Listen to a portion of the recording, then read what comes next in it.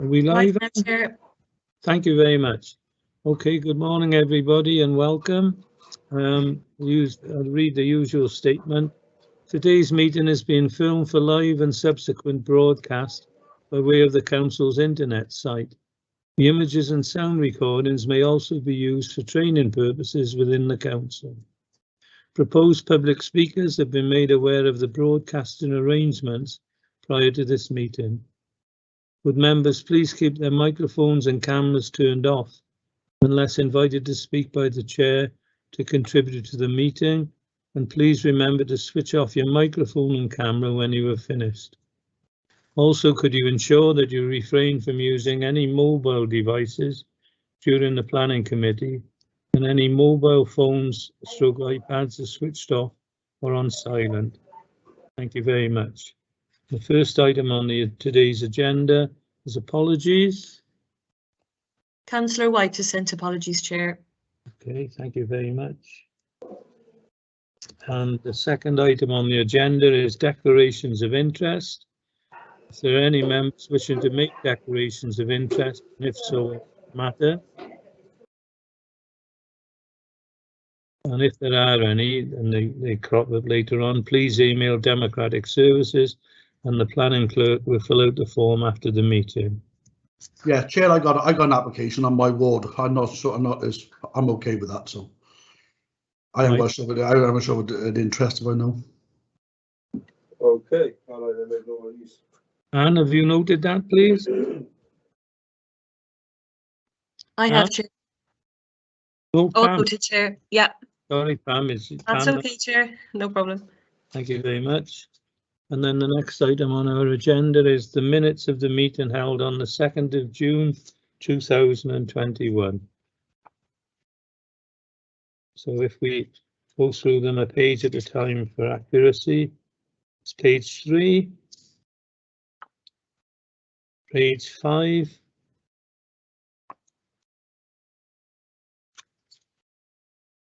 and that's it, page 3 and page 5.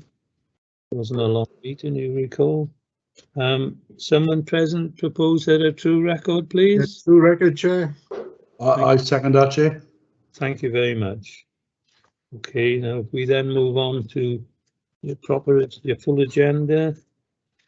First item on your agenda, item 1, is application, and it's on pages 15 to 24 of your paperwork. Application number is 21-0207. The site is Sunnyside Nurseries, Langstone. The ward is Langstone. And the ward members are Councillor William Routley and Councillor Ray Mogford. The presenting officer is Joanne Davidson. The public speaker is Mrs. Sophie Berry, reading Agricultural Consultants. So if Joanne, over to you, please. Thank you. Morning, Chair. Morning, everyone. I've shared my screen, so hopefully you can see that. Could you confirm, Chair? Yes, indeed. Marvellous. Thank you. Okay. Let's move through to the description then. Okay, so there's the description of the first application: retention of 1 storage workshop building, ancillary to the existing use, 3 cabins for retail use, and extension of existing hard standing at Sunnyside Nurseries on Chepstow Road, which is in Langstone. There are 3 elements to this application in essence, as you can tell from the description. Those 3 elements being the storage workshop building, the 3 retail units, and the hard standing. You'll see from the officer report that officers have expressed a recommendation to accept the storage workshop building and the hard standing, and we've given our reasons as to why we consider those acceptable. I'll run through everything obviously with you in the presentation, but a big focus of it will be on those 3 retail units for which we're recommending refusal. Some of you may recall that back in November 2020, we had an application to retain a single retail unit on this site.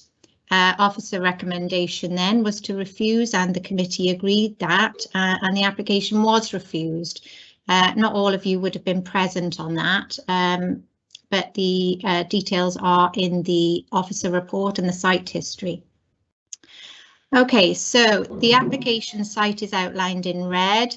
For those of you who are not familiar with it, this is a very, very well established horticultural nurseries. It's just beyond the settlement of Langstone. So as you travel out towards Langstone on the A48, it's on the left-hand side, opposite an existing petrol filling station. If I show you an aerial photo, that may shed a bit more light. So again, the application site edged in red on this aerial view.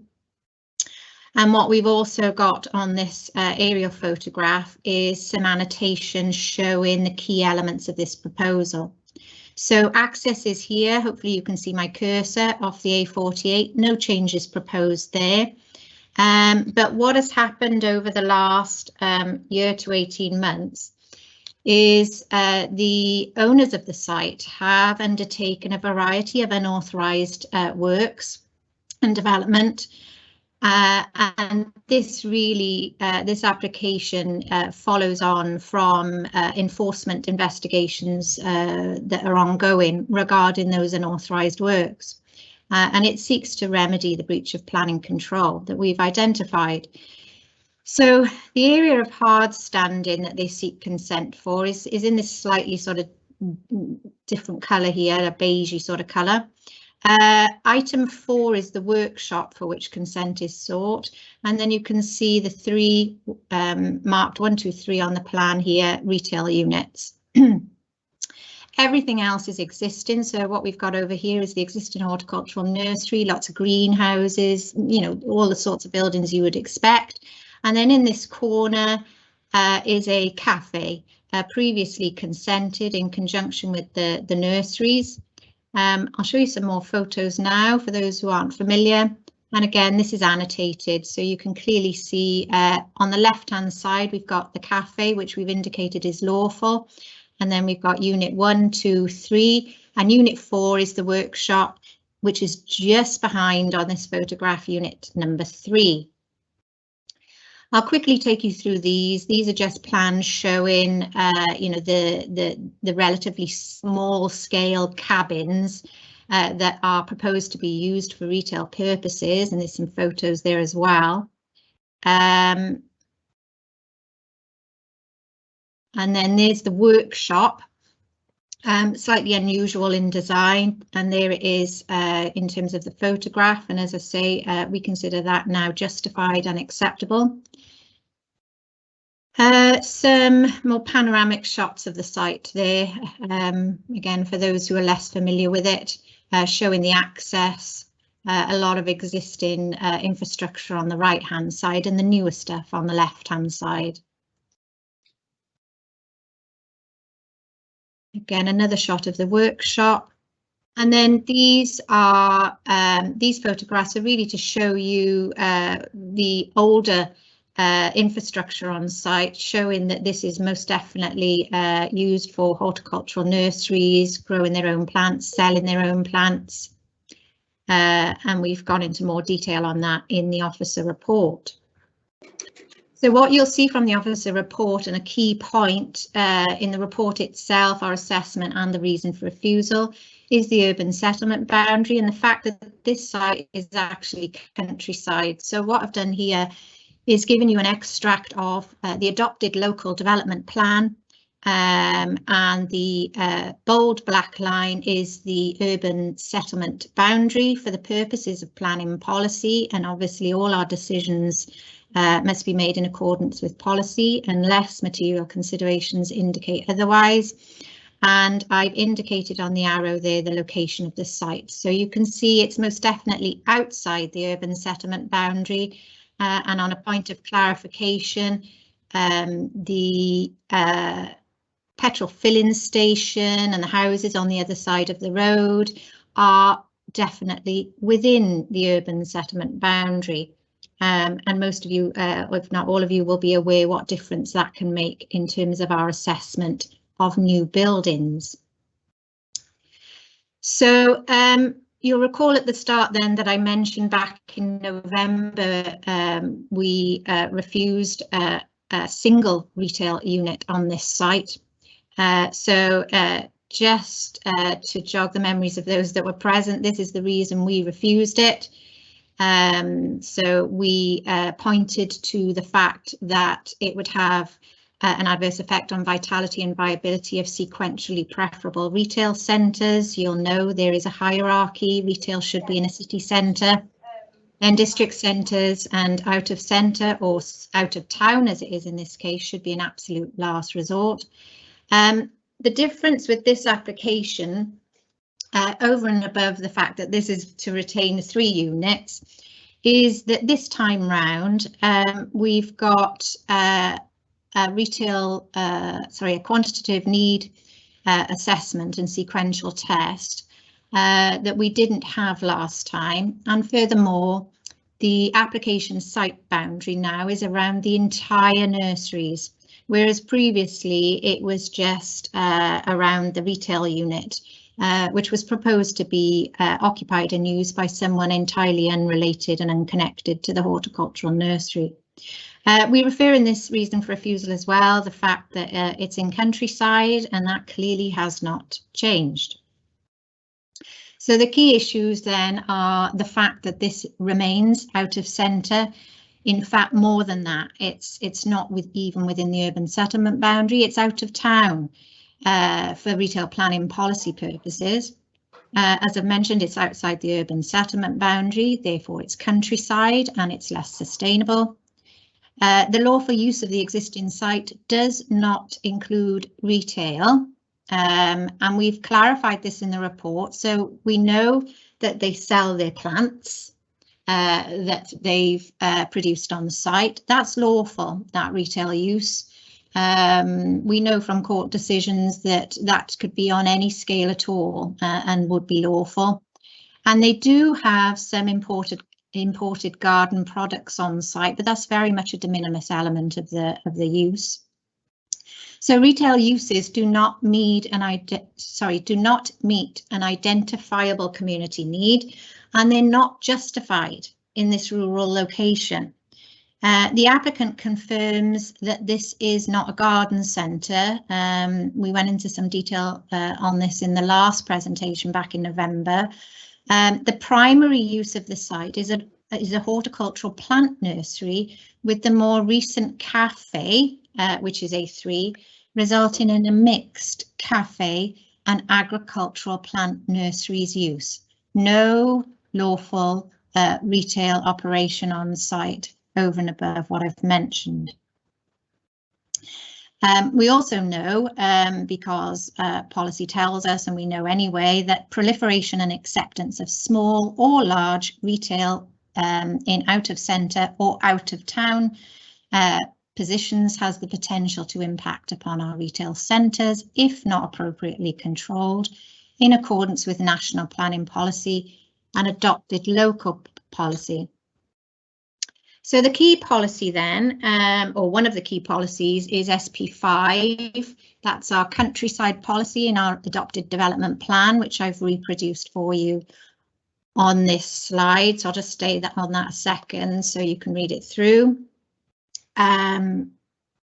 Development in the countryside, lying beyond the settlement boundaries shown on the map, which I've shown you, will only be permitted where the use is appropriate in the countryside, etc., etc. So this slide is giving you an extract from the officer report, and I've highlighted or underlined some elements for my emphasis purposes as part of the presentation. So there appears to be no justification for the retail on this site and no policy support for it either. 2 of the existing units are occupied. One is currently vacant, but we understand that the vacant unit will be occupied, if consented, by a produce or a fruit and veg retailer. The other 2 as I say, are already occupied by craft shops. And I've emphasised there that the existing craft shops do not cater for any local needs. They provide decorative homewares and similar items. I've also highlighted there that allowing retail buildings uses not only out of centre but also out of town is a dangerous precedent. That's an important point. We touched on, or we mentioned the issue of precedent last time. That hasn't gone away and still applies. Where you have no identified need and allow retail units out of town, inevitably a precedent will potentially be set, particularly on this site. And there is no justification for the retail units to be in this rural location. I've mentioned that this is a split decision. We don't see these very often, but in fairness to the applicant, elements of their proposal we consider now are acceptable, and those being the workshop or store and the hard standing, and therefore rather than refuse the entirety of the application, we do recommend those elements be granted subject to the stated conditions in the report, and that would therefore resolve that current breach of planning control. So here's the recommendation.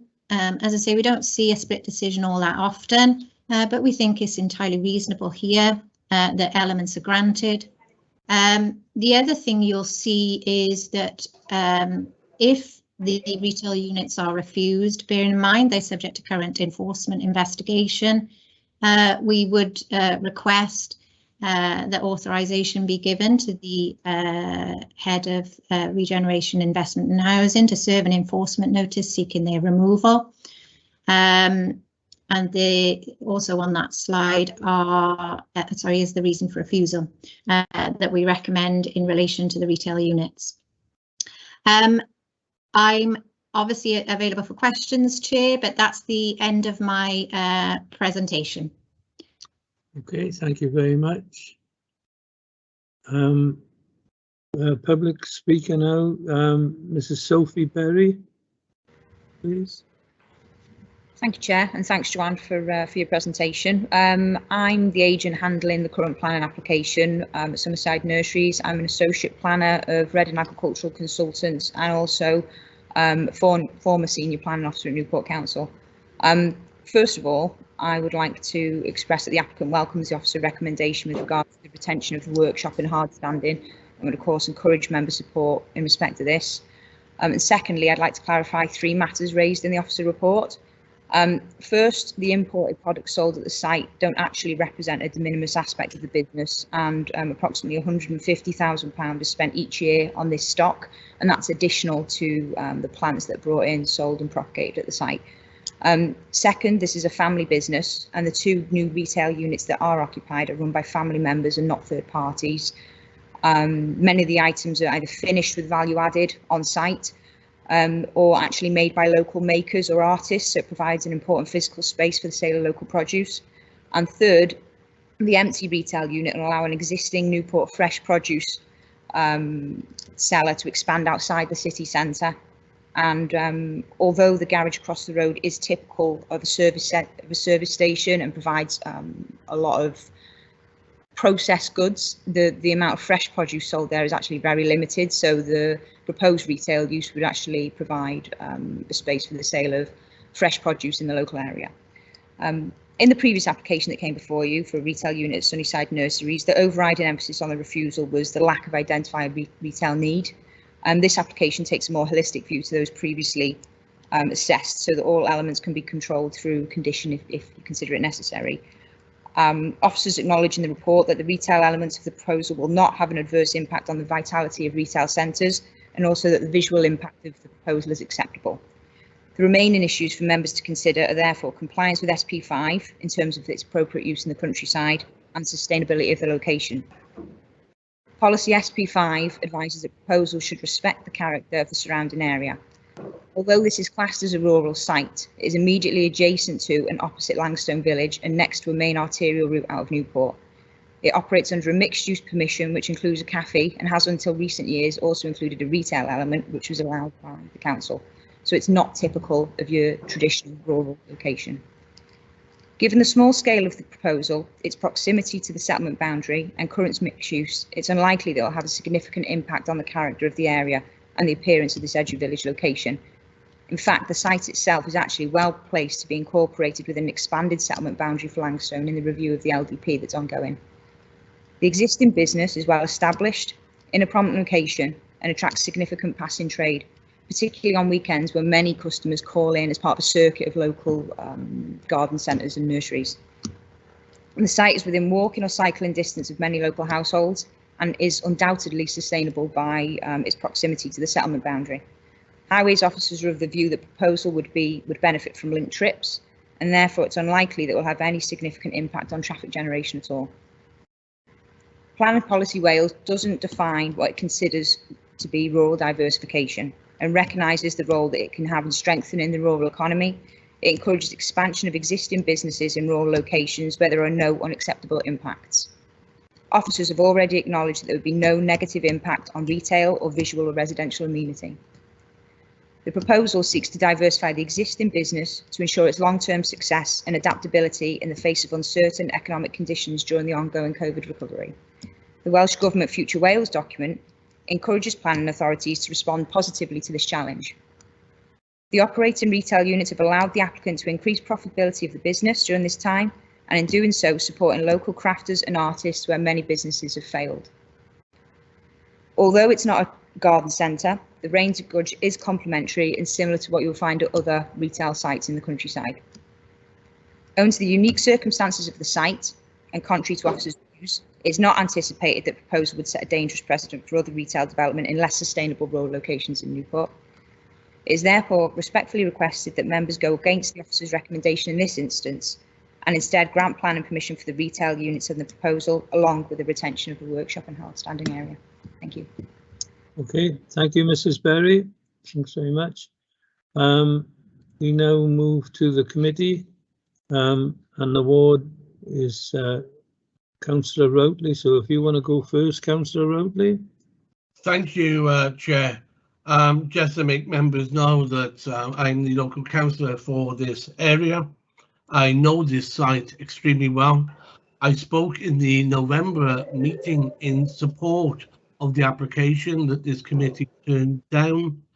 I have no material or financial interests in the building, although I do have an interest in supporting what I would call sustainable development within Langstone Ward for the benefit of the community there. I welcome also the change of heart and the granting or the proposal to allow the workshop to exist. The other areas there's 3 areas there, and it has been mentioned that they are indeed family-run small businesses that sustain the family very locally. That there is an existing cafe on site, and I suppose in a garden centre type of setting you would have an existing cafe, but you would not necessarily have that in a nursery setting. So I think the clarification of is it a garden centre or is it a nursery has been modified. There was an existing fire grate and fire stove building already in existence there, so there's been other trading on that site that has been long established, and that what we have is a shop offering gifts there. But let's just concentrate on what is there. Whether it's offering gifts or not is immaterial. What it is sustainable development that has been sustained for some considerable time. It offers the residents of Langstone a chance to shop local, walk local, travel local, and which actually encompasses all the best things of the Welsh government, who are saying, if you live local, shop local. This is adding to the locality of Langstone. It's adding to the locality of the complete area there. We've been down these roads before, and lots of us have argued for and against these type of decisions that the officers are coming out with. I think with the LDP fast approaching, Langstone has to become more sustainable, not less sustainable, if you're ever going to allow any further buildings in the area. Our residents can't actively travel to Newport because the bus service is appalling. We have 5 buses a day, Mr. Chairman, and so I support this application, and I ask for the committee to allow it to continue, because if we don't allow it to continue, we are taking, I know, we are taking the personal livelihoods of those people operating an absolute wonderful business that's coming, that's it's already established here in Langstone. Thank you. Okay, thank you, Councillor Roadley. Committee?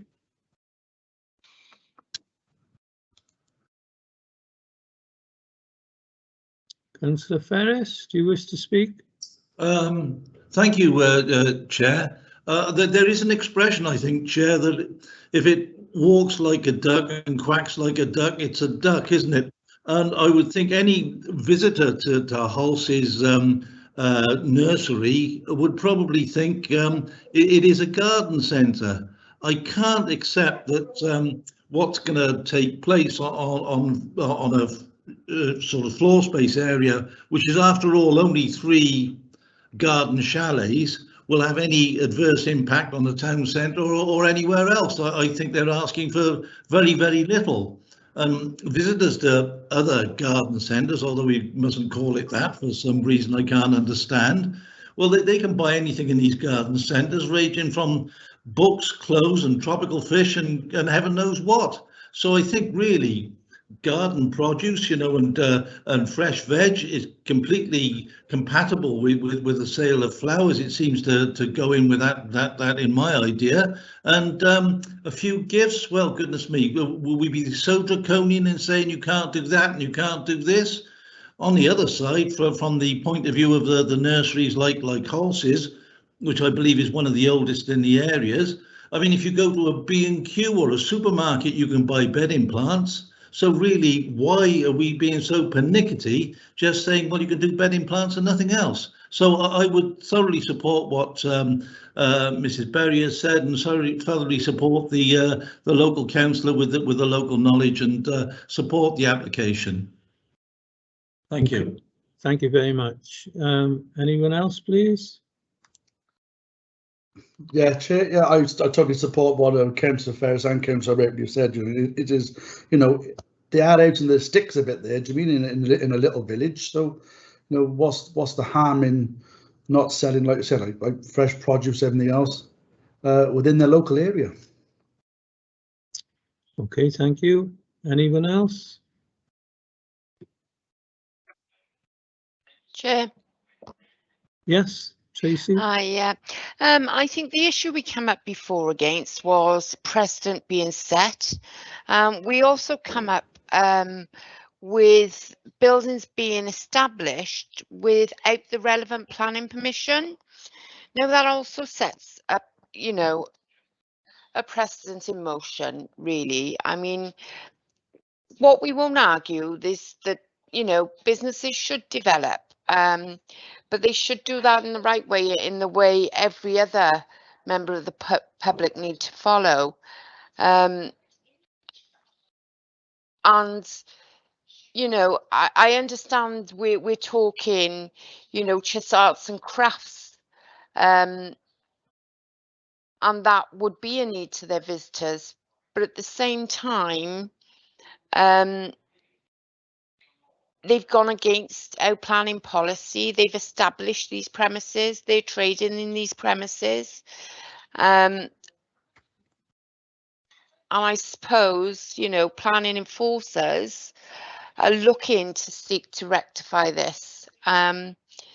So, you know, I think we've got to be realistic here in the precedents we do set, and be mindful also as well of the businesses and their needs. But that's all I wanted to say. Thanks, Chair. Thank you, Councillor Holyoke. Could I remind members, if they wish to speak, to use the raise hand facility, please? I can't see you. Any other committee member, please?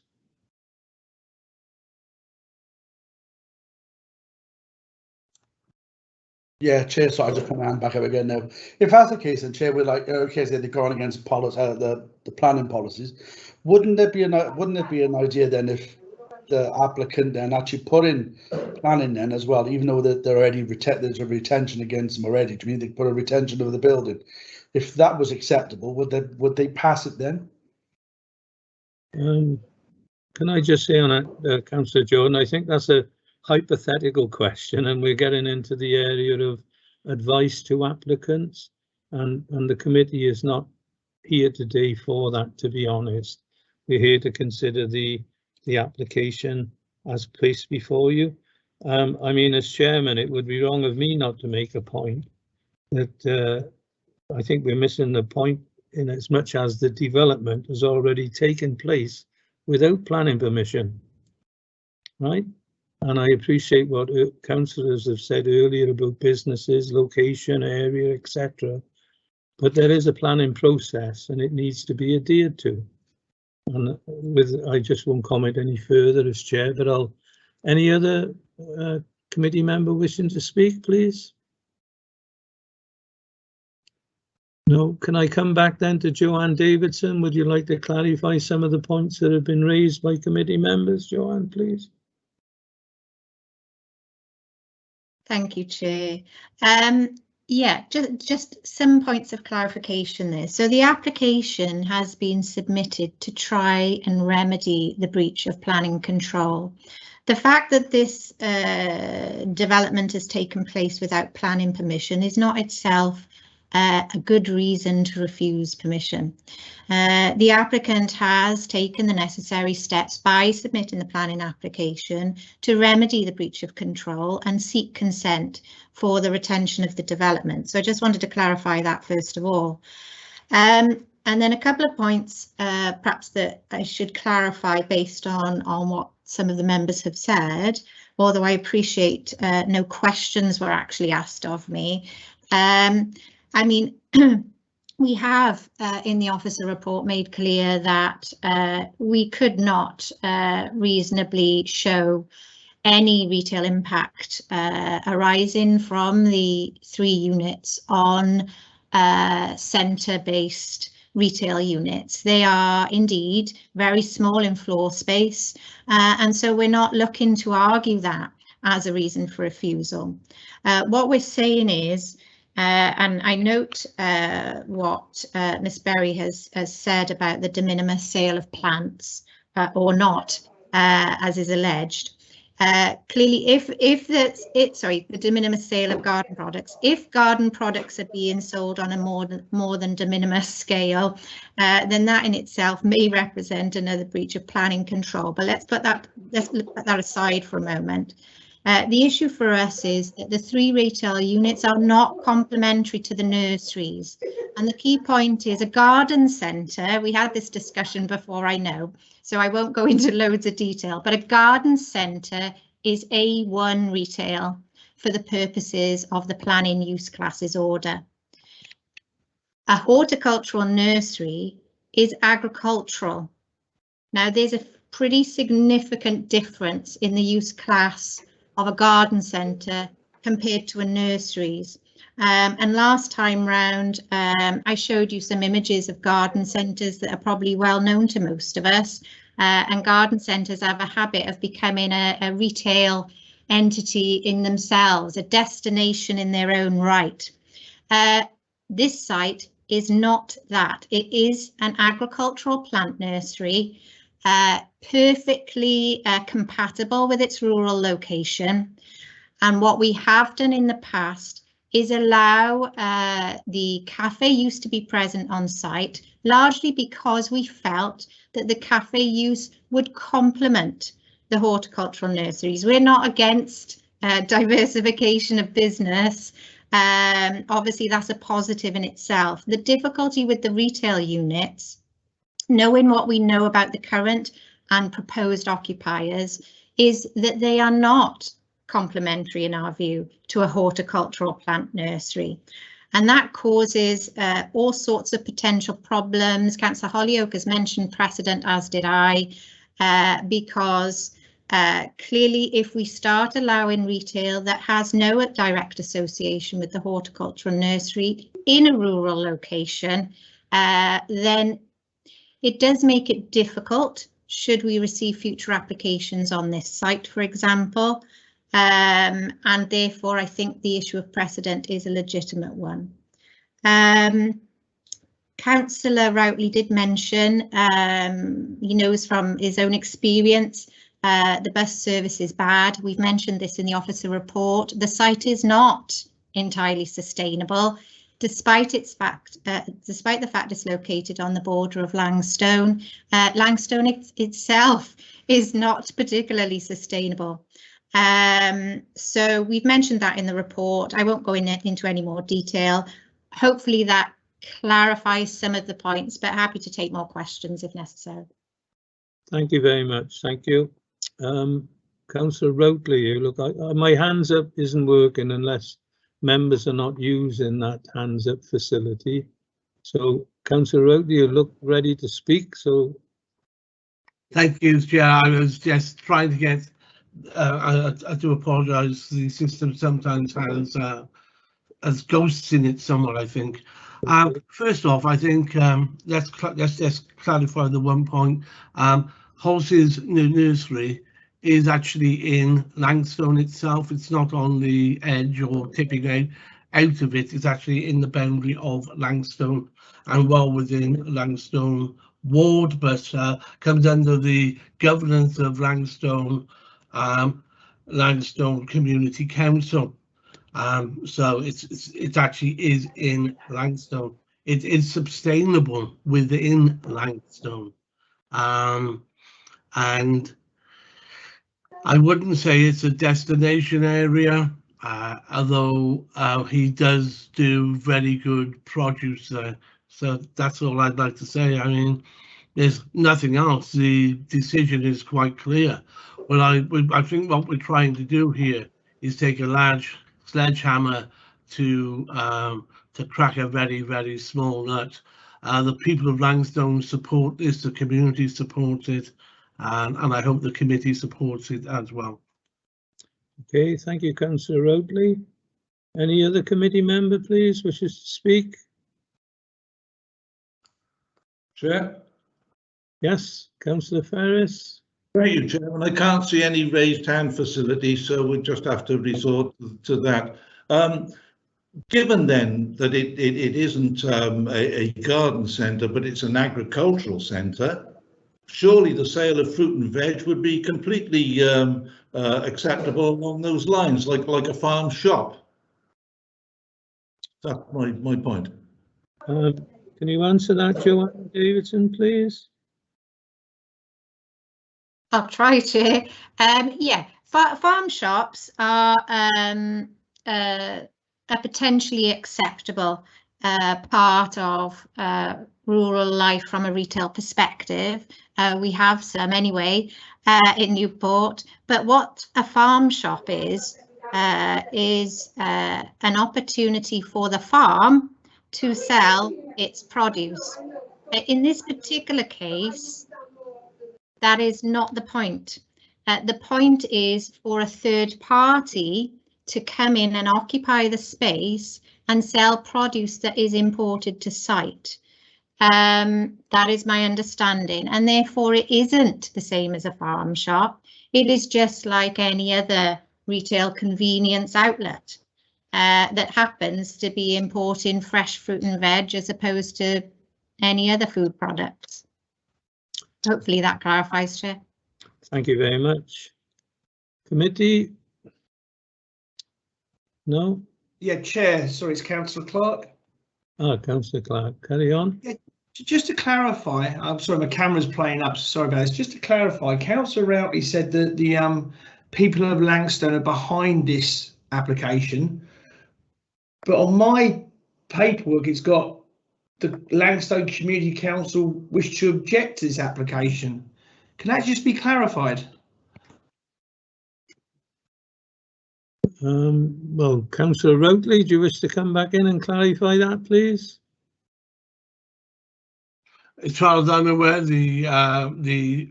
I'm speaking on behalf of the residents and the people that I know and the vast thousands that go there. So I know that it's very well supported by the local community, and I'd be very, very surprised if the local community council were not to support this. So, you know, I can't speak on behalf of the community council.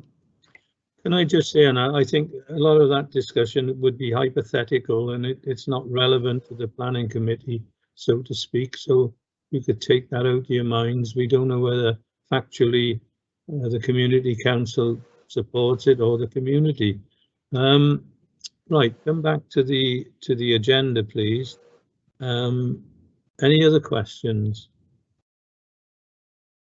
Right, if I just remind everybody, then there is a recommendation, and the recommendation is that this application be part granted, stroke part refused, with authorization given to head of RIH to serve an enforcement notice to require the removal of the 3 retail units. Now, if I could concentrate the minds of committee on that recommendation. Does someone wish to propose we support that recommendation, or does someone wish to propose we amend that recommendation or indeed refuse it?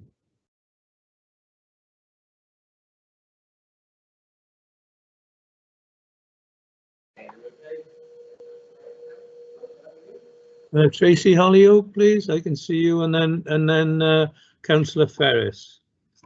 Yes, Chair, I propose to support that recommendation. Okay, I'll second that, Chair. thank you. It's been proposed and second. Councillor Ferris, you've indicated, and I think Councillor Trevor Watkins has indicated after you. I was wondering, would there be merit to get an amendment to go for the acceptance as outlined by our former planning chief, Sophie Berry? What in fact, if we want to support the proposal that is with, proposed by Sophie Berry, how would we do that? How would it be worded? I think, Charles, with respect, it's already been proposed that we accept the recommendation, and it's been seconded. So quite frankly, now we're in a situation where you either vote for or against. I'm perplexed, Chair. How would I vote to support the recommendation of Sophie Berry? I'd then have to go for the refusal of the proposal. I can't tell you how to vote, Charles, but no. But if I wanted to do that, what would be the best way I'd go about that? Well, I think we've all had an opportunity to have an input into the discussion as a committee. Yeah, I'm not asking for more than that. Yeah. The point you're now raising, perhaps with respect, should have been made during that discussion. We've reached a stage now where a member of the committee has proposed we accept the officer's recommendation, and it's been seconded. Right, so we're at a vote stage really, and we're not at a suggestion stage or a discussion stage, are we? No, I appreciate that, but if I wanted to follow that line, that I would like to see the place developed, how would I go about it? What should my vote be now if I wanted to do that? I dare advise you. I mean, I'm not frightened to give you my opinion, but that would be wrong at this stage of our process as a committee. Could I just ask perhaps Joanne Davidson to come back in? Is there anything you want to clarify before I call for a vote, please? Sorry, Chair. Obviously, my observation of the procedure, as you have stated, the motion has been seconded to accept the officer recommendation. Clearly, Councillor Ferris may agree or disagree with the officer recommendation, and his vote should be accordingly. If the vote is not to go with the officer recommendation, I assume then, Chair, there would be a further discussion amongst you as to what alternatives may be available. Possibly, yes, yes. Does that help you a little bit, Councillor Ferris? I think it does, yes. Thank you. Thanks very much. Thank you, Joanne. Right then, if there are no other speakers, Anne, could we move to the voting situation, please? Which Thank is, you, Chair. yeah, just to repeat, it's been proposed and seconded that we accept the officer's recommendation. Committee clear? Thank you very much. Councillor Guy, For the officer's recommendations. thank you. Councillor Clark, For. Councillor Holyoke, For the officer's recommendations. Councillor Watkins, For. Councillor Redley, please. Against. Councillor Ferris, Against. against, did you say, Councillor Ferris? Yes, I did say against. Thank you. Thank you. Councillor Jordan, For. Councillor Spencer, For. and finally yourself, Chair, please. For the officer's recommendation. That's 7 for and 2 against. That's unanimous 4. Okay. Sorry, not unanimous, 7 for. Sorry. Thank you very much, and thank you, committee. Okay.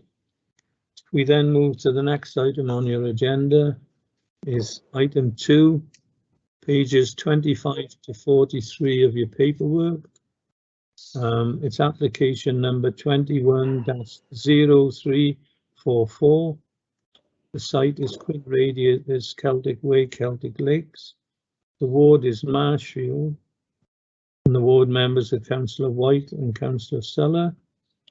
There is a public speaker, Luke Ratriola, agent, Gyrant John Planning Limited. And the presenting officer is Howell Morgan. So Howell, over to you. Thank you.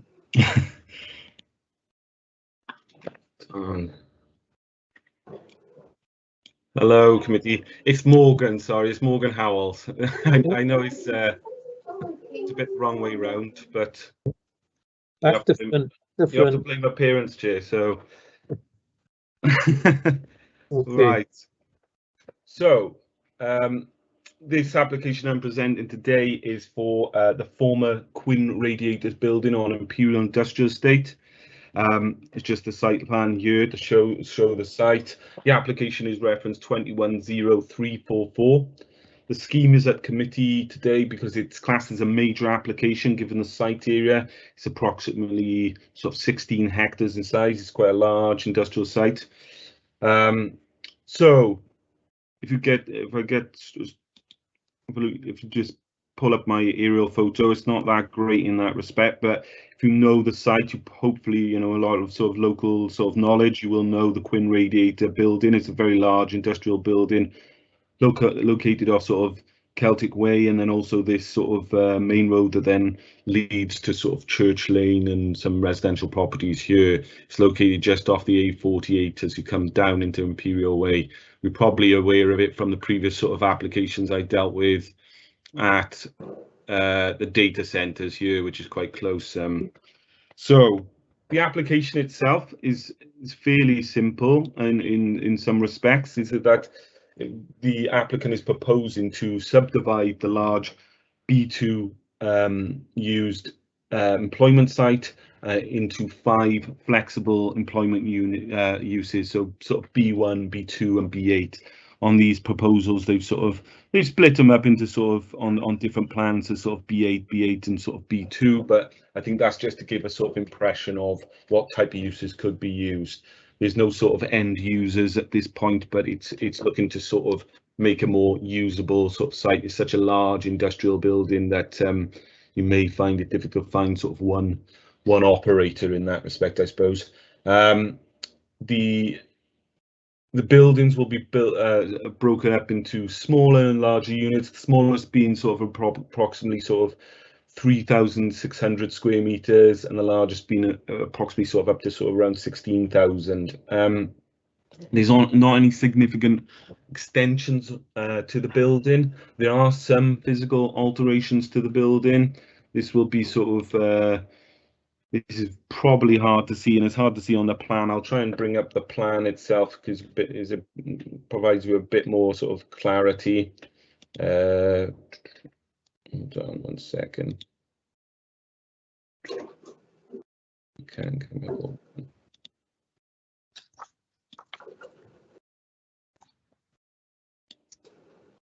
I can't get it up a second.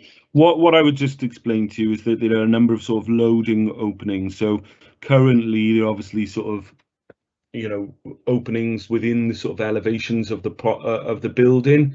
This due to the subdivision, they're looking to create a number of sort of openings in the north. No, in the southwest and east elevations. Excuse me, Chair. Morgan, if you look on the bottom of your screen, on the bottom there, on the bottom right hand side, you've got like the percentage wise. Oh, yeah. You would expand it up. Yeah, it's not seem to coming up. I don't know why it's not coming up. Hold on, let me see if I can pull it up as a slideshow.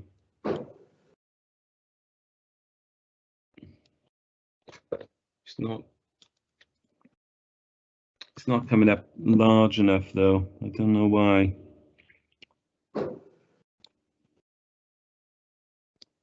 I was in a meeting yesterday and we had the same problem yesterday, and yeah, they can increase the font size at the bottom on the right hand corner. Yeah, I can pull in the sort of this, and hopefully it might be, I can zoom in a bit and it might give you a bit more. It's probably the best you can do on this sort of plan, but as you can see here, it's not sort of significant sort of alterations to the building. What it is creating new loading and unloading openings within the elevation. So mostly in sort of the southern elevations, you've got around sort of 12 new loading doors and a couple of new sort of smaller pedestrian entrances and fire escapes that have been proposed on these elevations years ago. And so the ones with red sort of underneath them, they're the new openings. So I'll just go down. There's with the northern elevation, which is the top, obviously the one at the top of the building. There's not really any significant alterations here. And then similarly with the sort of the western and the eastern elevations, there's new openings in this respect. So this is the only real alterations to the building. It's not significant in terms of physical alterations to the building. There's no physical extensions to the building. It's just creating these new openings so these buildings can be subdivided and created sort of new entrances and openings to the building. Okay. Morgan, could you just pause there a minute, please? Yeah. Can I just ask the committee, despite our little problems, does everyone understand that part of the presentation, please? If not. Okay. Yeah. Okay, good. Great. And Morgan, back over to you. Carry on, yeah. And then the accesses into the site are existing. There's one to the western side and one to the eastern side. The proposal is to put through sort of an access here. It shows the sort of vehicle sort of pathways in terms of the proposals.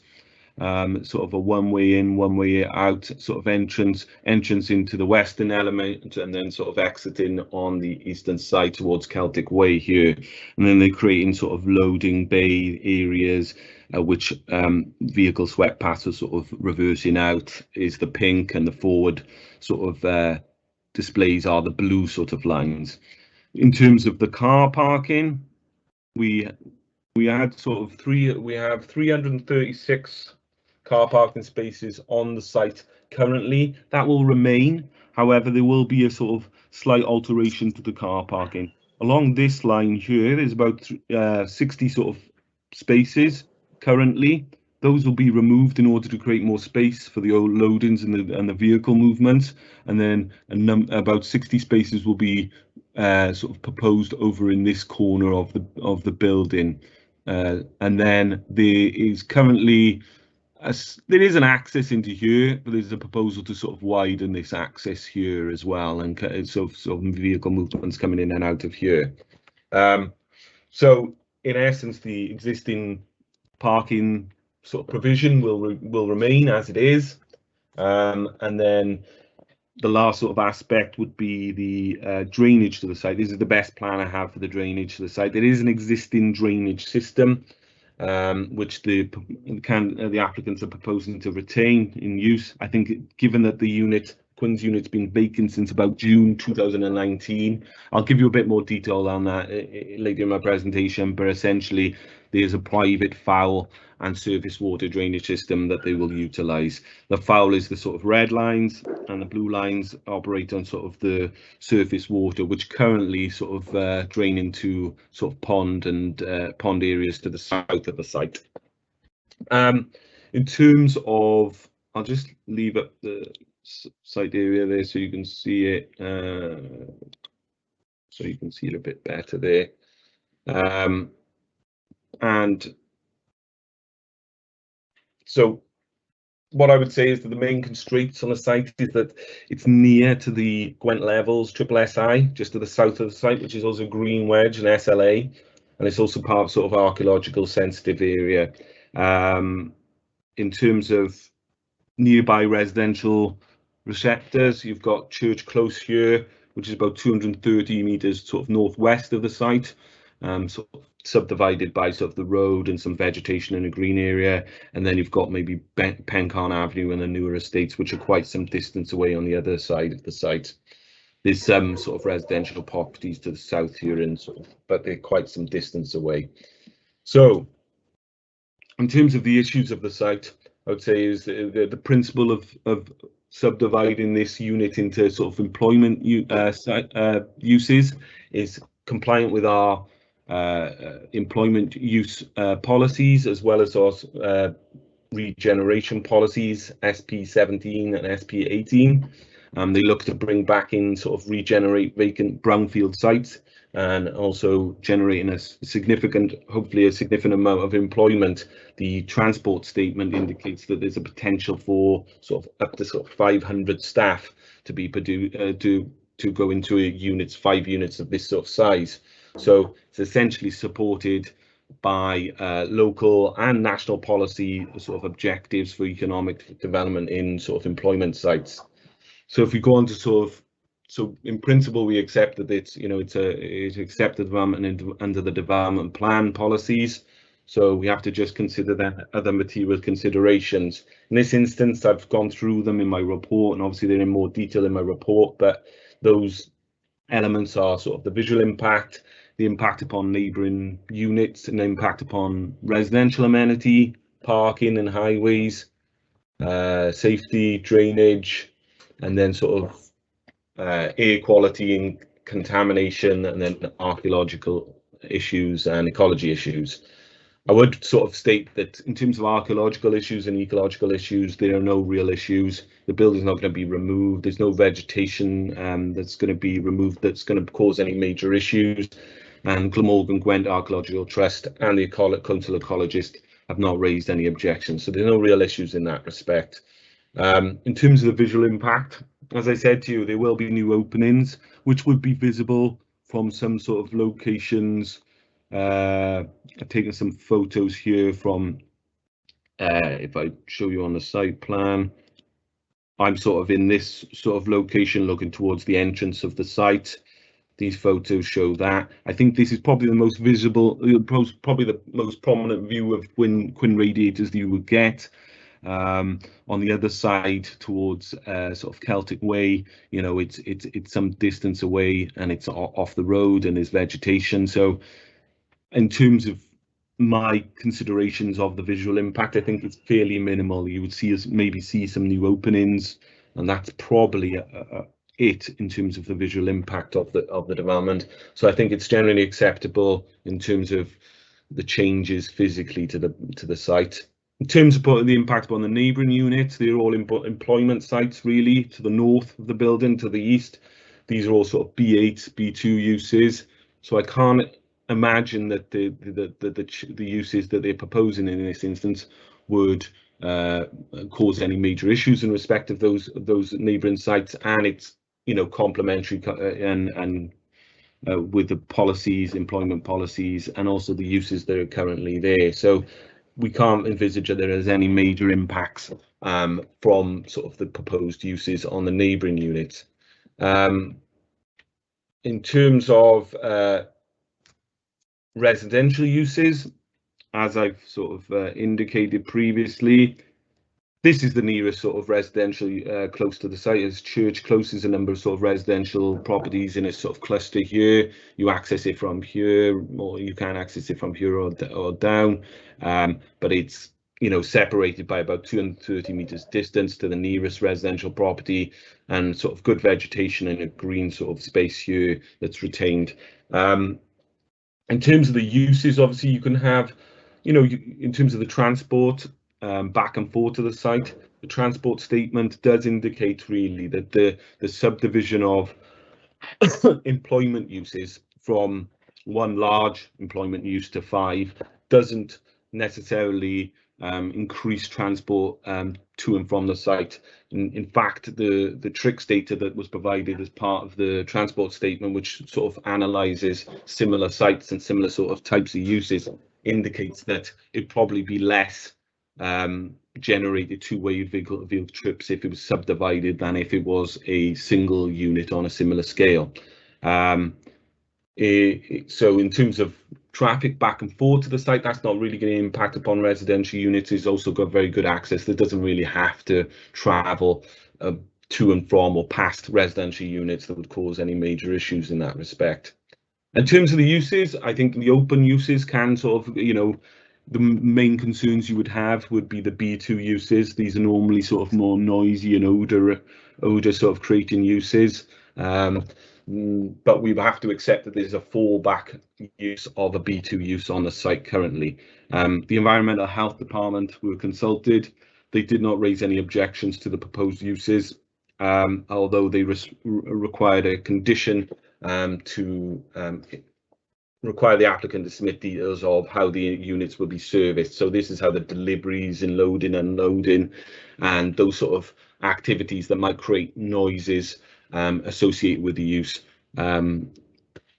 They want the details of those to be provided prior to the use being commencing. So it's talking about sort of low, you know, noises from the roller shutters, the vehicles, the beeping, the noises of reversing. All those sort of aspects would have to be submitted to us before any of the uses could sort of carry out. As a matter of caution, I've looked at sort of how those proposed uses could be open and flexible and the potential residential impact. So I've put conditions on with respect to sort of operating hours. So prior to any of the units operating, they'd have to sort of submit details of what their operating times would be to the local planning authority, as well as sort of external plant machinery equipment that might create noises or odours or smells. Those details, those extraction and plant machinery details would have to be submitted to the council as well. So prior to those uses, those conditions sort of control any sort of the flexibility of those uses to ensure that it protects any residential amenity. In terms of transport, as I sort of indicated, the transport statement has indicated that traffic to and from the site will be less than if it was opened back up as a sort of single B2 use operating. There is a notable number of sort of parking spaces, 336 to be retained, and the accesses one way in, one way out that already currently existing.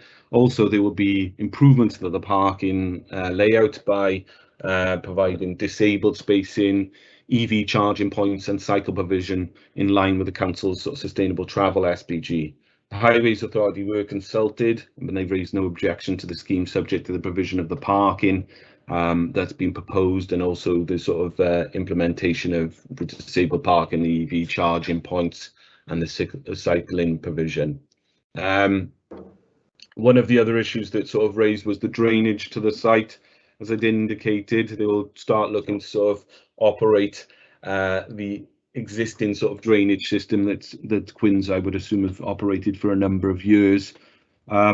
National Resources Wales were consulted on this, and they didn't raise an objection necessarily, but they did request a condition on the construction environmental management plan to protect the SSSI and any sort of potential pollution to that, but also that they want a further condition in terms of the surface water drainage. The detail that's been submitted by the applicant is a sort of drainage report that indicates what the current system is, but there's not enough detail for NRW to understand whether the water that's being drained to the surface water pond to the south of the site is hydraulically linked to the SSSI. So they have concerns that potentially that sort of the changes to the parking layout and sort of where cars and lorries might be parked, that there might be potential for pollution to the groundwater through that, and then through to the pond, and hydraulically, if it's hydraulically linked to the SSSI. So they've just asked for a condition for the applicant to submit further details on where that water goes really. The agent did raise some concerns in terms of that condition, indicating that it was maybe unreasonable because the fallback position of this site is a employment site, and if someone did sort of decide that they wanted to just operate it as one big unit, technically that I would agree that they could just operate this and then they start using the sort of existing drainage system. My view on the matter is that this application does need planning permission, and so we have the ability to sort of consider these matters. And from looking at the drainage information that was submitted by the applicant, there are sort of points that maybe raise a little concern in terms of pollution. If you look at their drainage report at page 12, it does say that the oil interceptors that are part of the surface water drainage system do not cover the whole site. So there should be consideration of maybe retrofitting suitable additional interceptors. So that gives me the impression that maybe not all of the surface water drainage that's going through the site and then to the pond would be protective of the groundwater pollution. So I think it's an acceptable condition, and the applicant can submit that detail subject to sort of being NRW being happy with it, then the use could commence. Final matters are in terms of sort of light, air quality and contamination. There's no real proposals for lighting to the site. It's not anticipated that from the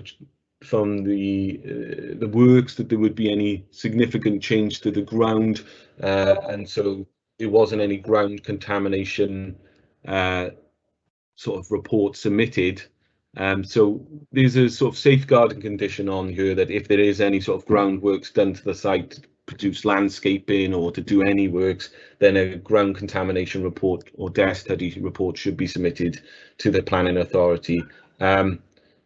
Lastly, no air quality assessment's been submitted with it, but since the fallback use generates higher traffic numbers than proposed, and that there is proposals to better the sort of parking to provide electric charging points and cycle provisions, the Council of Scientific Officer hasn't required any sort of air quality assessment in this respect and sees it as a betterment. So generally, you know, that's kind of my end of my sort of presentation. I would say it's a positive application in terms of planning policy, employment uses, and bringing a vacant use back into site and producing jobs and regeneration of this site. And there's no real massive implications on on carrying out those uses at this present time. The main being sort of traffic implications, really, I would say. And sort of also our officer's recommendation is to grant this application with conditions. Okay, thank you, Martin. Thank you very much. The first public speaker is Mr. Luke Grattarola. He's an agent for Guy and John Planning Limited. Thanks, Chair. Good morning, members. Thanks very much for the opportunity to speak in support of this item. I'll keep it really brief, given the sort of extensive report and presentation a moment ago by Morgan.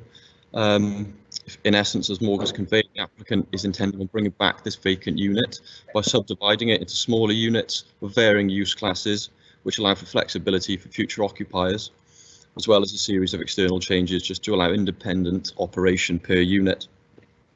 The applicant's intention is to invest significantly into this project to bring this vacant employment unit and employment opportunity to Newport.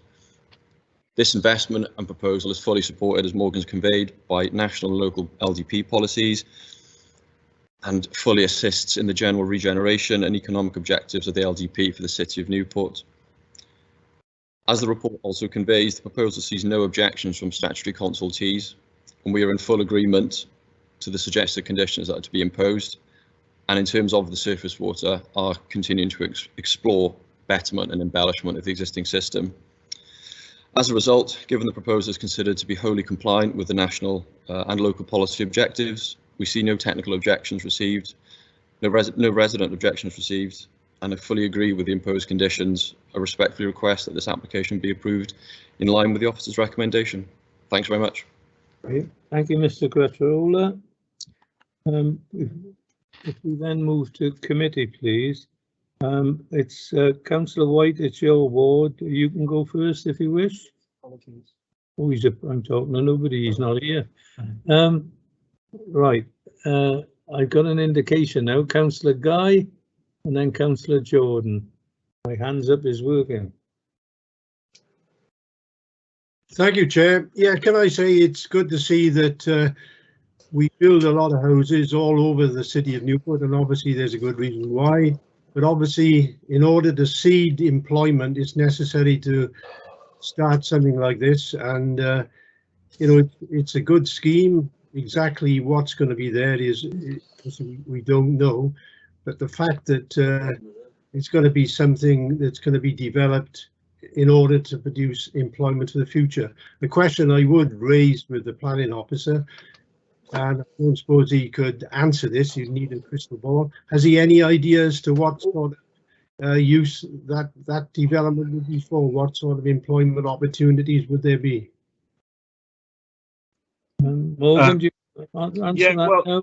I don't know the end users, and I don't know if that's sort of secret information with Luke, but the agent. But in terms of sort of employment uses, B1, B2 and B8 are sort of, B1 is sort of light industrial office uses. B2 is more noisy sort of uses. You might have sort of, you can have car repairs or manufacturing, things that might create sort of noisy steels or woodwork, things that could impact upon residential amenity. And then larger B8 storage uses, which is sort of, storage and distribution sites. Depending on the size of the units, I would assume that the bigger units that are subdivided that would more likely to be sort of sold off to sort of storage uses, because given the space that they have to produce sort of, and then the smaller uses might be more sort of B2 and B1 uses. But I don't know any end users, no. Could I just add, Chair, that obviously economic development is the most important thing for the city, and this obviously will help to push it forward. Thanks. Okay, thank you, Councillor Guy. Councillor Jason Jordan and then Councillor Trevor Watkins, please. Yeah, thanks, Chair. I think Morgan's answered my question, because I wanted to find out what a B1, B2 and a B8 was. Do you mean? And I wasn't quite sure if anything was like maybe the same as the data centers across the road.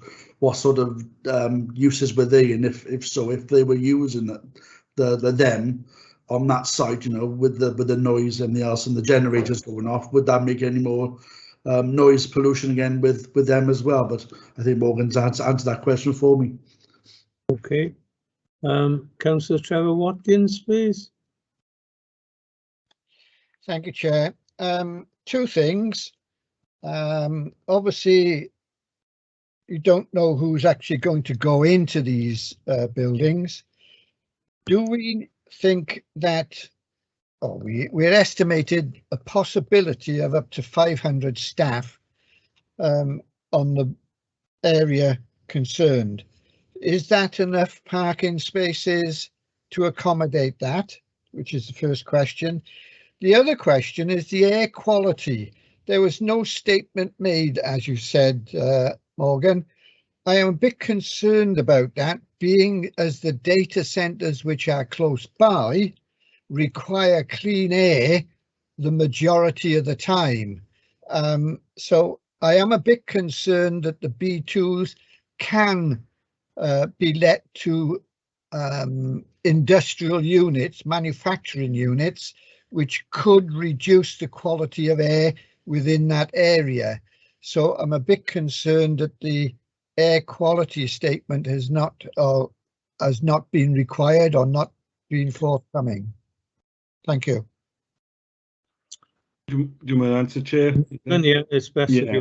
So yeah, so there's the difficulty you have with planning sort of merits here is that we have to consider that there's a fallback use. The B2 use of the site as a single B2 unit, which is the heaviest of sort of industrial units uses you can have, is the fallback. So the transport statement indicates that sort of the likely two-way vehicle movements from one unit is nearly double sort of that of if you split it into 5 units. So we can't say that there's going to be a greater impact upon air quality from the current use or the fallback use to the proposed uses. There is no sort of indication in that. Also, it's not within an air quality management area. It is sort of well sort of serviced by sort of public transport and sort of main roads, and so the council scientific officer was consulted, but he had to sort of take that into account. So whilst they might, what we're looking at in terms of the B2 uses, and this is the reason why I've included a condition that sort of restricts sort of additional plant and machinery with the uses. So if there was going to be a load of air conditioning units, if there was going to be a load of extraction systems that might belt out sort of, emissions or anything along those lines, that the unit has to submit details of that to us prior to the use. So then I would consult with our air quality, I'd consult with our scientific officers and our environmental health officers so they can consider those matters before agreeing those details. Okay, thank you. About the parking, Chair. Oh yeah, and it's the highways officer hasn't raised any objection to that was the current parking provision. The proposed parking provision doesn't exceed that from the highways authority's sort of assessment of it.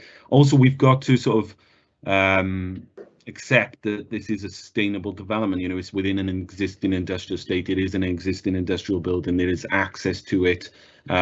So we would anticipate that there is a sort of percentage of those people who work there will travel to it by car, shared car, and all those sort of things. And we've got to encourage those aspects. That's kind of a overarching, strategy of planning, really, is to encourage less parking provision and to sort of encourage more sustainable ways of getting to the site. There's bus stops to the sort of top of the A48, and hopefully there's an active travel sort of route that will pass Quins Radiators itself that's proposed as part of our LDP. So there's actively encouraging sort of infrastructure that will go past Quins Radiators, and I think in the future, hopefully with those being developed, it will provide even better improvements to sort of people accessing that site as well on sort of cycle and walking sort of provision, really. Thank you, Chair. Thank you, Morgan. Thank you, Councillor Watkins. Thank you, Morgan. There's no one else indicating they wish to speak. Does someone wish to make a recommendation, please? Yeah, Chair, I'll recommend that we agree with the officer's recommendation and approve. Okay. I'll second that, Chair. Thank you, Councillor Jordan. Thank you, Councillor Guy. Does everybody understand that? Okay. Pam, could you organise the vote, please, of the committee? Thank you. No problem, Chair. Councillor Guy, your vote, please. Yeah, I go with the officer's recommendations. Councillor Clark. Yes, in favour. Thank you. Councillor Hollyoak.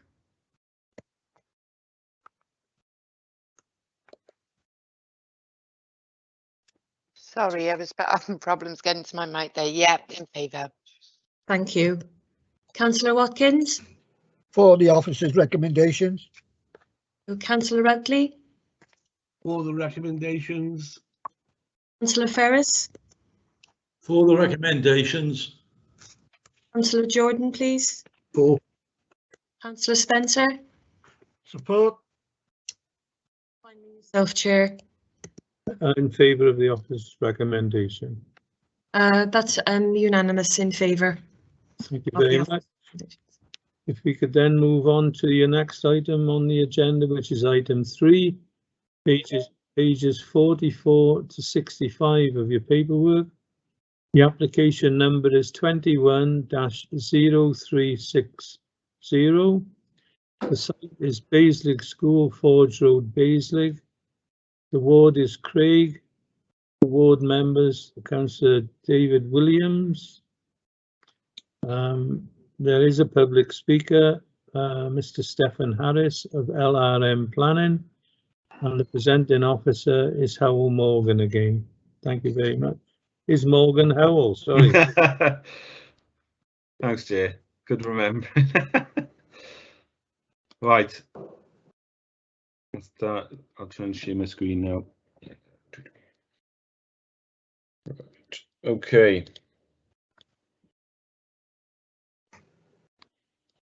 I'll try not to bore you now, but my boring sort of presentations, yeah. Right. So this current application is for Baselig School. The application is referenced 210360, and the application is for the redevelopment of the school playing fields in this sort of location.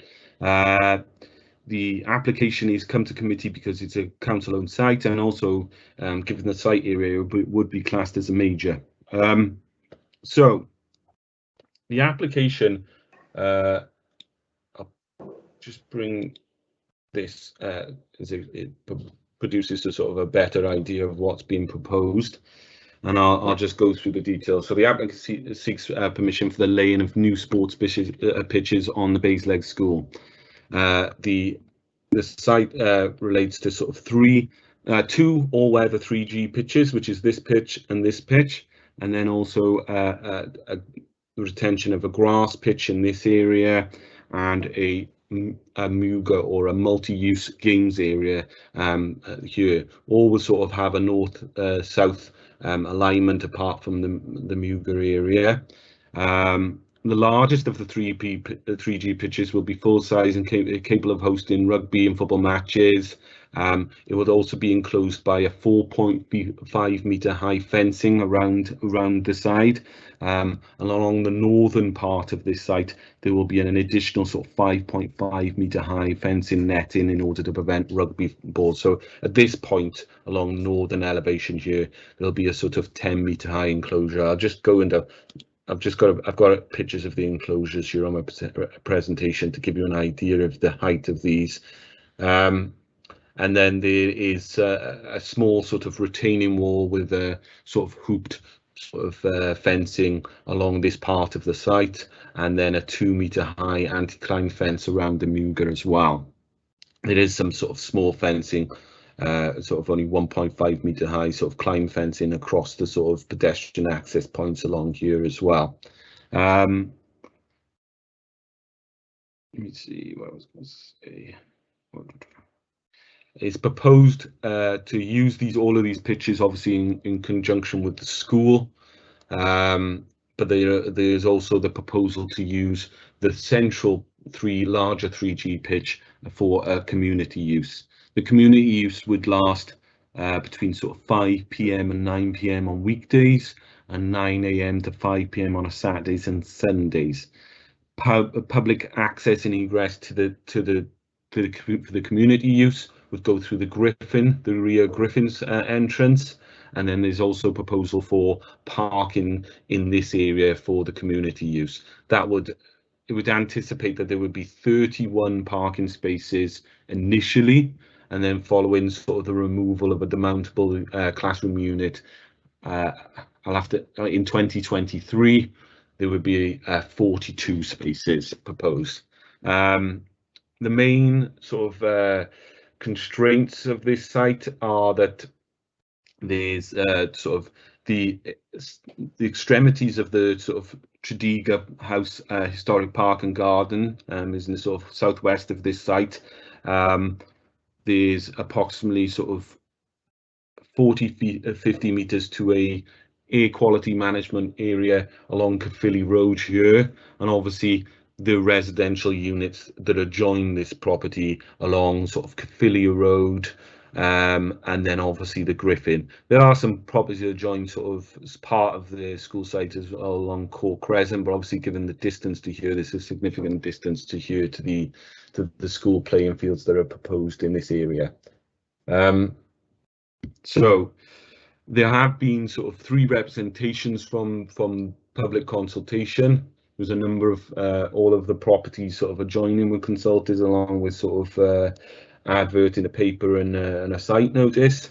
The concerns about the application, really, there's different sort of aspects that have been raised. Noise and disturbance from the uses, so the community uses, the impact upon trees, lighting, highway safety and parking as well, sort of the environmental use of sort of 3G pitches. So essentially there's concerns that sort of the use of sort of microplastics and rubber would be sort of concerning to health impacts, and the council should consider more sustainable sort of materials for use of the pitches. Residents have also sort of raised concerns about the separation of this application from the whole school development. So I should give sort of committee a sort of a background that there is sort of there is no application currently for a school development to Basildon School, but you might be aware that there are sort of intentions for the Education Department to redevelopment Basildon School. This will result in sort of demolition of some of the existing buildings and sort of a large school extension to increase sort of accommodation within the site and also improve the accommodation within the site. That whole school development did propose the playing field changes, but due to sort of issues regarding ecology, it seems that this application has come forward. You know, the applicant could tell you a bit more detail in terms of the decision making on that process, but for what I understand, there are ecology issues in association with bats, and so the a bat survey would needed to be carried out this year, and that was delaying sort of the aspect of sort of being able to sort of go forward with these proposals. So I think the applicant has submitted the playing fields development in order to sort of I suppose not delay the programme of work, and also something that doesn't necessarily impact upon ecology as well. So that's the reason, and there might be some documents within this submission that sort of indicated that flood lighting will be proposed on these fields. We can't, that isn't proposed as part of this application. That's been confirmed by the agent and the application and the applicant.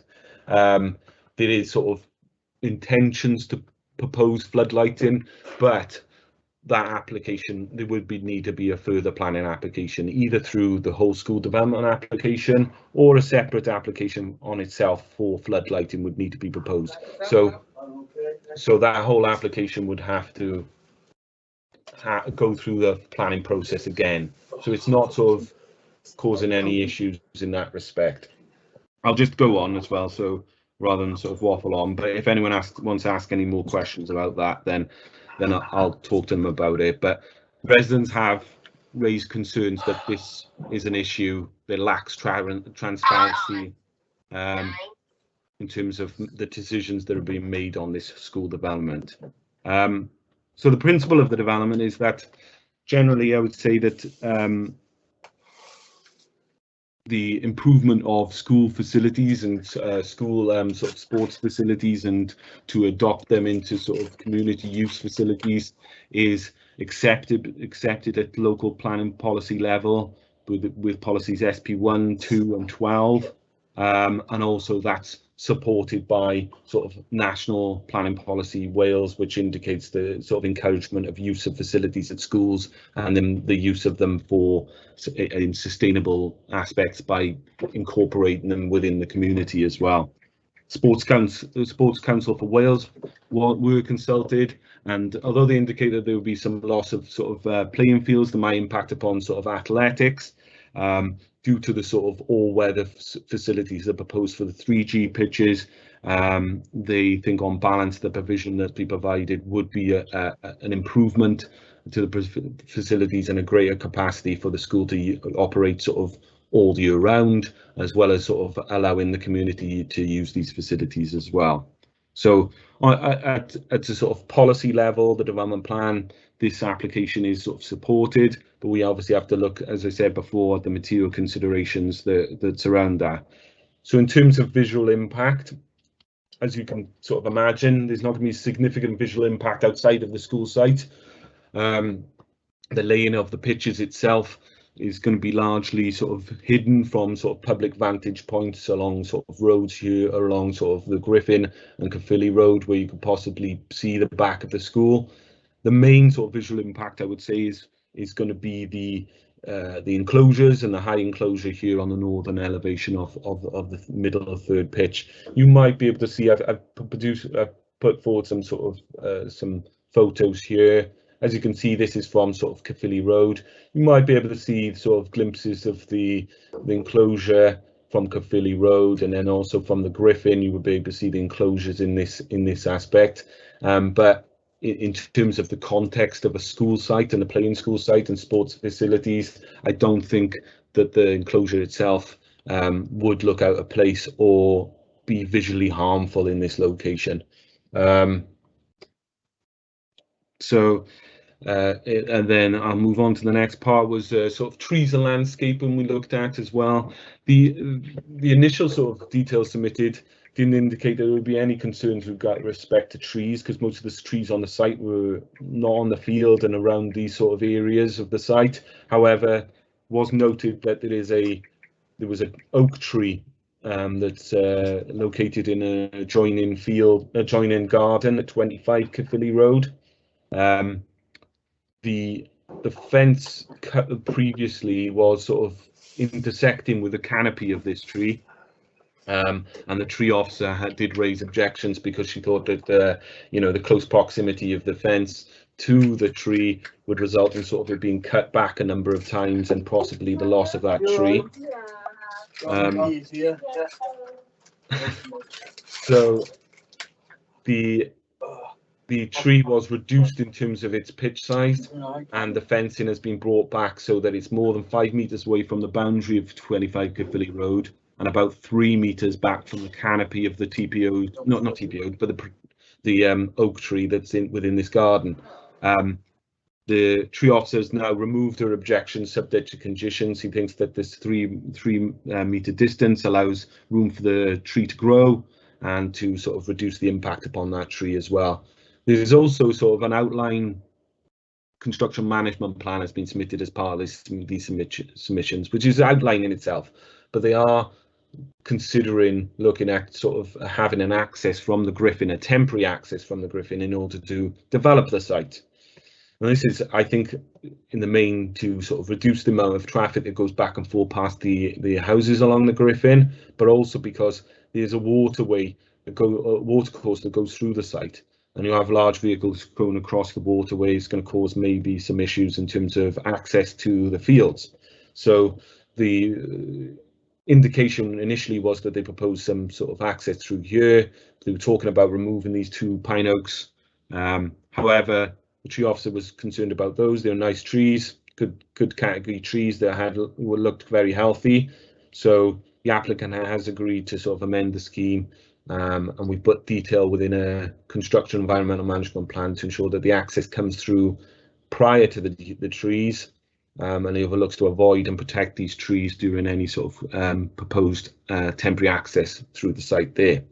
So those two aspects have been sort of amended and resolved through the planning process, and we think that sort of subject to the conditions on the construction management plan and the tree officer's sort of conditions, these aspects should be safeguarded. Obviously the biggest concern and the biggest sort of matter to consider in this respect, I think, would be the sort of neighbouring impacts upon the nearest residential properties here along Caerphilly Road and then the Griffin, in terms of the use of these fields, no, 3G pitches. As previously I'd indicated, there's not going to be any floodlighting, and although there's been objections about floodlighting, this application does not propose floodlighting. And though we might be worried that, you know, floodlighting might come in at a future point, a whole new planning application would be needed for that, either through the whole school development, or if that doesn't come forward, if they want to propose floodlighting, a new planning application would be needed, and we can reconsult neighbours and have a full formal assessment on that as well. Then we were looking at sort of traffic generation. What we've got to consider is there's already currently an operation sort of for the school use of playing fields and the playing and the sort of astroturf in this location, and so we don't anticipate there's going to be any significant traffic impacts from sort of the school using these pitches. In terms of the community use, it is currently a community use, but obviously this it relates to an astroturf pitch here. The community use will use the traffic access, vehicle access here, but there's also a pedestrian access that would come down here to access the site, and then there's proposed parking, you know, sort of separate parking. What we anticipate, obviously, is that the community use will happen after the school use, so there won't be any sort of increase or conflict with those uses, an increase in traffic movements to and from the site. And with the use of a 3G pitch in terms of traffic generation to and from the site, as well as it being a community use where we would anticipate that people would access the site on foot or cycling, or, you know, get into the property by public transport, we don't anticipate that there would be significant traffic movements from this community use. But obviously there's sufficient parking, and we don't anticipate that the people from sort of the Griffin will be heavily impacted by the comings and goings of that use.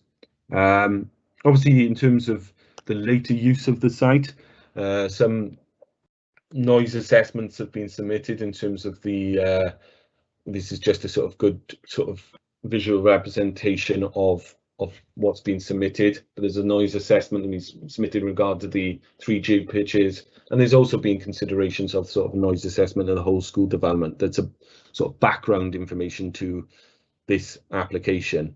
What you can see is this 3G pitch is the one that will be used, and the noise sort of assessment considered these as being the nearest noise receptive sort of sensitive receptors.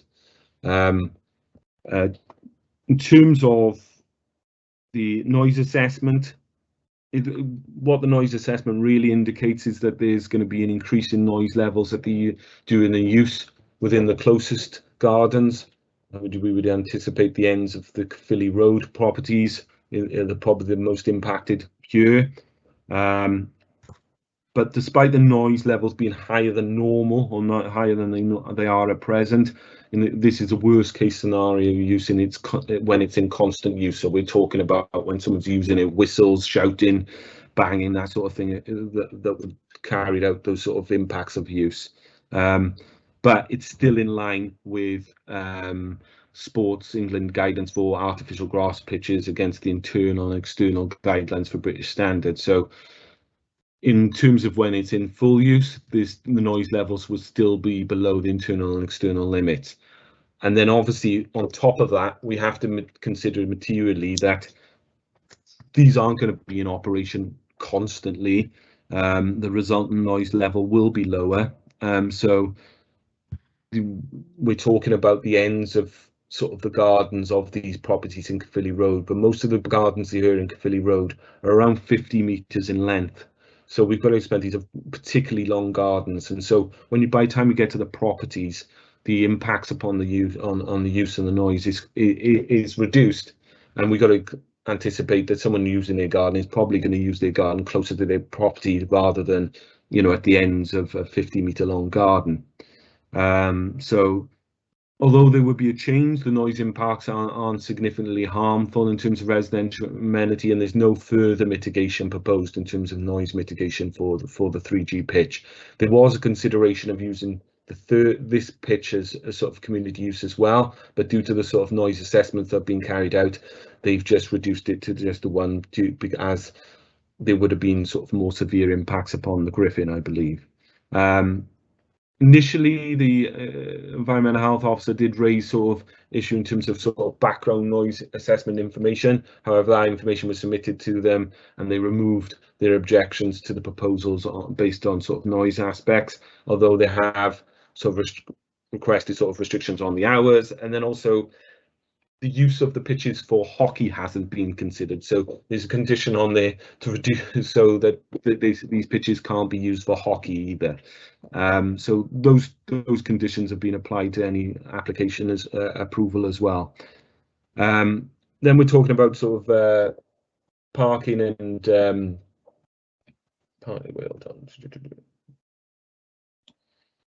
parking for the community, parking and traffic. As I said before, I said this in terms of sort of the neighbouring impacts, but the site will be accessed by the Griffin for the community use. This is where the parking will be proposed. The sort of reddish coloured would be prior to 2023, and then following 2023, additional sort of 11 spaces will be proposed as well. That results in sort of 31 spaces to 42 spaces. The Highways Authority were consulted. They agreed that there wouldn't be any significant additional parking needed, and they're happy with the specific proposed sort of community parking spaces that have been shown on that drawing. So subject to that being sort of conditioned, along with sort of requirements for cycle provision and EV charging points and disabled spaces, there was no objection from the Highways Authority. Similarly, they looked at the outline KEMP, or Construction Environmental Management Plan. They also indicate they didn't have any objection to that, subject to a number of requirements that the Highways Officer has set out, and those have been included with the detailed condition for a Construction Environmental Management Plan. In terms of ecology, again, I would say that there's no proposed floodlighting, and NRW and the Council's Ecology Officer have considered on that basis, and there's no knocking of the building downs of any building. So they don't object on the basis of the proposals as they stand, subject to sort of the Council's Ecology Officer requesting sort of a badger monitoring survey for badger sets that were identified, along with a Construction Environmental Management Plan, biodiversity measures being included, and also a 5-year ecology maintenance plan for the site as well. And these conditions are being applied as well. In terms of flooding and drainage, this is a highly vulnerable development, but it's outside of any sort of flood site, flooding sort of C1 or C2 sites. There is a water course that goes through the site. However, given the scale of the development, SAB approval will be required, and so separate sort of approval from the drainage authority within the council would be needed to be assessed and considered on the impacts upon this water course, and we don't envisage that there's any extreme impact, any significant impacts at this stage, but it would be subject to sort of further controls and via the SAB authority as well. In terms of archaeology and heritage, Glamorgan Heritage Glamorgan Gwent Archaeological Trust, were consulted, and they haven't raised any objection or required any mitigation on this site. And also CADU consulted in terms of, because the site sort of slightly straddles the Tregear House Historic Park and Garden, CADU were consulted, but they didn't raise any objection or request any conditions either. The site is within sort of 200 metres of the air quality management area. So the council's environmental scientific officer was consulted as well. He hasn't raised any objection, but he has required the electrical charging points to be proposed. Also an anti-idling scheme for the access for any traffic that's going to be coming back and forth to the site during the construction of this the playing fields, and also a sort of requirement within the Kemp for the applicant to consider sort of where reasonable to avoid the air quality management area, which is really a sort of area along here in Caerphilly, on Caerphilly Road. So it does provide some hurdles for the applicant to jump through in terms of trying to avoid this area as much as possible in terms of traffic coming back and forth to the site. It won't be always possible because obviously the traffic movements to and from the site through the Griffin will sort of straddle the air quality management area, but given sort of these conditions, the scientific officer was happy with what was being proposed, and also that there's no former issues with the former land uses for land contamination, so there hasn't been any conditions requested in respect to that.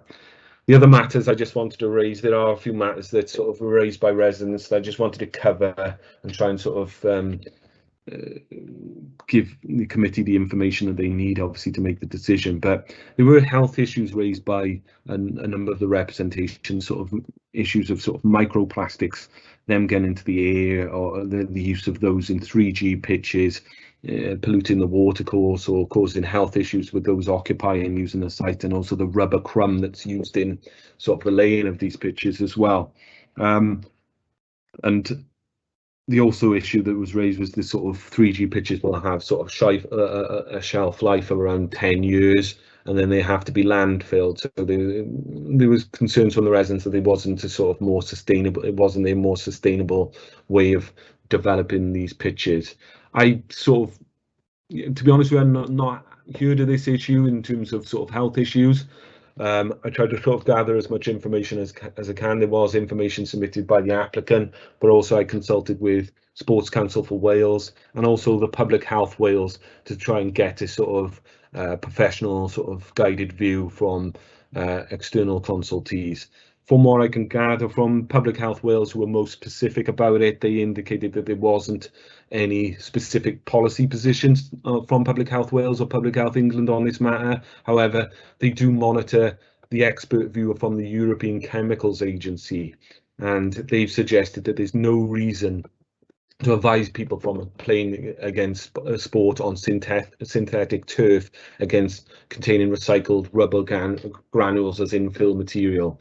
So on balance, I think there is no government position that we should stop using 3G pitches in this way, or developing and laying 3G pitches for this use, and also the use of 3G pitches or all-weather pitches in that sense provides a better facility to use throughout the year, and we understand that the participation in sport and physical activity have significant health benefits, both physical and mental. And so that judged against sort of the fact that there isn't any sort of substantiated information to sort of indicate that there's health impacts from using 3G pitches, it gives us the impression that it's not really a reason to refuse the planning application. And, you know, the same argument, I suppose, could be made on sort of grass pitches. You know, you can get diseases and sort of things picked up on grass pitches as well. So it's not that it's, you know, totally out of the realms of public health issues in terms of using a grass pitch as well. So I think in this instance, it's not a sort of substantiated claim, and it's not really a reason we could refuse the planning application on that basis. That's my long-winded sort of presentation for you. I hope it didn't bore you too much, but we are proposing to grant this subject to conditions. I'll try and answer any questions the committee have got any. Thank you, Mark. Thanks so much. And there's a public speaker now, Mr. Stephen Harries of LRM Planning. Mr. Harries. Good morning to you. Morning. Thank you, Chair, and good morning, councillors. My name is Stefan Harris of LRM Planning, and I'm the planning agent for this proposed development. Morgan's already covered lots of the points that I was going to raise anyway, so I do apologise if there's any repetition. The proposal before you is for new playing pitches within the grounds of an established school site, replacing the existing provision. Therefore, the principle of development is firmly established. To provide some background to the proposals, this application is submitted in anticipation of the proposed expansion of the school. This expansion will include a new teaching block that will be subject to a subsequent planning application. The school is upgrading its facilities as it is currently near capacity, with an anticipated increase for demand of around 300 additional places in the very near future, as a result of the various residential developments in the vicinity. At this point, it's worth discussing the contents and nature of the application, not least in response to some of the objections that have been received, noted at paragraph 6.1 and 6.3 of your reports. This is in respect to the fact this application has been split into two parts, following the formal pre-application consultation with the local community. We had intended to submit an application to include both the new teaching block and the playing pitches. However, during consultation with the officers, it was agreed that a greater level of ecological survey work was required before we could submit the application for the teaching block. This is because part of that application included demolition works and work to trees. Therefore, further BAT survey work was required this summer. Accordingly, in order to expedite the process, we divided the application into two. As part of the school grounds, subject to the pitches application is not as constrained in ecological terms.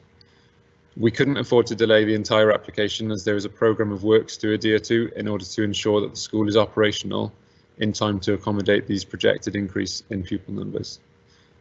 The application for the teaching block will follow, likely in the coming months. Hopefully this helps clarify to members the reason for this application being submitted in this form. Moving on to highways, the application has no objection from the highways officer. The sports pitches do not give rise to any additional traffic movements, as the provision is a like-for-like replacement that will not affect school capacity. The out-of-hours community use of the pitches will work well in conjunction with the school use, in respect of neither use being on site at the same time. Accordingly, car parking will be provided off the Griffin entrance to the school, where existing and new car parking will be able to be used outside of school hours. Car parking provision aligns with both national and local policy, as supported by the highways officer. The accompanying transport statement has concluded that there will be no material impact on highways conditions. We provided an outline construction environmental management plan, or KEMP, with our application, which was intended to provide a summary of key considerations for the construction process, but perhaps has raised more questions from interested parties than it's answered. We have been asked to flesh it out by certain consultees to the process, but as members and officers will appreciate, these matters are ordinarily left to the contractor. The applicant has been in the process of appointing a contractor, and indeed those in the running have expressed slightly different ideas in terms of the construction processes. So the final KEMP will be agreed to be resolved via planning condition. This leaves the authority in control of approval of its contents, meaning any concerns can be ironed out at that stage. To cover various other matters, beginning with noise, there's no objection from public protection, and as requested and already mentioned, there will be no hockey played on the main pitch. There will be no removal of trees under these proposals, and the authority's trees officer has removed their objection following the agreed repositioning of the fence to the main sports pitch so that it's slightly further away from the affected tree. There's limited visual impact arising as there's no flood lighting included within these proposals. Fencing to prevent rugby balls entering rear gardens will be the most notable change, but this would not provide obstructed views. Its proximity to neighbours is only limited to one end of the rugby pitch, and in any case it's fairly typical arrangement for school playing fields. Members may have noted at paragraph 5.7 that the landscape officer has raised issues over landscape strategy and requested some further information. Whilst this was not fully resolved in time for committee today, these matters have been addressed by our landscape consultant and will now be controlled by planning condition for formal agreement. To conclude, the application before you will have tangible benefits to the school by upgrading its current sports pitches provision and enabling year-round use, rather than relying on existing grass pitches. The sports pitches will also have a community benefit and provide income to the school. All relevant technical issues have been addressed and the proposal accords with local and national planning policy. The officer's report offers a balanced assessment that's been reached after careful consideration, so I therefore recommend respectfully to members to follow their officer's recommendation and grant approval for this development. Thank you very much. Thank you, Mr. Harris. Thank you. Committee, Charles Ferris, will you indicate, please? Yeah, I got a bit carried away with the hand raised there. It's just one question, Chair. I wonder, could we return to that aerial photograph, please? Morgan? Yeah, I'll try and bring it up. Hold on. You see that now, Councillor? Not. Yeah, I got it now. Just to be crystal clear, what you refer to as the Griffin is the road up to Pennalan, yeah? Yeah, this one. That's the Griffin, and then that's the entrance, the current entrance to the school at the back here. Just to sort of give you an impression, that's the Griffin entrance. Yeah. See that? So that's the current school Griffin entrance, yeah. And that will be Pennalan. Could you show me on that aerial photograph the demountable building that's got to go, please? I don't know if it's on that aerial photograph because it was only approved recently, but it's the demountable building is here. I don't get a good impression from the. It'd be better off if I saw it on the photograph, I think. But you don't think it's on? Yeah, I don't think it was. I think it was approved fairly recently, and I don't think it's on this aerial photograph because it's a bit older. It's where your cursor is. Yeah, but it's in this area here. Yeah, there's been some demountable units approved in the last couple of years. Maybe Stefan sort of clarify that, but yeah, that's where the demountable building is. And some classrooms it is. Yep, and it would adjoin the entrance into the area, yeah. Yeah, well, the access would be into here, and then there's retention of parking all the way along here. The demountable only covers about 11 spaces. So by 2023 that'll be taken away because I would assume it's anticipated that the school extension will be proposed and hopefully sort of approved and implemented, subject to sort of it being acceptable, and then that demountable unit would be removed. Yeah, and it would go for car parking, yeah? Yeah. Well, the car parking would be, and it's just underneath, you know, it exists. So. All right, cheers, thanks. That's all I wanted to know. Happy with that. Thank you. Thank you. Councillor Jason Jordan, then Councillor John Guy, please. Yeah, thanks, Chair. Just a few questions. As much as I totally agree, you know, the school needs more updating, I suppose, with it as well. My main concern is with the community access, everything else within the school. Who, you know, it might not be for this application, or it might be for the next one. But who's managing this application? Who's going to manage the community use of that area? And also, when you said the floodlight is not going to be introduced, what about the autumn and winter months? You know, time difference when it's night time. You know, it gets dark at 4:30 in the evenings. Do you mean?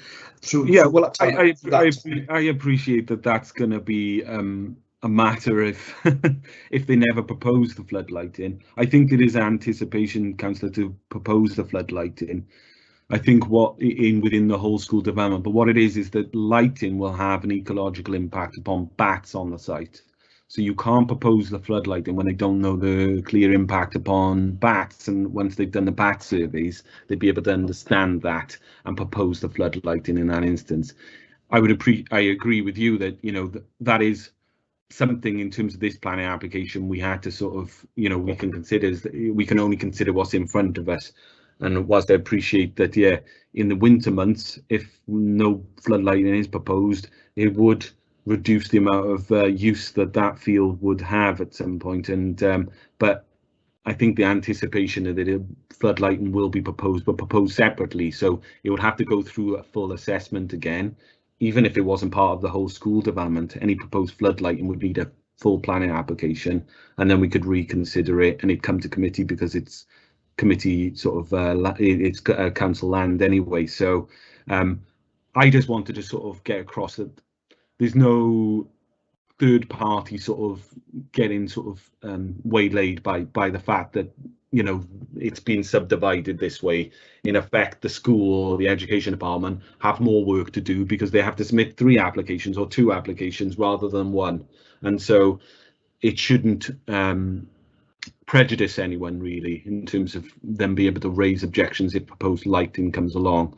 But I agree with you that it does have that sort of aspect to it if no floodlighting is ever sort of proposed or implemented, yes. But what will the residents then think? Do you mean now if we pass this application now, do you mean they're going to think now, do you mean there's going to be floodlighting put up there, which is going to be a detrimental impact to them as well in their houses, in their properties, do you mean, to go with it? But no, let me just interrupt. That's conjecture, isn't it? I appreciate what you're saying, Councillor. Yeah. But that means that's the next application. That is something that's been raised.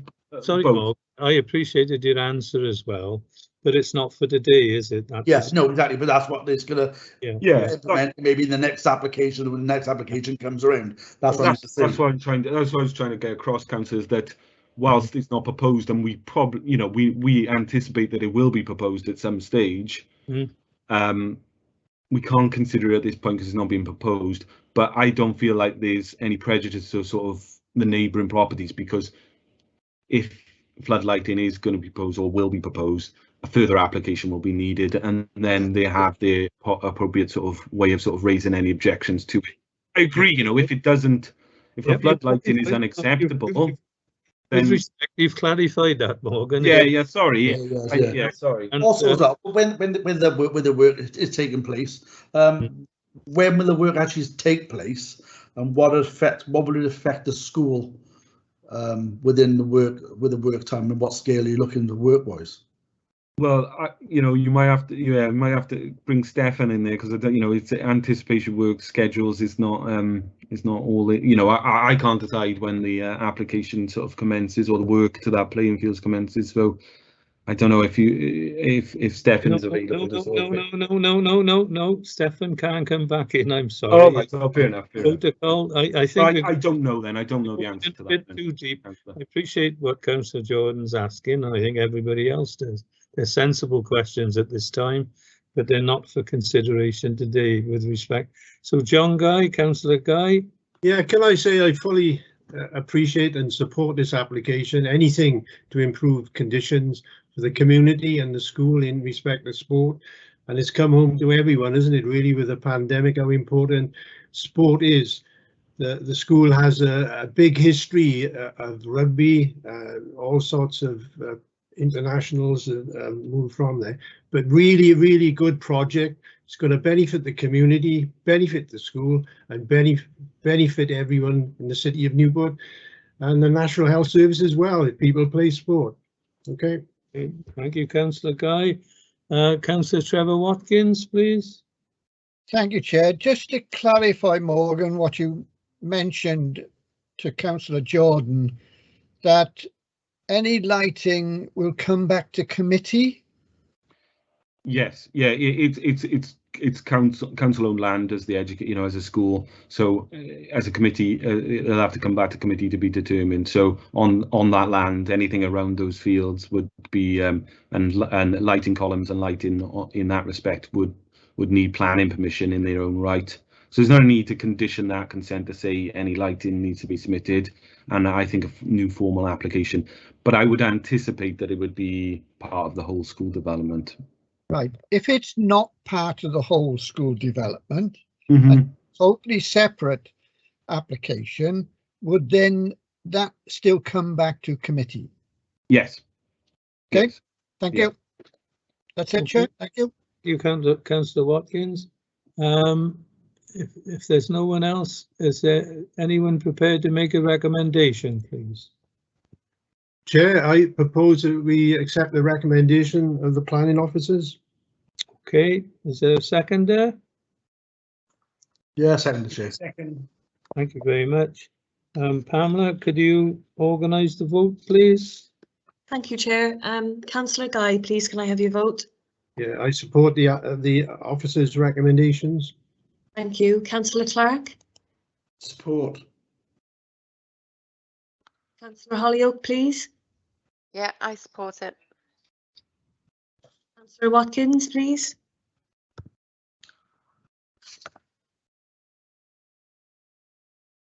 Councillor Watkins? for the application, sorry. That's okay, thank you. Councillor Routley, For Councillor Ferris, For the application. Councillor Jordan, For. Councillor Spencer, Oh, mainly yourself, Chair. Yes, for the officer's recommendation. And that's a unanimous vote in favour of the recommendation. Thank you very much. Thank you, committee. Thank you, public speakers. Item 4 on your agenda is on pages 66 to 84 of your paperwork. It's application 20-0478. The site is Mill Heath Nursing Home, Barrett Road, Bettis. The ward is Bettis. The ward members are Councillor Jan Cleverly, Jason Jordan and Kevin Whitehead. The public speaker on this is Mr. Andrew Ailes, AJ Planning and Development, on behalf of the applicant, and the presenting officer is Joanne Davidson. Thank you, Joanne. Welcome back. Thank you, Chair. Okay, let's share my screen again. Okay, can you see that, Chair? Yes, indeed. Right. Okay, so there's the application. All demolition of existing office building and garage, laundry rooms, construction of new 30-bedroom, 2-storey care home with associated facilities, and a new single-storey office and laundry building at the Mill Heath Nursing Home, Parrot Road, Bettis. So this is the site, hatched in blue on the OS. The existing nursing home is a very well established community facility in Bettis. Aerial photograph, not sure how much that helps you actually, but existing access off what we call Pentwyn Lane with the existing buildings you can see here. Also relevant, as you'll see from the officer report, is the peripheral landscape and this area of open green space to the southeast of the building. Okay, I'll take you through some of the key drawings. Proposed site plan. So retained existing building is here. I'm hoping you can see my cursor. And then as this is the proposed site plan, this is the proposed footprint of the new 2-storey element, which will contain additional bed spaces, 30 to be precise. And this here is the new laundry cum store building that will replace existing facilities on site. And I've got some clearer plans on that, which I'll show you in due course. You can also see here there is a couple of other key elements of this scheme that you need to be aware of. So the existing site is accessed in this position, and I'll show you some photographs to clarify this, but the applicant proposes to make some modifications to this access. We think in principle those modifications are beneficial and to rationalise an existing area of hard standing that is used for parking at present to provide these spaces. They also, bearing in mind this is an expansion of an existing facility, plan to provide more parking. Really looking at the site, there's only one place that can go, and that's on this area of green space that I showed you on the previous slide or aerial image, that would have to realistically be accessed by a brand new access. Take you back to that aerial shot for the context. So there's the existing access coming in, which will be modified, and then a new access in approximately the position of my cursor will be brought in off Pentwyn Lane to access additional off-road parking. If you're wondering what's going on the other side of Pentwyn Lane, this access is to Millbrook Primary School. You'll see from the officer report that some of the local councillors have expressed some comments in relation to school traffic, etc. So I've gone through the proposed site plan. Let's take a look at some of the other drawings. Bear with me, I've skipped ahead. Okay. So again, to help with context for these drawings, here's some photographs for those not familiar with the site. This photograph is taken from Pentwyn Lane, looking at what is probably one of two most prominent elevations of the existing nursing home. In architectural terms, you'll see the nursing home is quite typical of the Bettis estate, quite simple, largely brick finish under a pitched roof, very simple sort of modest design. Here's some other shots taken again from Pentwyn Lane, and on this one you can just about see the existing access on the right hand side. That's a better view of that green space I showed you on the aerial photograph, quite pleasant, and offers you know, the street a very pleasant visual amenity overall.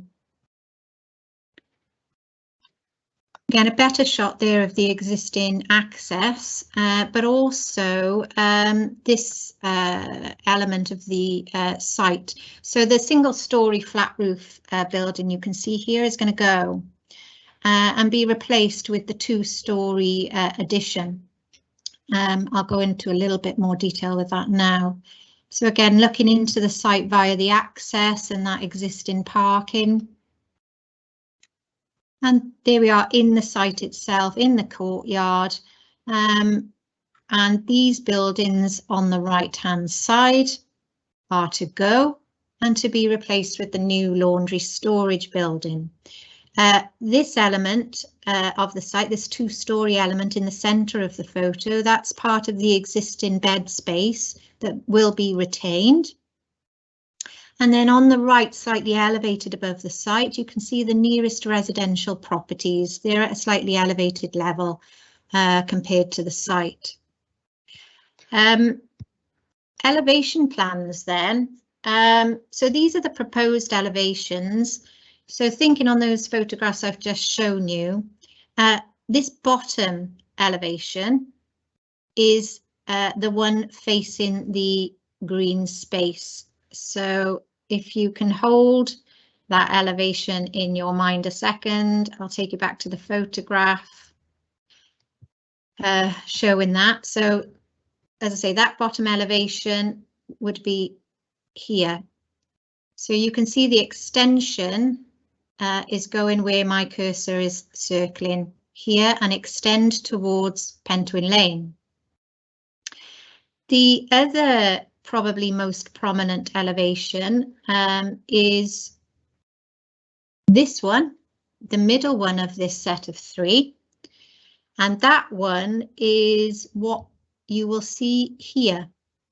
So try and imagine that the proposal is extending forward of the existing elevation to the green space and towards the highway of Pentwyn Lane.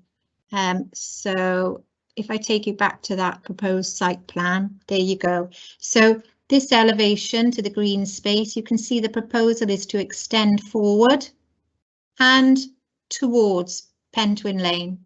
So this is going to be, in short, a very large, in relative terms, and prominent development of the existing site. Okay, so some other elevations. I mean, these elevations that I'm showing you now are courtyard elevations that are less visible. The reason why I've put this one in alongside this one is because you'll see from the officer report that officers do not support the design, and that is a reason for refusal. We do not think the proposal is a good quality design.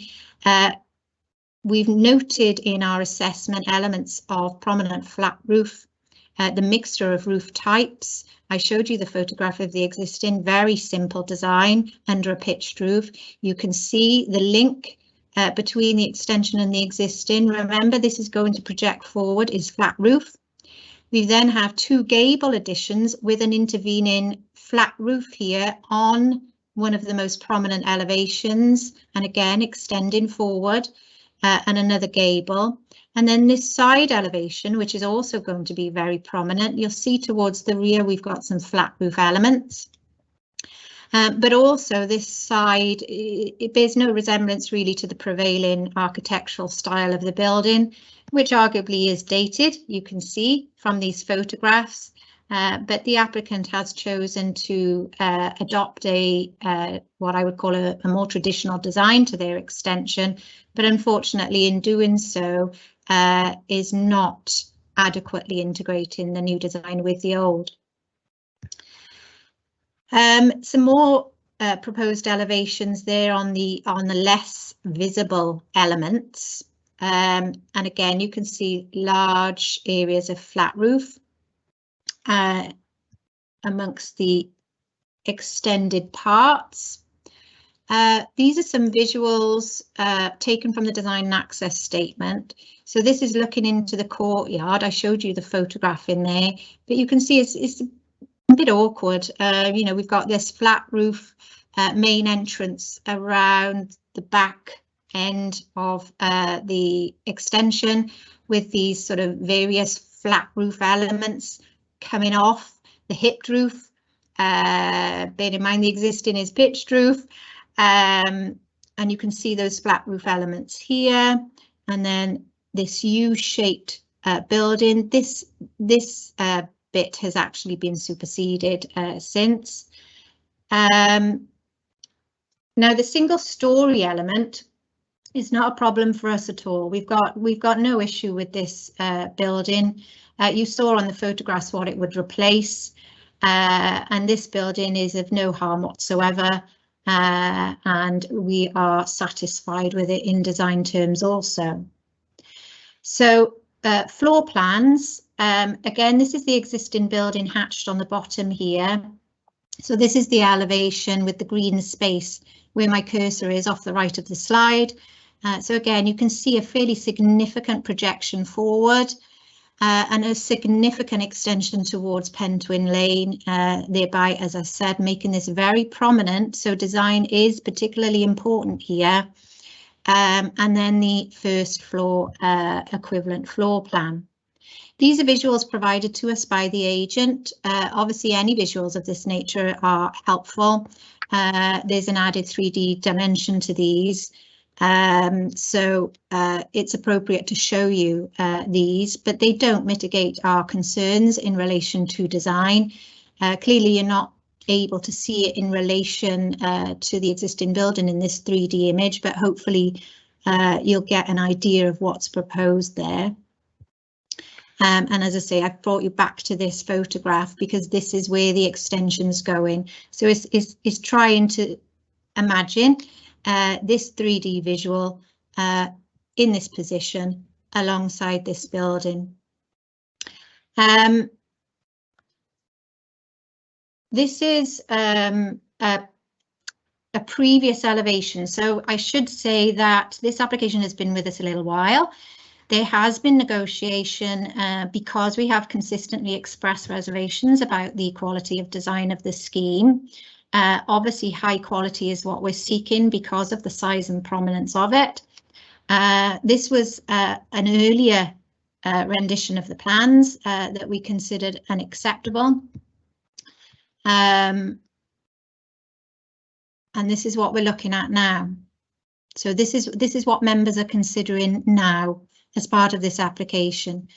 So I just wanted to show you that so members understood that we have had a period of negotiation with the applicant on the design. This plan then is to indicate landscaping information. The new element is shaded in pink. You'll see from the officer report there's multiple reasons for refusal, and you'll also see from the officer report that we have multiple objections from internal consultees on matters relating to landscape and trees in particular. And so this plan is relevant. I'll show you some more in a second. One of the reasons for refusal you'll note in your report is mentions drainage. So the application site requires the approval of the Sustainable Urban Drainage Approving Board, and no sustainable urban drainage scheme has been applied for. And the landscape officer has raised some concerns about this, largely because we have a lot of existing landscaping and trees on the periphery. You saw them on the aerial photograph earlier, and there is constraints to providing adequate sustainable urban drainage on the site, and any they do provide could have additional impacts on trees and landscape, both existing and potential for new or mitigation. Sorry, the quality of this image isn't great. I'm going to enlarge it a little bit in the hope that that helps.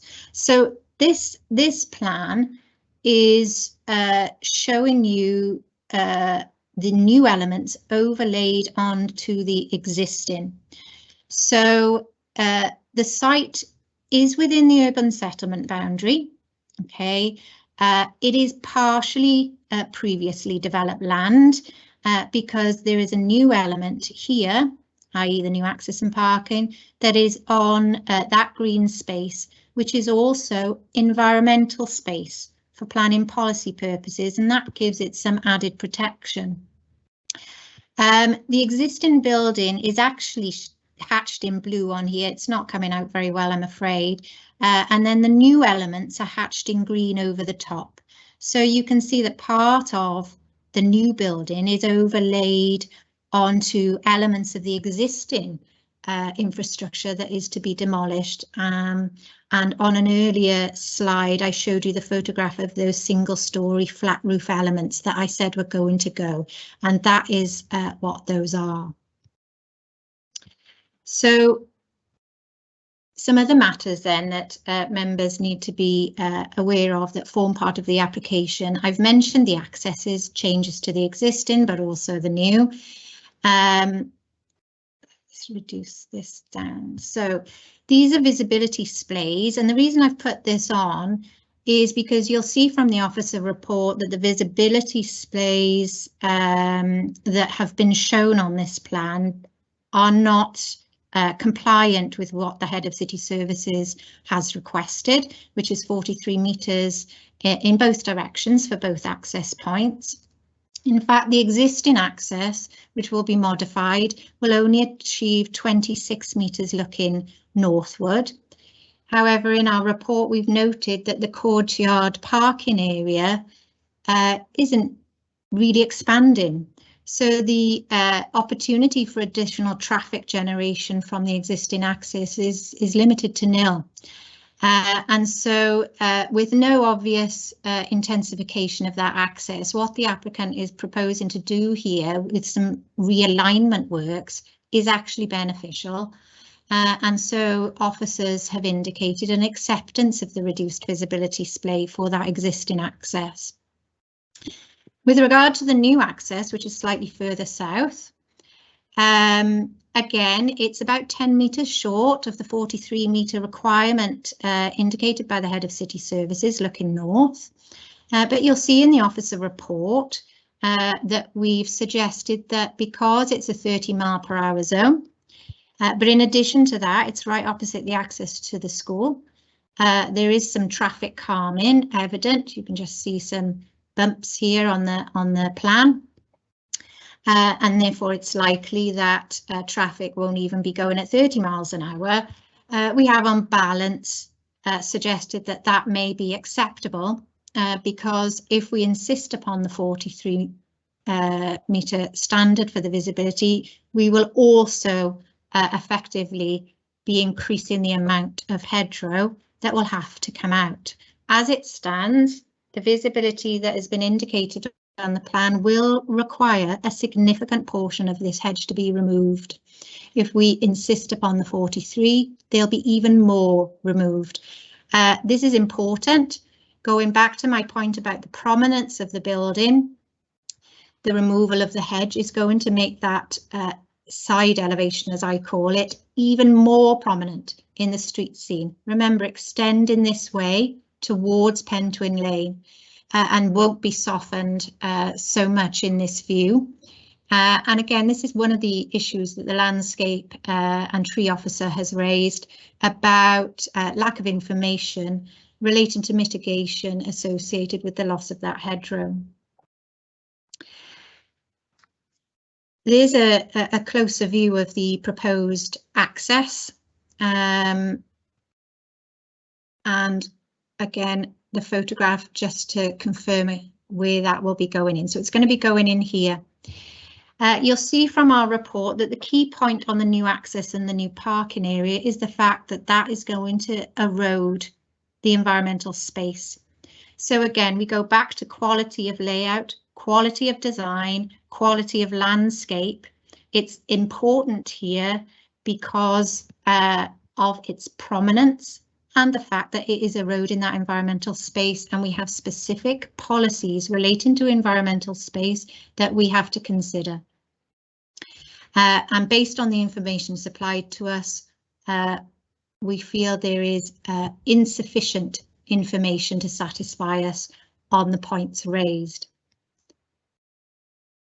So another matter that I need to raise with you, because within the last 24 hours, the agent has advised us of a couple of matters that we were not previously aware of. So you'll see in the Head of City Services response that we've put in your report that this top section that is actually an extract from the officer report duplicates what the Head of City Services has said. So the active travel statement confirmed there'd be a total of 72 beds and 20 staff. It actually said at any one time. And the parking numbers have been indicated. So the proposed parking numbers are 29, but should be 31. That's based on 72 beds and 20 staff. It now appears, as we've been told more recently, and since we produced our report, that there are 65 staff employed on site at present, with the proposal likely to result in the employment of another 40. So I've put this down. So total staff numbers 105. As far as I'm aware, there's no resident staff. So with the benefit of that information that we now have, and the benefit of the adopted supplementary planning guidance parking standards, the total number of parking required off-road is 53 spaces. That's an update to the report, and consequently this raises a problem. So I'm recommending an additional reason for refusal. I haven't quite finished the report, the presentation yet, but there's an additional reason for refusal now that appears justified on the basis of the information we've most recently received regarding staff numbers, and I've worded it here for your information and for members to bear in mind when they consider this proposal. But to sum up, I think we need to run through the merits and the objections to the scheme. Now that I've given you obviously the context of the site, but also the application detail.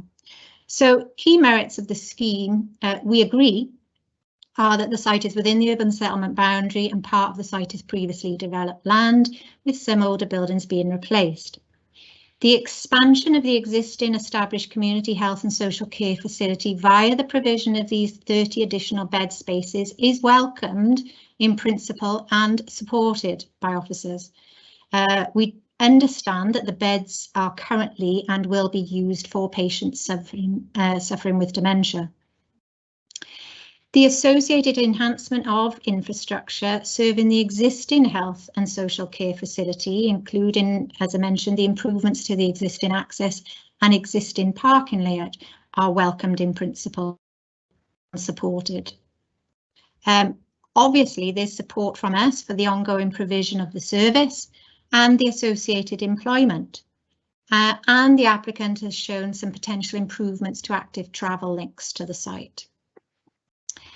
Unfortunately, and as I say, we have been through a period of negotiation trying to resolve these issues with the applicant, but the objections to the scheme remain. From an officer perspective, the proposal is large scale, prominent, and the design is not sympathetic or high quality and will have an adverse effect on visual amenity.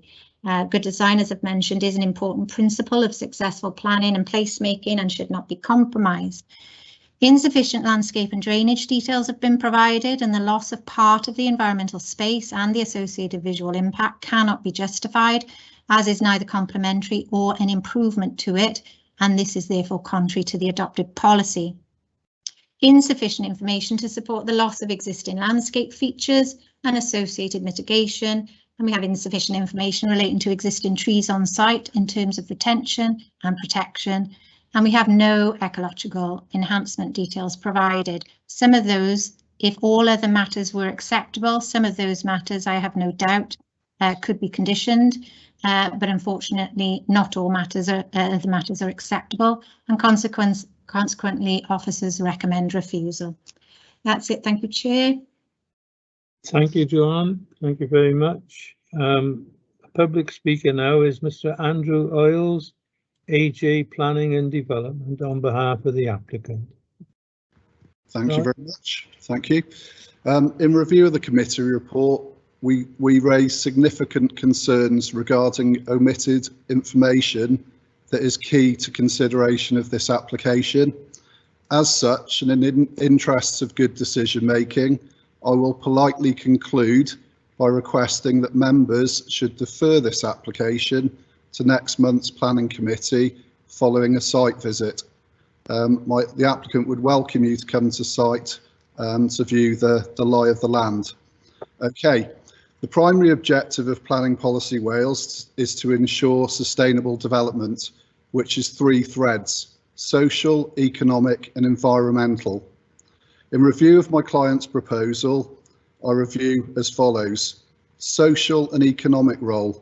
There are significant benefits to the local community, staff and families of dementia sufferers that can be addressed through the development proposal.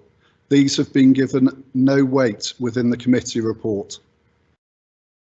We are concerned that further to the positive discussions between my client and Adult Services at Newport Council, the report fails to recognise the important provision of 30 much needed specialist dementia beds. The proposal identified as essential to the future of the home and in meeting local demand. The comment from Joanne that you've just been made aware about the dementia elements is incorrect. I guide you to the letter to the Head of Planning dated the 26th of March 2021. At application stage, we have established that the existing buildings are of no architectural merit. They are dated.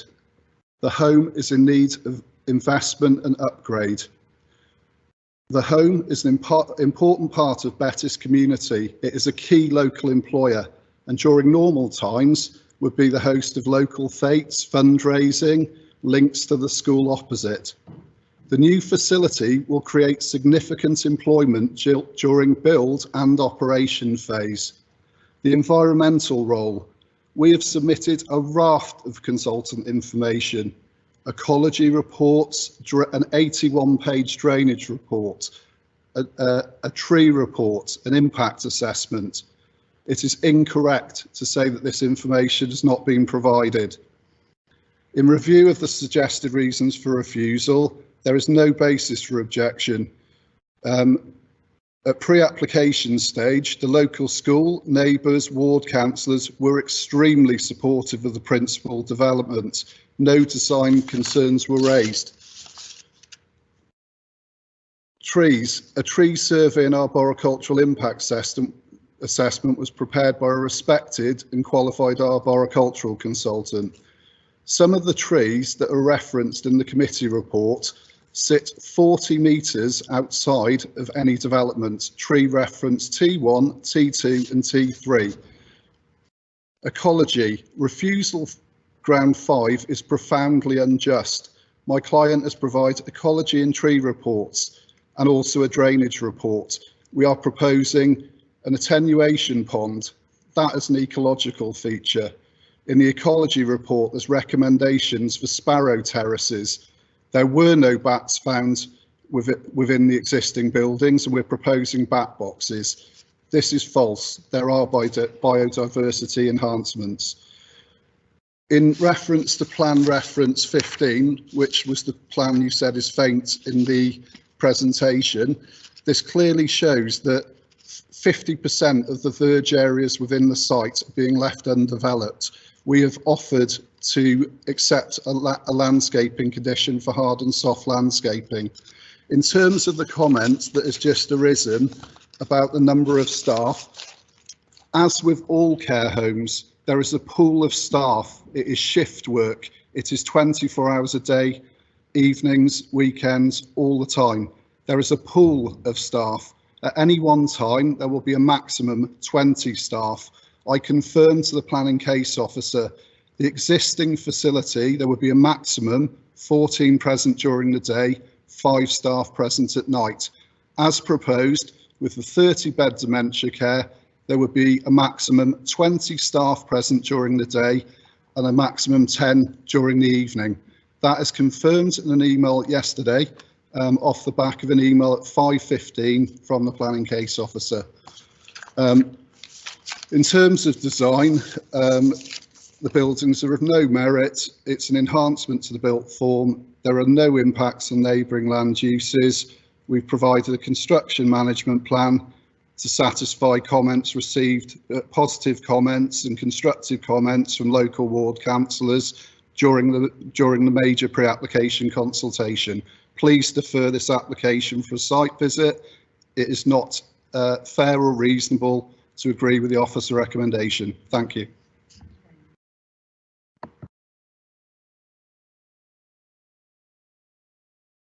Sorry, John, your microphone's off.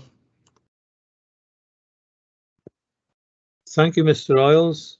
But I think from committee's benefit, before we move on, I need to refer for some legal advice on the request for a site visit, please. Hi, Chair. Yeah, we're currently not able to conduct site visits. Also, a site visit would just be for the committee to look at the site itself rather than to gain any further information. It would just be, you know, the visuals and your opinion of it rather than information based. Okay, thank you, Sian. If I could then move, the first person to speak from the committee is Ward Councillor Jason Jordan. Jason, do you wish to speak? Yeah, thanks, Chair. Yeah, Chair. I think the first part I've noticed when we had the consultation from the applicant and everything else, when we had letters, and it was a picture of the first dimensions of the property itself. We go with this one there. They've resubmitted more photos now of the proposed building itself. Yes, I know. Yeah, I think we really do need more care homes, but unfortunately, some of the care homes at the moment now are actually closing down. Do you mean, you know, and bed blocking in hospitals, you know, really needs support for more. I don't think none of us was aware it was for a dementia unit anyway. Really, we were under the impression I think it was more for the elderly, everything else. I can really say with him when the speaker was turned around and said, you know, the amount of staff within the home, I would say, quite a few of them actually live on the estate itself. So where the parking issue comes from, it'll be easier for the staff, well, walking distance really on Bettis. I did have some few rejections, well, observations and things regarding the application was the timing of if the application was going ahead. I didn't realise it was going to be refused.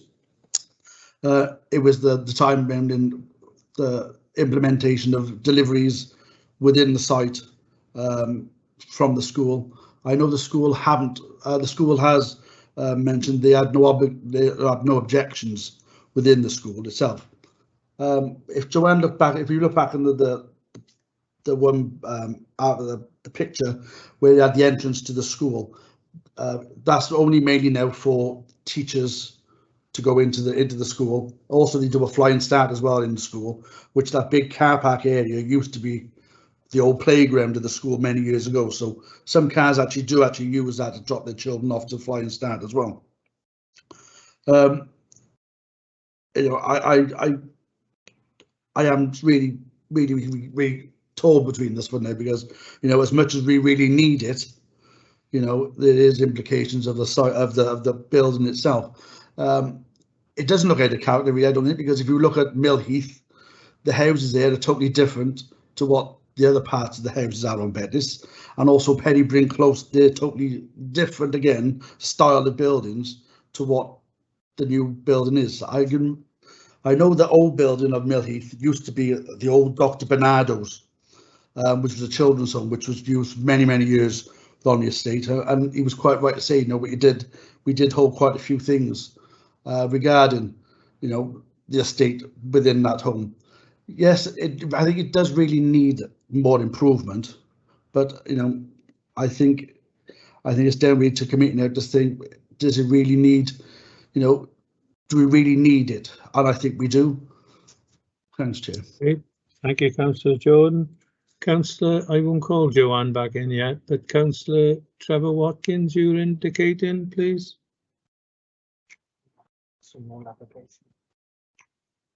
No, Chair, I'm not indicating.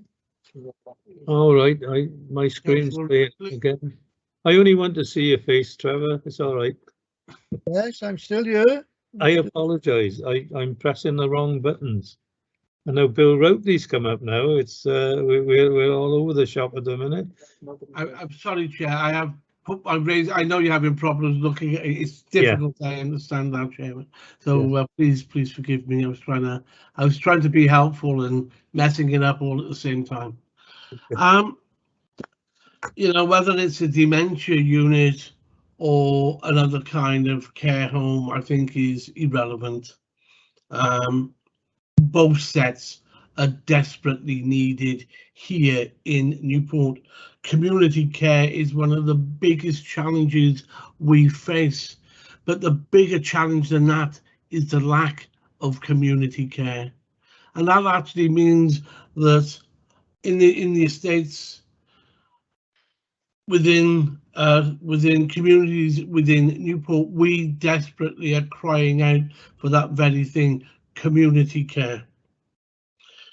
I was a bit perturbed, really, that the first speaker from the public seemed to be diametrically opposed to the way that Joanne Davidson had presented the case. I think he was indicating, don't forget we're live here, and it was going along quite quick. I believe he was indicating that there was some information missing from the presentation. Okay, I don't know. I have no idea. I think I'm trying to be helpful here, I suppose. I'm probably messing that up. I wonder if at some point you would allow Joanne Davison, the officer, to come back in and either agree or disagree that that there's been a misunderstanding regarding what the speaker has said, the public speaker. Sorry, Councillor Roatley, that was my intention, but I wanted. Oh, thank you, Chair. I said that right at the start, but I wanted members of the committee to raise their queries so that if Joanne had to answer, she could answer all the queries in one go. Okay then. Okay, well, I'll come back in then. Okay. Is there any other member of committee wants to come in at this point in time? No? Well, if I call you back in, Joanne, if you don't mind, to answer some of the points raised by Mr. Andrew Ailes, who's AJ Planning and Development on behalf of the applicant. Yeah, okay, so the presentation I give is very much an overview of the planning application, but I'm also very conscious of time. So, you know, there are elements I won't go into significant detail on. In response to the public speaker, so whether I'm getting the emphasis right in terms of any concerns he raised, I can't tell, but he indicated that they had submitted lots and lots of information to us about landscape, trees, ecology, drainage. None of that is disputed. I didn't say at any point that that information had not been provided. What I indicated was that it was not sufficient. And you'll see clearly from the consultee responses that they are responding to submitted information. So there's no inference on our part that we haven't had it, just that what we've had is not adequate. Now, in response to the later issue about the parking, this came to light. I'll be honest, because the agent made a very late representation to us, too late for the late representation report. It had missed the deadline that he wanted to be part of the late representation report, and obviously we advised that the deadline had passed.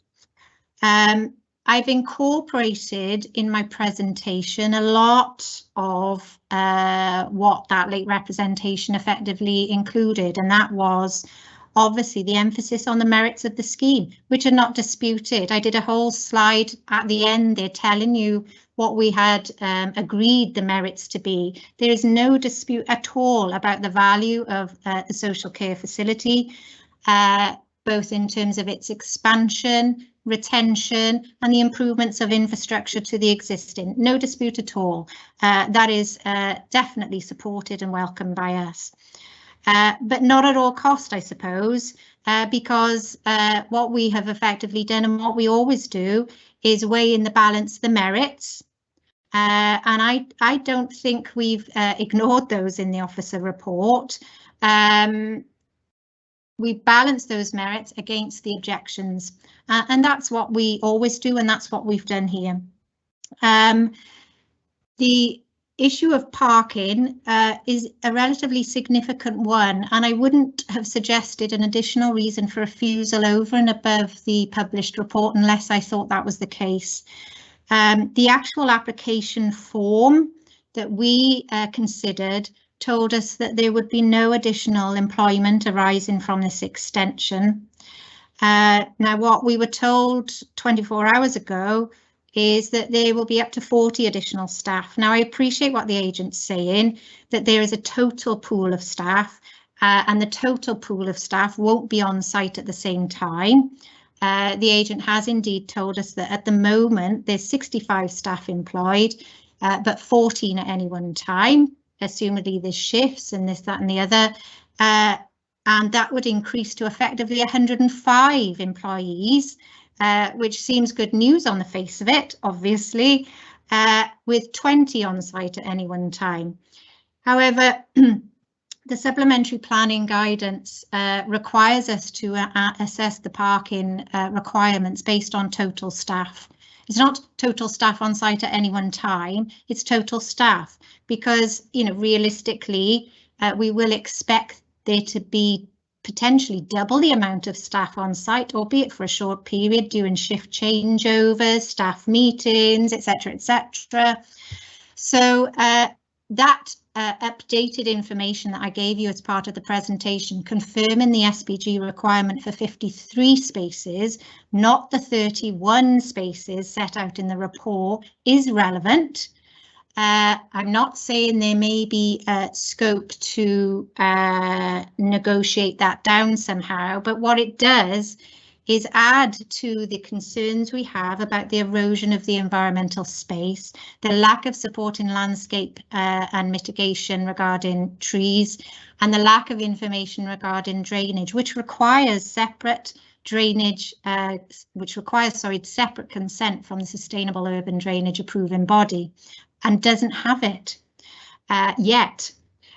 So there's lots of uncertainties that actually add to our concerns that we have set out in the reasons for refusal. And as I've said, there has been a process of negotiation regarding design and landscape quality issues, but we just, we haven't got to an acceptable outcome or a point of agreement between ourselves and the agent. But I hope that clarifies matters, Chair, but happy to take further questions, obviously. Okay, thank you, Joanne. Can I just make a point? The agent unfortunately can come back in because protocol doesn't allow that. But I would have to state, I'm sure that the current COVID climate, the planning committee can consider the agent's suggestion of defer a decision until a site visit. I hope that's clear and clarified, and that's based on our legal advice. Can I go back to the committee then? Does anyone wish to raise any points at this stage? I think you'd have to speak up because I can't see the hands up. Meeting chat. Can I just thank the officer Joanne Davidson for clarifying every point and for answering the question of clarification and putting that right. Thank you. Okay, thank you, Councillor Routley. Any other councillor? Is anyone prepared to consider a recommendation, please? As Chair, I propose to accept the officer's recommendations. Okay, thank you, Councillor Hollywood. Sorry. I'll second, Chair. Councillor Guy is seconding that proposal. Okay. You prepared to vote? Pamela, please. Thank you, Chair. Councillor Guy, can I have your vote, please? Yeah, I accept the officer's proposals. Thank you. Councillor Clark? Accept. Councillor Hollyoak, please. Yeah, accept the officer's recommendations. Councillor Watkins? For the officer's recommendation. Councillor Routley? For the recommendations. Councillor Ferris? Support the officer's recommendations. Councillor Jordan? Yeah, for. Councillor Spencer? Accept, yes. And yourself, Chair, please. I support the officer's recommendation. That's a unanimous vote to support the recommendation. Okay, thank you very much. Thank you for everyone who contributed. If we move on swiftly then, item 5. It's on pages 85 to 104 of your paperwork. It's application number 20-0986. The site is Redrow Cot Hill. The ward is Llanwern. The ward members, Councillor Kellaway. The presenting officer is Gyryn Hawkins, but he will be assisted by Gyryn Roberts as well.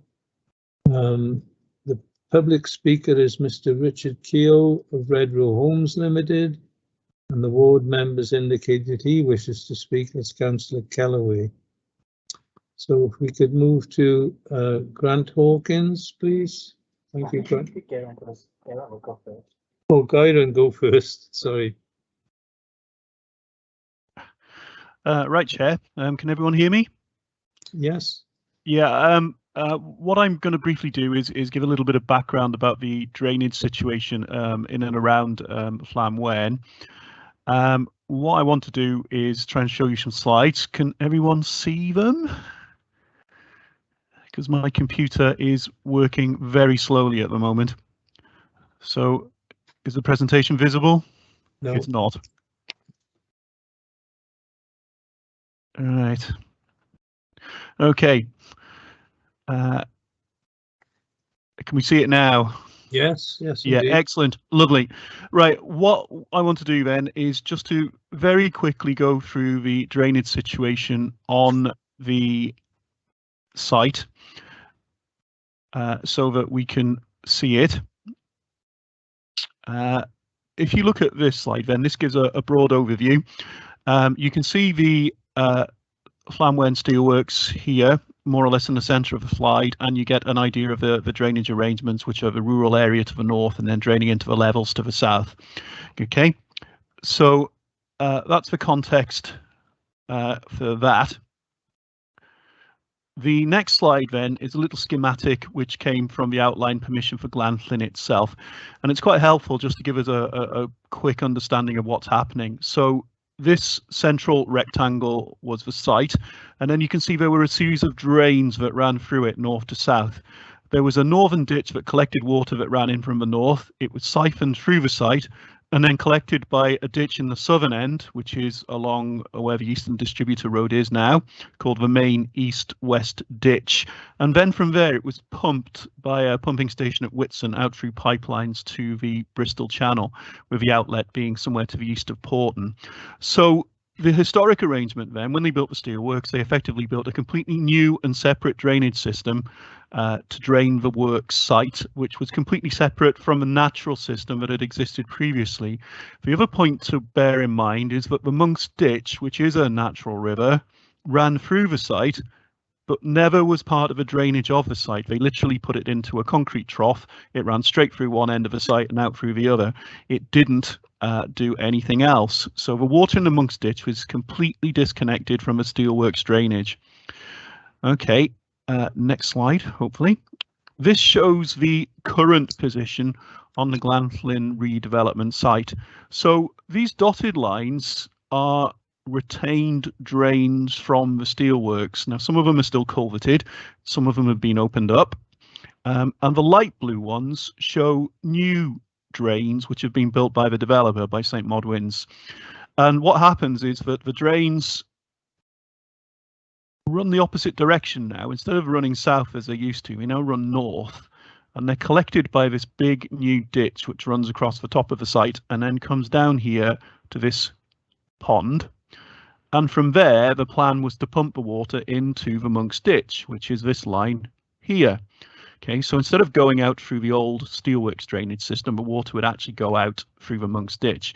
But they're not allowed to do that yet because they haven't showed the water is clean enough. So at the moment, the water from this little pond here is still being pumped by a temporary pumping arrangement into that main east-west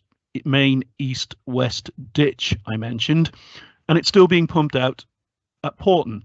So right now, Llanllyn is still drained in the same way it always has been since the steelworks was built. They're reliant upon the steelworks drainage system just as they always were. So in effect, there is no real change materially in how the site's being drained. Okay, so a little summary then.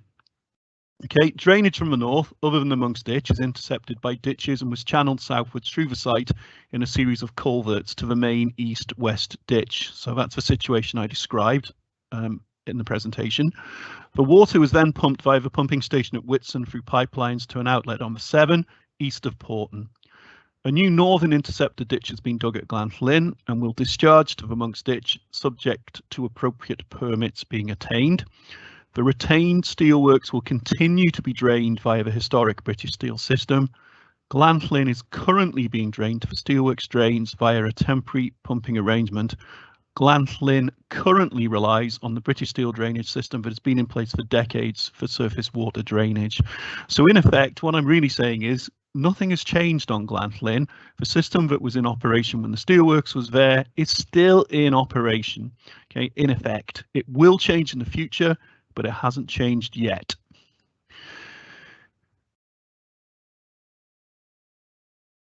Right. I'm hoping my computer is not going to die. I think it might have.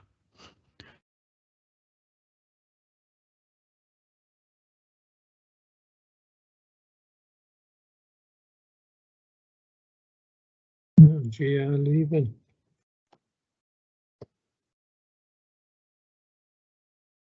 I think you just left us, Kyron. Apologies, Chair. We'll see if we can resolve that. If you can just give us a couple of minutes. Yeah. Would it be appropriate to move to Grant Hawkins, or should we wait? Just give us a second, Chair. Yeah, fine. I mean, I'm conscious it's 1 o'clock. I don't know if you want to just offer a quick comfort break where we can just resolve this. Not normally what we do mid-presentation, but just to give us a couple of minutes. Yeah, that's fine. Everybody take a comfort break, 5 minutes, please. Yeah. Yeah, thanks with that. Okay. Thank you very much. 5-minute comfort break.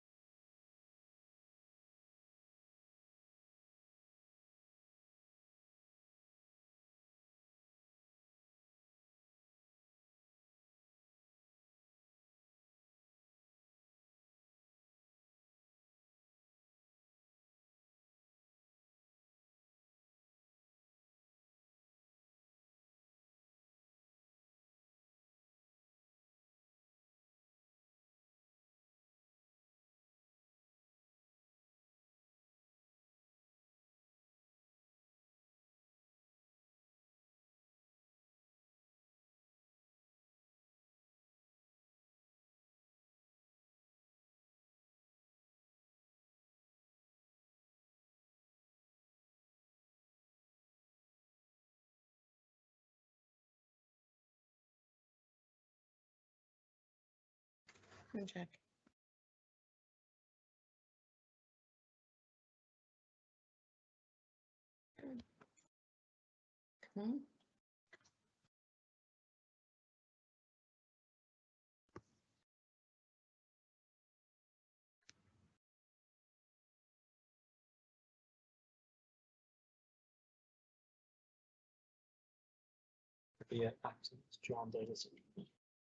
Okay. Okay, can everybody hear me? Yes, Chair. Yes, Chair. This is Geraint again. I can hear you. Okay. I think we're back in action again. Is it back to you, Geraint? Yes, please. I'll try and be as quick as I can. Thank you very much. Right, you'll remember I was briefly talking about the Glanflyn drainage, and we got to the summary slide, which just briefly explained it, and effectively the short answer was it's the same as it always was. Yes. The other element I'd like to briefly talk about is the Cot Hill scheme, which is the application site that Grant Hawkins is going to be talking about in a couple of minutes, because that is the other side of this deal. Now, this is the aerial photograph. You can see Cot Hill Lane there running down, and effectively the village of Llanwen here, more or less. That's the one-way system, which you'll probably all be quite familiar with. And the Milton Public House is there, just to give you context. And then this is Station Road, which I'll talk about a bit more now. Now, the drainage up on Cot Hill is a little bit complicated, and that's what this coloured diagram is describing. So the green part on the left-hand side of the slide, the western side of the site, drains down towards the STR road, which is here. And we're not really concerned about that. That all works perfectly well. The northern side isn't developed yet, so we're not too concerned about that either. Our real issue is in relation to this pinky bit, which drains down the hill towards Station Road, which I just mentioned. So Station Road again is here. Okay, so this pink section then is draining in this direction. And just to confirm that, we've done another little slide. So the big arrow shows you the way the water's running. And then you can see the blue lines, which are the existing natural drainage. So the Monk's Ditch is here, runs down this way. And then a much smaller watercourse, which you probably can't see that well, is there, and that's called the Llanwen Ditch. Now, the reason why that's important is because, as I explained before, the Monk's Ditch doesn't drain into Glanflyn at all. It just goes straight through it. But the Llanwen Ditch does. The Llanwen Ditch is picked up by this northern ditch I mentioned, which has been dug on the site. So here on the northern side of the railway lines is the bottom of Station Road. Monk's Ditch comes in. There's a bridge over for the railway, and then the Monk's Ditch runs down here. And you can just see the concrete channel that I mentioned, again, culverted under the service lines for Tartar, and off it goes towards the south. The Llanwen Ditch more or less runs down the other side of a lane, again, comes under the railway through a culvert, comes out here. And you can just see that green line, that's the Llanwen Ditch. And then that's the culvert entrance. It runs this way into the ditch, and then it runs round to that little pond I mentioned, which is pumped out. Okay, so in terms of Cot Hill, then the points that you need to bear in mind is any drainage to the Monk's Ditch does not affect Glanflyn at all, just doesn't have any impact. Drainage to the Llanwen Ditch does affect Glanflyn. Not all of Cot Hill drains to the Llanwen Ditch, and this is probably the bit that Councillor Kellaway is most concerned with.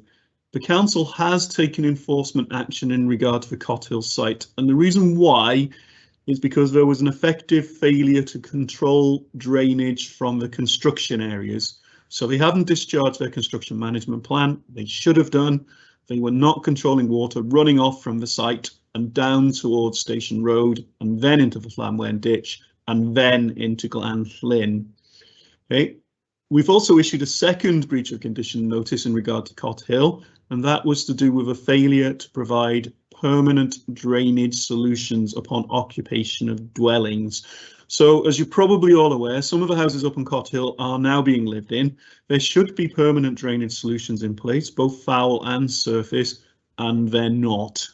Okay. In fairness to the developer, they are trying to address that and they have submitted applications which are currently with the council for consideration. So if there is a problem, we're trying to fix it.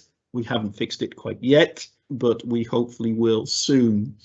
Okay, so our concerns then, point 5, relate to Station Road. So just to go back to that slide, it's this area that drains down here to Station Road, because there should be some ponds to collect that water, hold it and release it slowly. They're not there yet, and that's part of the issue that we've been facing. Okay, so that's the summary in regard to the drainage. Now, I know I've gone on quite a long time, but that is the main reason why Councillor Kellaway is concerned about these applications, and drainage is obviously one of the material considerations that Grant will be explaining about when he undertakes the rest of his presentation. So hopefully that's clear for all of the members, and you can appreciate the background to this drainage situation, which is slightly complicated, but I have tried to keep it as clear and as simple as possible. So I'm quite happy to sign off unless any members of committee have any questions they'd like to ask at the moment. Committee wish to ask any questions at the moment while the presentation's fresh in mind?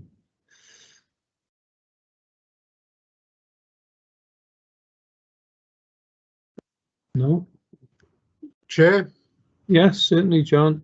Yeah, all I wanted to ask was in respect to the recent extremes of weather, and that development has been there a long time, has there been any flooding caused within the vicinity to anybody else? You know, the other houses around that area? Just one question. I don't know whether he's able to answer that. Yeah, hello. Yeah, it's Geraint Roberts. Yes, that was part of the problem. There was some flooding of some properties on Station Road at Christmas time. It was a period of very wet weather, as you'll remember, and it followed on from a period of prolonged wet weather, which meant that the ground was very wet. So there were problems in Llanwen village. It was an accumulation of factors that led to that flood event. It was a combination of things, because the drainage system by its nature is interconnected, and we subsequently found that there had been a series of issues which had all in combination led to these problems.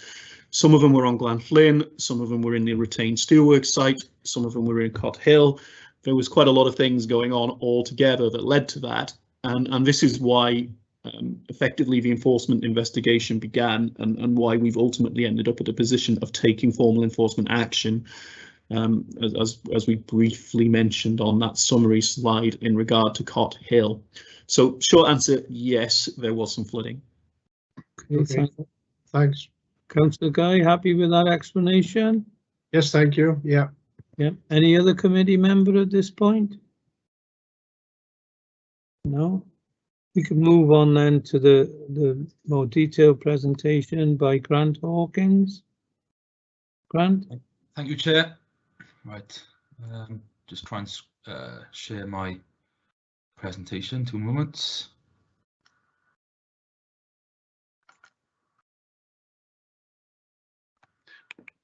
Yeah, it's up. Can we see that page with the reference number in the description, Chair? Yes, indeed, yes, yes. Fantastic. Right. Okay, so I'm very mindful that it's 1:15, and obviously we've still got one more application to listen to after this. So what I'm going to do is I'm going to try and summarise the key considerations for the application. Just run through things as quickly as I can without obviously jeopardising the quality of the presentation. Okay. And then, as per usual, more than happy to welcome any questions if there's any specific aspects that any member would like to discuss in greater detail at the end. Yeah. Can I just make a point, just for any public watching this? Of course. The committee members have received the detailed presentation of the report, and one would assume that everyone has read it. So then we revert back to what you just said, your presentation, please, now. Yeah, no problems. Yeah, so everything that I'll be touched upon here has had a full assessment as part of the officer's report, as you've mentioned, Chair, and obviously more than happy to discuss any aspects in a greater detail as necessary. Yeah. So the application is a reserved matters planning application for a 32 bedroom apartment block flatted development within the village centre area of the Llanwern development site. As I'm sure councillors will be aware, this is the wider master plan for the overall development of Llanwern development site. So the outline permission was granted, has been varied with the most recent permission in 2016. So this is the overall master plan document. All the red areas are effectively different parcels of development. What we're looking at today is this yellow area here. This is part of the village centre. So this has obviously all been arranged as all been agreed as part of the outline permission. There's 1,100 new homes, a new school, and some various other aspects within the site. But specifically today, we're just looking at the 32-bedroom apartment block, the landscaping, car parking, and associated access. So, I've gone too far, sorry. So this is just a very quick aerial image taken from Google Earth earlier 2021. So again, in yellow, just the area that we're looking at. Cot Hill running here. This is the south of the site. Phase 1's already completed. Phase 2 has been approved here and is currently under development. So what we're looking at is this parcel by here. As you can see, there's existing residential properties to the north of Cot Hill, and there's a more recent residential development here. This is the former Little Milton farm. The farmhouse is still in situ here, and then there's 5 new detached houses which have been recently built and occupied directly to the north of the site. So as we look, there's an image here taken from Cot Hill. So the apartment building will roughly drop in here. This is the main access to the development site, between the south and west, south and north of the development site. To the left-hand side here, this is where the apartment block would go. And again, another view from Cot Hill, just over here. We're dropping in about 10 to 15 metres behind this hedgerow. So the key considerations that have been looked at in full within the officer's report, first and foremost, look at the compliance with the approved indicative master plan documents and design code. So when the outline plan of permission was granted, it was granted with the conditions that the master plan and other documents relating to the master plan are conformed with as part of any reserved matters which come forward for the development parcels across the site.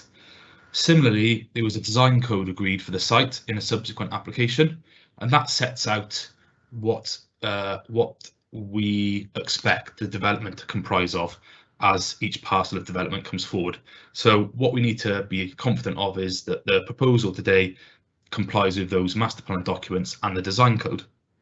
Moving on then, the other material considerations that are considered to be most relevant here is the design, appearance and the materials of the building and the general placemaking goals and targets that that are set out in national policy.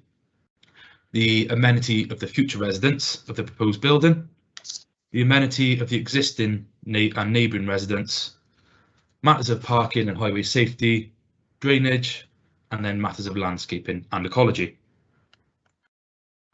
So this is a section of the proposed site plan. It may not be the most clearest of images, I'm afraid. However, what you can see here is the outline of the building. It's almost like an L shape, which creates sort of a courtyard area in here. We've got 32 parking spaces here. We've got an area of landscaping, which the next slide will show a little bit clearer. We've got some sort of amenity space and landscape in here. Grass verge area to the north. And this is the main highway network which links through the site. This has all been agreed in previous applications and is under the process of being constructed. So what we're also considering today is this access road by here, which links to the north of the main highway and how that links into the parking area. So next up, again, I'm not going to go through the proposed landscaping plan in great detail. However, what I can say is the landscape officer has been consulted on this application, and their initial comments requested some amendments to the landscaping of the site, both hard and soft landscaping. The applicant has gone away and resubmitted some plans, to address those considerations that were raised, and the landscape officer is satisfied with the proposal and has no objections in terms of the landscaping of the site. So again, you can see there's tree planting, hedgerow planting, amenity grass and lawn space being provided. There's a rainwater garden which will come into the drainage strategy for the scheme, which runs alongside the highway here. So in terms of landscaping, we're satisfied that the proposal will provide a pleasant and sufficiently landscaped area. We've got some ground floor, first floor and second floor plans here. Obviously the building is over 3 stories.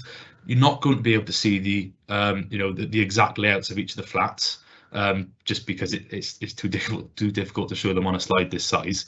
But what we can confirm is that there's a central corridor which runs over each ground and first and second floor level. There's access at ground floor which enters the communal area. There's a central corridor which all of these flats are based around. Each flat is DQR compliant. Obviously, this is an 100% affordable development scheme, and this will be passed over to POBL as the RSL once it is completed. So Redrow will pass it over. So it's obviously imperative that DQR requirements are met, which the applicant has confirmed that they are. In terms of the layout, all of the habitable rooms are either outward facing or inward facing and are served by large windows. They've got good access to daylight and ventilation. The layout is considered to be acceptable. They're quite spacious, and generally speaking, they offer a high quality of amenity for future residents. Some of the individual flats fall slightly short of the desired standards as set out in our own SPG for new buildings, for new dwellings even, sorry. However, once we've balanced out the layout, the other amenity opportunities, we're satisfied that they will provide a high level of residential amenity for future occupiers. Moving on from that point, the site and building proposed is here. We've got the highway, and then over here what we have got is a redirected public right-of-way which runs all the way from the south to the north of the site, beyond beyond Cot Hill, so to the north, the northern development section which is cut off on this image. That forms part of a green corridor which will run through the entire site and will provide active travel opportunities for residents, recreational values. There's a locally equipped area of play here, green space and amenity areas. These have all been agreed as part of the previous applications which have come in, but what I was just trying to do here was just highlight the proximity of the site and how accessible it is to actually get straight into these recreational benefits for residents, which all contributes to good placemaking, sorry, and recreational facilities for local residents to utilise. So if we now move on to the design of the scheme. So I mentioned earlier that the design code has previously been agreed as part of the a conditional discharge for the outline consent. So the design code, part of the design code is, this is quite a large document, but one of the specific sections of the design code states that key buildings should be looking at using or incorporating one or more of the following bullet points. So what we're trying to do is these buildings, which are very prominent, publicly located within the development, should be of high quality in order to make a strong contribution to the local visual amenity. So what we're looking at there is use of contrasting walling or roofing material, projection of the building line forward of the established building line, increase in height above the surrounding areas, distinctive roof lines, creative use of architectural features such as bay windows, entrances and decorative details. So obviously what we're trying to achieve is a high quality development in these publicly prominent locations. The site, as you would have seen on some of the earlier slides with the layout, is located on the corner of Cot Hill and one of the main highway network routes through the site, so it is considered to be a key building. So here we have a 3D isometric image of the proposed building. Now this is the inside elevation, which will be facing the courtyard area and facing in towards the future retail sort of area of the village centre for the scheme.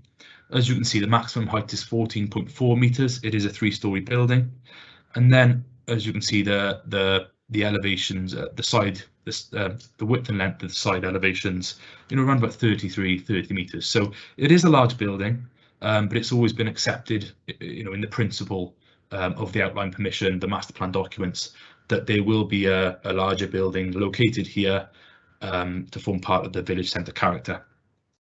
So I'm going to move on now to the scale drawings, obviously the 2-dimensional drawings. What they show here is the scale and elevation addressing the main road, which is this elevation here. This will face onto the main road network through the site, facing towards that public right-of-way, which I mentioned in one of the earlier slides, over that green space that overlooks the green space and the highway. So the main this elevation has been raised in order to create a strong frontage and focal point along this prominent elevation. The raised gables, as you can see here, and steep pitches have been used on the outward facing elevations, which is this elevation, and then facing onto Cot Road is also this elevation here, which create a rhythm and interest on this corner location, whilst emphasising the verticality. Now you may recall from the design code that we're looking to try and increase the scale and the appearance of these prominent buildings so that they stand out as sort of focal points within the development scheme. The layout has been designed so that habitable rooms overlook and interact with the public realm, whilst the proposal acts as a corner turner. The 2-storey window arrangements, which you will see over here, add to the vertical emphasis within the raised gables, creating an increase in scale and desire, which is desired within the design code for key buildings. Throughout the course of the application, the materials have been a key aspect of obtaining a high standard of development, and where we are now in terms of presenting the scheme to you, and where we started off are slightly different in terms of materials. What we originally were presented with was sort of standard render materials, sort of typical materials that you would just expect to see in the urban environment, whereas what we were really trying to achieve for this key building was something a bit more innovative, something a little bit different. So what we've negotiated is metal standing seam roof, metal standing seam cladding on some of the higher, the first and second floor, along with a timber slat cladding on the first and second floor. What we have maintained at ground floor for uniformity is a rendered plinth. So all the way around the building at ground floor level, there's a uniform rendered plinth, and then there's a mix of materials which sort of break up the scale and the massing of the elevation. The next slide looks at some precedent imagery that we've been presented by the applicant and the architects in terms of trying to visualize how the building will actually look. So this first photo here is Lessons House. This won many architectural awards for its design, but what this sort of is trying to show us here is the ground floor rendered plinth and how this will work with the standing seam clad elevations, how that treatment will adjoin, just to give sort of an indicative, I suppose, an idea of what the intentions of that will look like. The other two images are looking at the wooden slat timber timber materials. So we'll just flip back to this one. You can see sort of the lighter grey here is the timber slat cladding, whereas the greyer, dark grey materials would be the standing seam. So as you can see at first and second floor, there's quite a nice mix of different materials, which adds to the architectural detailing and sort of appearance of the elevation, which is a little bit unique, a little bit different. I'm not sure there's sort of any other schemes in Newport I can think of whereby they've sort of paired these two materials together.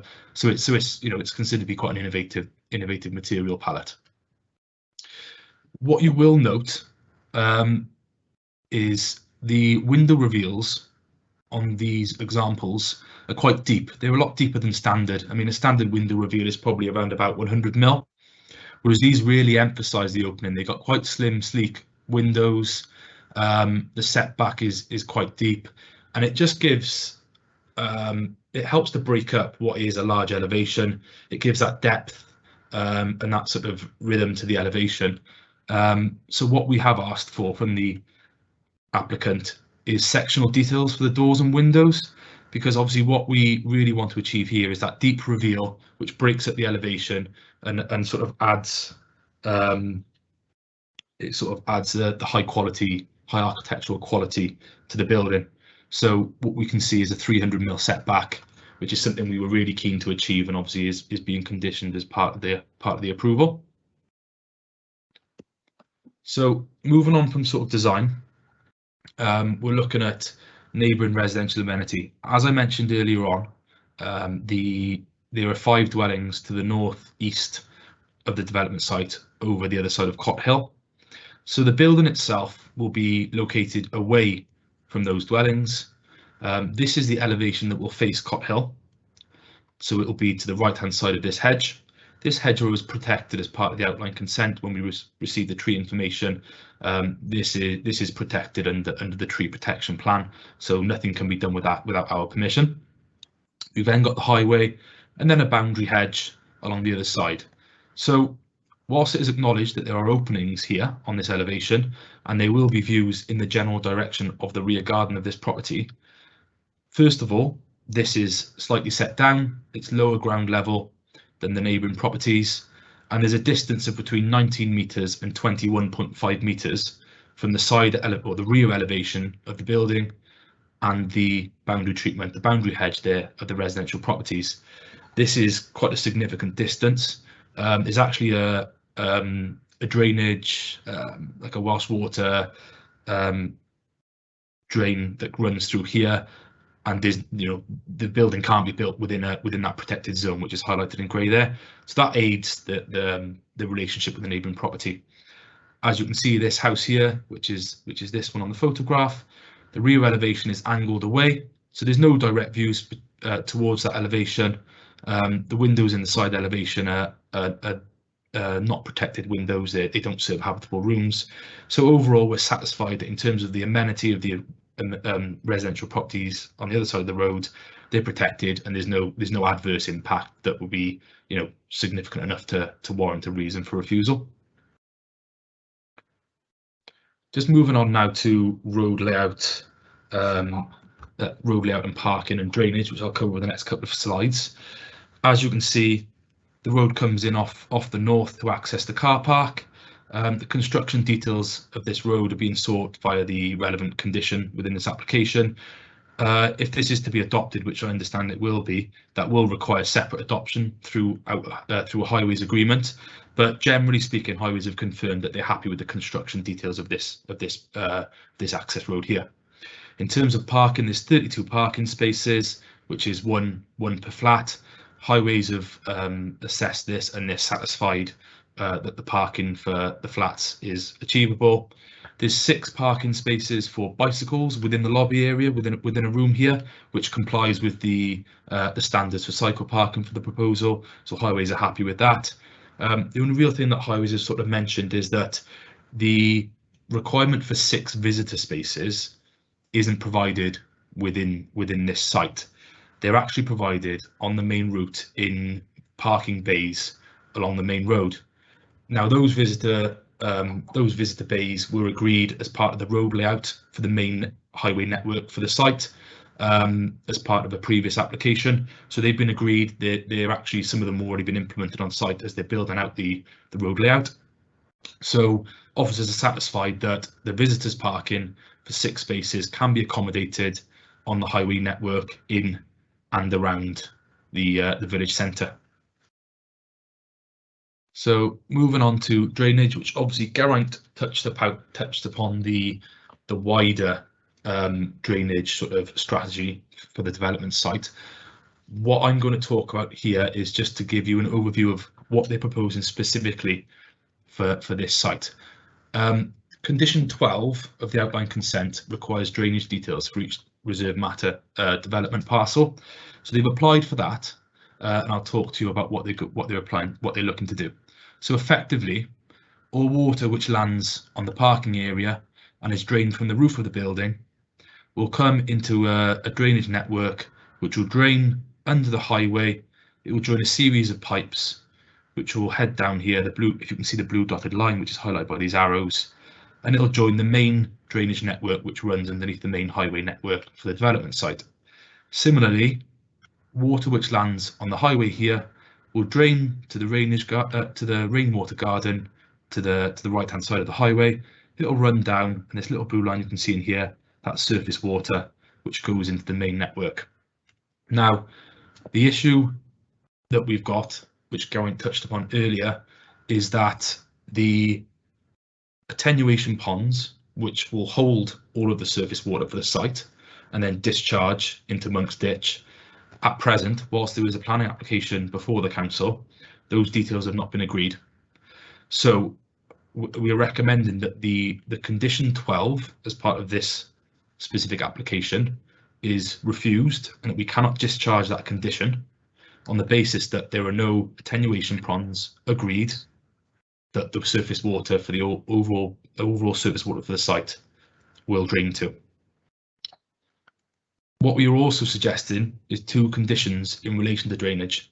Now, these conditions have been, sorry, I should mention that in principle, what they are proposing here in terms of the surface water going to the highway network and linking into the wider drainage network, in principle, that's acceptable. It's just that we don't have the attenuation ponds agreed.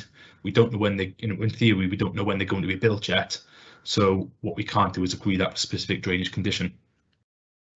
However, we appreciate that the developer will want to obviously develop what they hopefully will get permission for. So what we have suggested is 2 conditions. The first condition is details to be submitted to the local planning authority prior to construction, which look at the management of the surface water during the construction of this specific phase. So that will be via a discharge of conditions application, and we will have to agree that we're satisfied with the management of surface water during the construction phase of this building and the associated works. The second condition, which we are proposing to the committee, is that no hard surfaces can be provided on this specific development parcel until the attenuation ponds have been agreed. Bearing in mind there is an application currently in with the council. Not only they agreed, we would want to know details of who the confirmed contractor is for those attenuation ponds, and we would also want to know the timescales for their completion. Then once we've got all that information and we're happy with that, we would discharge this condition. Then we would be happy for the provision of hard surfaces to be laid on site. So those are 2 conditions really that we would like to, well, we're recommending for the approval in order to protect the public interests in terms of drainage and flooding. So we'll just give an overall summary of the scheme. Appreciate I've gone through everything, fairly quickly, but as I said, we can discuss anything as necessary. So the scheme will provide 32 affordable housing apartments, which is much needed, and will contribute towards the requirement of 20% of the overall development at Lamworth development site to be affordable housing. The scheme has been assessed and complies with the principles, parameters and objectives of the master plan documents. The scheme is considered to be of a high design quality and architectural detail, including the use of innovative materials in line with the requirements of the design code. The scheme has good links to green space and future commercial and retail provision within the village centre, which satisfies the requirements for good placemaking. The scheme provides a satisfactory level of amenity for future residents and existing residents. Vehicle and cycle parking provision is considered to be acceptable, and whilst there are clearly drainage issues on the wider site, the council is taking the relevant action to remedy this with the developer, and the suggested conditions offer an acceptable level of control which serves the public interest. The final slide is just our recommendation. So first and foremost, we're recommending that the overall reserve matters is approved with conditions. And then insofar as the application relates to these conditions which are being sought for discharge, the information is acceptable and we can recommend approval. However, in relation to condition 12, because the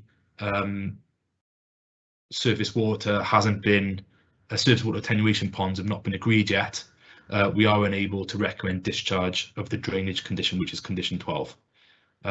That's everything. Thank you very much. And yeah, I'd like to welcome any questions you may have. Thank you, Grant, very much. There's public speakers now. If I could call on Mr. Richard Keogh, Redrow Homes Limited. Good afternoon, all. Can you hear and see me okay? Yes, I can see you. Thank you. Excellent, thank you. So, yeah, my name's Richard Keogh. I'm the Regional Technical Director for Redrow Homes. I'm going to change the sequence of what I intended to talk about this afternoon, just to pick up on a couple of points that I think need to be added to what's been said to date in terms of the drainage. So in terms of the application we're considering this afternoon, obviously we're really pleased with the recommendation that Grant's put forward. We've worked closely with the planning officers and also with Pobble Housing Association to come up with this scheme, which, you know, as been noted, totally accords with everything in the outline planning permission for the site. So as I say, we're very pleased to receive that recommendation. But in terms of the drainage points, if we sort of rewind to what Geraint Roberts sort of outlined earlier, what was failed or what wasn't mentioned there was back in 2018, under the terms of the Section 106 agreement, Redrow Homes paid Newport Council £189,000 to upgrade the Station Road drainage. So as Geraint explained, there are two drainage outfalls, one to Monk's Ditch and one to Llanwern Ditch. So the one to Llanwern Ditch is via a drain in Station Road owned by the council. We paid the contribution back in 2018, but unfortunately the upgrade works still haven't been completed by the council. We've got a legal right to connect into that drain as part of the planning permission, but unfortunately we're unable to at the moment. And the issue we have with that, or that we've all suffered with that, the residents of Llanwern Village and ourselves, is that there's nowhere for our site to discharge water, surface water from that Station Road side. And I was a bit concerned that that wasn't set out in the explanation earlier. We paid for that work to be done, but we have no drainage outfall on Station Road. So the current situation is that we've been working with officers since March this year. We've set out a time frame for us to deliver the attenuation ponds, the strategic drainage infrastructure across the site, and for us to go ahead and do the upgrade works on behalf of the council in Station Road. We've explained our timeframes for doing that since March, as I mentioned. We've signed a construction contract, £3 million construction contract with Walters Group, who are currently on site undertaking the works that we do have a consent for. The surface water ponds we await planning consent for. They've been designed in accordance with an already partially discharged design for the site, which is part of the outline planning consent for it. And we're just, given the communication that we've had since March, we're extremely disappointed that we still haven't got planning permission for them now. We have set out the timeframes for implementing all of these works, and it's imperative to not only us but also the residents of Llanwern Village that these works are completed before the next winter. Time is ebbing away here now. As I said, we advised the council officers that we would be in a position to commence those works in June. Obviously we're in July now. We have commenced some of the temporary works there, but we do need those planning permissions through. You know, as I said, we were disappointed that, you know, that wasn't the £189,000 contribution wasn't highlighted in the explanation as to why there was a flooding incident earlier this year. So I think Redrow do accept the responsibility for not getting elements of the infrastructure drainage in by now, but I think council also need to take some responsibility for their failure to deliver it. The positive is now we have someone on site. The works are ready to be completed. All we need are the outstanding approvals through from Newport officers, and once they're in place, we can deliver the drainage infrastructure works, you know, ahead of the next winter season. Thank you very much for your time, and I look forward to answering any questions you may have. Thank you. Thank you very much, Mr. Keel. It's not a question of you answering any questions we put to you. You have your presentation. That's the protocol. We listen and then we consider and then we move forward from there. The next speaker is the local ward councillor, Councillor Kellaway. Thank you, Mr. Keel.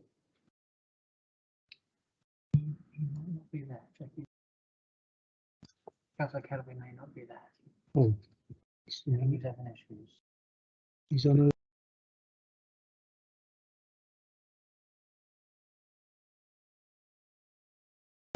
yeah.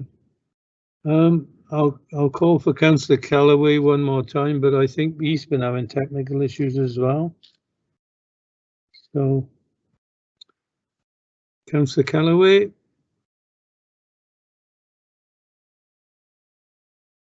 No. Okay, then I'll have to move on now then to committee. Councillor Guy, you've indicated, then Councillor Jordan, then Councillor Routley. So Councillor Guy first, thank you.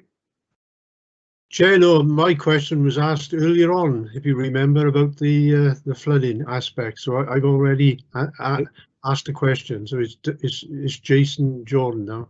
Okay, Councillor Jason Jordan. Yeah, cheers, Chair. Putting for a quick question for Grant. It just seems to me lately that every application we get with apartments at the moment, we're getting the sizes of the rooms. A few of them are smaller than what they should be. How many of the rooms are the 32 apartments are actually smaller than the others? In please. Can you the last part of your question then, Councillor? Smaller than the other? Yeah, at the moment, most of the last application we had in we've had a smaller room sizes of the applications. I want to know how many of these 32 rooms are smaller than the adequate size they should be. Okay. Bear with me, Councillor. I'm just checking through my officer report to see if I've got those figures. Let's have a look. Well, if we move on, we'll come back to you, Councillor Jordan. Yeah, shall I have a look whilst? Yeah. Yeah, that's fine. Give him a bit of time. Councillor Routley, please. Thank you, Mr. Chairman. Don't say it was the same question. No, Chairman, it's something completely different. It's okay. Basically, I'm alarmed at what I hear here this afternoon. In 2006, 2007, when the applications Falkland Inn and Cot Hill area was first passed, there was an agreement that all drainage would be in place and everything would be working accordingly. This was the agreement with planning, and everybody around there actually understood this. Fast forward, we're all aware of the 23rd of December. We had mass flooding from the Llanwern ward. There was furniture floating around on Glanlyn in the backyards there. Langstone itself was flooded, and it was due to blockages and draining issues resulting from the lack of drainage from all areas that had been developed. This failure is still in place. We haven't got the drainage system that was promised in place.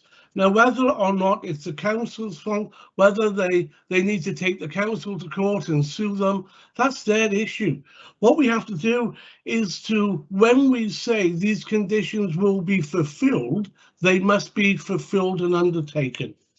I'd like to take this opportunity to add to Grant's amendments, to add to his amendments, and that there's no work be undertaken until all the outstanding drainage issues be fulfilled and resolved.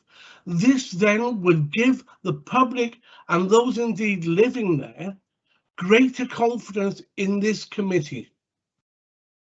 We just can't keep going on. These are the same people that have the outstanding draining issues, and according to our planners, they still are outstanding.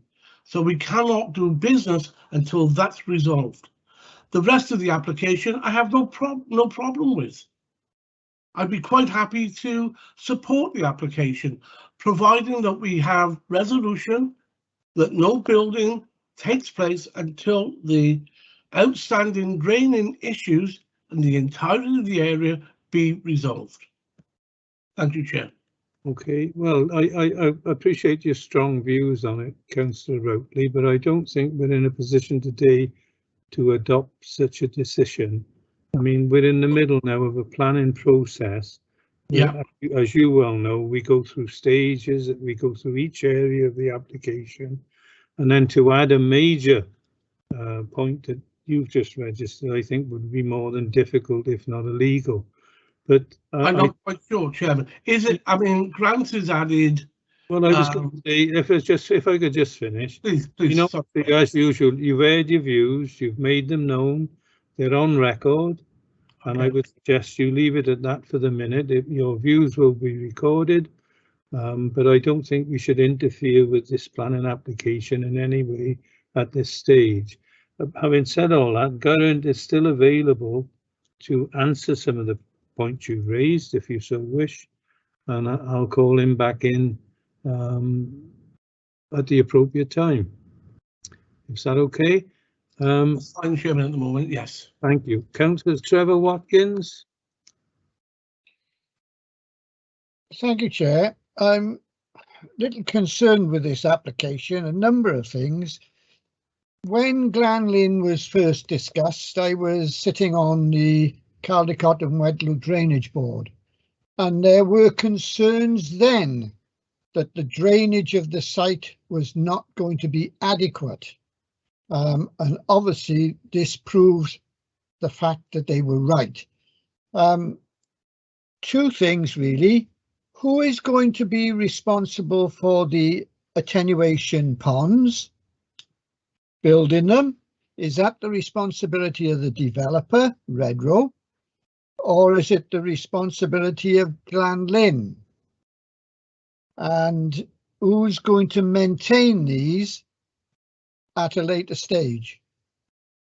Thank you. Okay, thank you, Councillor Watkins.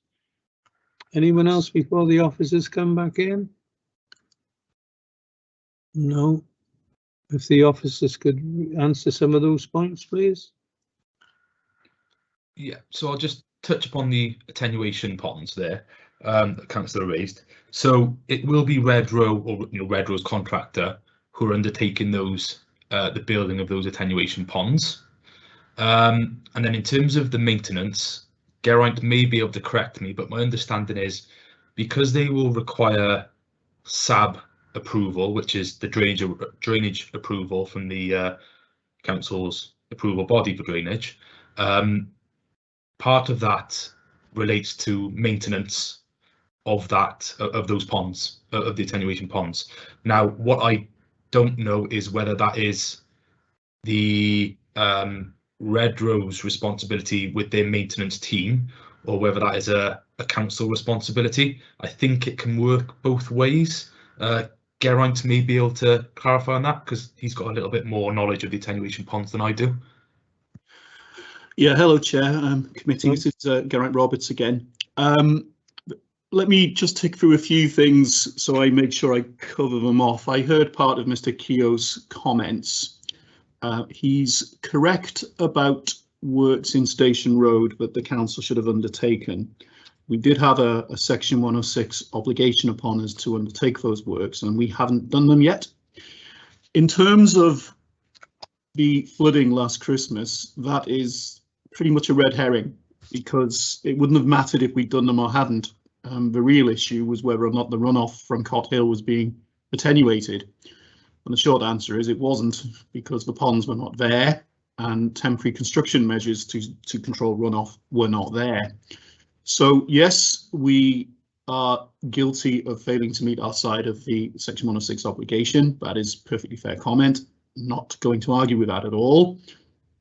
Don't think that was determinative in causing a flooding event. I think this is a bit of, you know, to me, to you, in terms of pushing the blame around. The bottom line is Redrow should have provided attenuation for surface waters on that site before phase 2 was occupied. They haven't done it. And they haven't provided a permanent foul solution either. They just haven't done it. And that is why we've served breach of condition notices upon them. The breach of condition notice that we've served effectively does what Councillor Routley asked for. It basically says they cannot develop any more of a site until they have done it. It is a very stringent control. So there wouldn't be a necessity to add that condition to Grant's application, because in effect, formal enforcement by the council, formal enforcement action by the council already achieves that. We've already done it in effect. So there is no slack really for Redrow on this occasion. We can approve this scheme. We can't build it yet because they still haven't sorted out their drainage. Now, as members of the planning committee, you'll appreciate that applicants make applications and the council as a planning authority gives or does not give permission. They don't demand it as of a right. There are issues with this application, and if we were in a position to approve it, we very certainly would have done. We haven't because there are issues which we've asked them to address, which they haven't. So just to be clear on that point.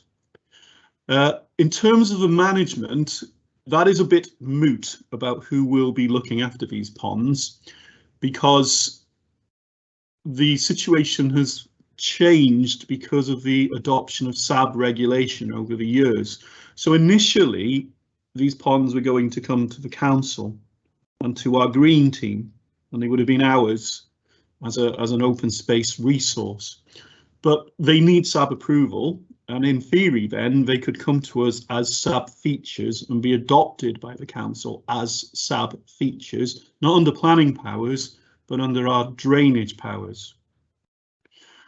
Or Redrow could keep them and set up a private management company which could maintain them. So exactly how they will be maintained is not yet entirely clear, but what I can say is somebody will control them and somebody will be responsible.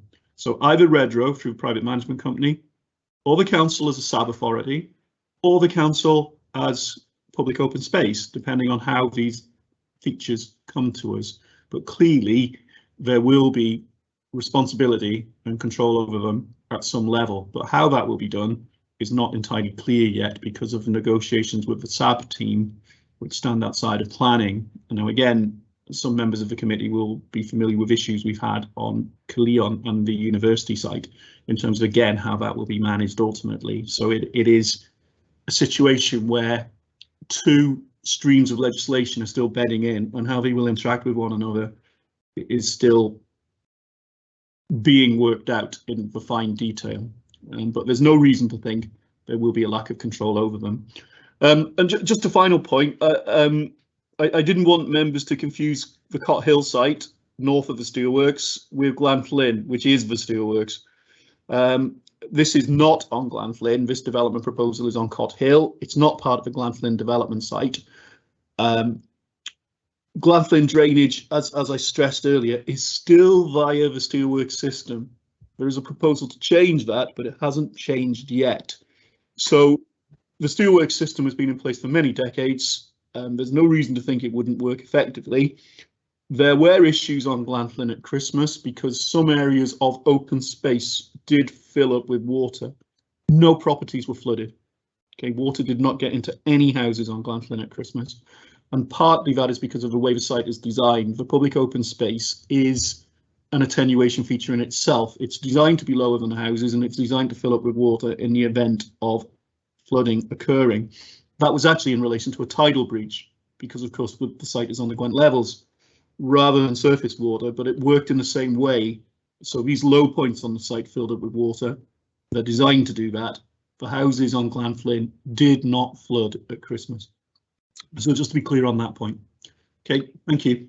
Okay, thank you both. And Councillor Watkins, a pertinent question from you as always. But could I just say, I don't think we're going to solve all these flooding problems and resolve them today. And really, they're not part. They are part of this application. Sorry, but they shouldn't be a determining factor. It's obvious that our planning department is in deep discussion and ongoing discussion with the developers. Where both sides are aware of problems, and I think both sides are working towards trying to resolve those problems. I mean, all I can suggest that you consider, the recommendation is that we part approve with conditions and part refuse. And I think that is what we should concentrate our minds on. We know what officers are refusing on, we know what the developer has stated, and let the ongoing negotiations take place. Comments on that, please, because I can only point. I'm happy, Chairman, with that. When I said that houses in Glanlyn, it was their back gardens that flooded and that there was furniture floating around there. I'm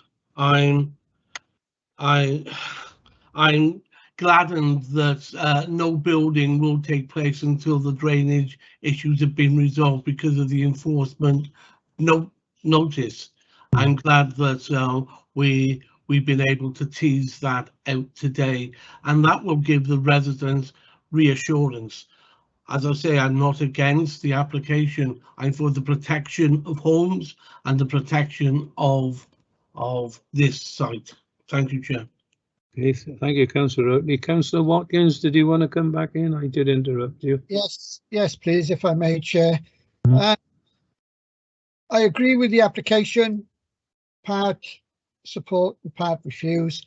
But what concerns me is the drainage system of Glanlyn. Doesn't the Cot Hill Farm development run into the Glanlyn drainage system?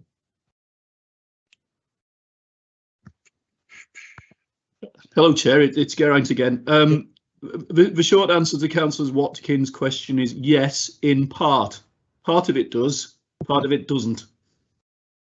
Is it the one which we're talking about now, the phase 2? Or yes, yes, it is. It's the part we're talking about now. So what concerns me is the fact that Glanlyn hasn't developed the drainage system which they're supposed to have done. Okay, I understand that the steelwork system which they have at the moment is adequate, but what concerns me when the development of phase 2 and the rest of the development is it's not going to be adequate for the whole of the Glanlyn development and this Cot Hill Farm. The modelling for the drainage solution on Glanlyn was predicated on inflows from the north. The engineers who designed it always knew that a certain amount of water flows in from the north onto the Glanlyn site. So that was taken into account when the system was designed. They already understood it. So they effectively ensured that the channels they were providing to replace the culverts, the storage areas, which as I say were actually aimed at storing water from a tidal flood rather than a surface water flood, that they were sufficient to accommodate this surplus water if there was ever a need. And in effect, they were reliant upon the steelwork system initially. There was a major reworking of that principle back in 2016, where they said, well, instead of pumping through the steelwork system, we'll pump to the Monk's Ditch. Now, that basically isn't happening yet because they haven't got all of their approvals in place. So in effect, they are still using the steelwork system, which was modelled back in 2006 when the application came in, as being sufficient. And that model included these inflows from the north. Of course, the difficulty might arise if these inflows from the north were to increase. Now, they were never meant to, because of course Cot Hill was supposed to attenuate their runoff. The problem is they haven't, or at least not yet. Okay, so we can't really make it Glanlyn's problem because they haven't done anything.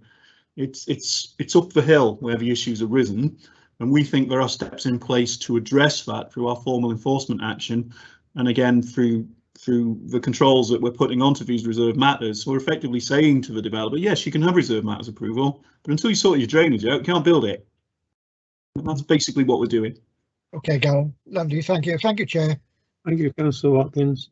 Right, to move progress then, the recommendation is part approved with conditions, part refused. Excuse me, Chair. You haven't answered my question. Yeah, I was going to say, can I just go back to It's been a long day, Jason. It has been. It's about to get longer. I'll try and keep it brief. Yeah. The very short answer, Councillor, is I can't tell you the exact number of units which are less than desired, because I don't have that information. Without short of measuring the units again off my plan, which I previously did to come to my assessment, I haven't noted that in my report, so apologies for that. However, what I can tell you is that this building will be passed over to the RSL, which is Pobble. In order for Pobble to get their funding and develop that, they have to meet the development quality requirements, which the DQR requirements. So any social landlord has to meet those requirements. The issue that arises is the DQR compliance are X, and our desired floor space as part of our own supplementary planning guidance is Y, and it's slightly more than what DQR say. So this often comes up on affordable housing schemes, whereby the building is designed to the DQR size, whereas our supplementary planning guidance is slightly larger. But it is a desired floor space from our point of view as part of the guidance document. It's a guidance document. It is a desire that they're of a certain size. What is more compelling is that they meet the DQR standards, which is nationally recognised as being an acceptable standard for rented social landlords and their developments. So hopefully that gives you a little bit of a... What size is that? For a 1-bedroom flat, it's 50 square metres, and for a 2-bedroom flat, it's 65 square metres. And that's so what we've got here is 26 1-bedroom flats and 6 2-bedroom flats as part of this scheme. And that's our guidance, is it, of 50 square metres? Our guidance is 50 square metres and 65 square metres. And what about the other side, the X side? You're testing me now. Give me 2 seconds. And also, you know, with that, is it with the open space outside? Is that adequate enough then for those? Yeah. So how we've come to our conclusion, how I've come to the conclusion that the overall residential amenity offered is acceptable, is by looking at the floor space, but not only the floor space, the layout. So the habitable rooms, such as the bedrooms, the living areas, they're all served by large windows. You know, they get sufficient light, ventilation, and sort of surveillance, I suppose, outside, outside views that create a pleasant level of amenity. There is then proposed, there's 5 benches proposed within the development parcel that we've conditioned that have to be put in before first occupation of the building. They're centred around a smaller amenity lawn, so there's a direct benefit there for residents.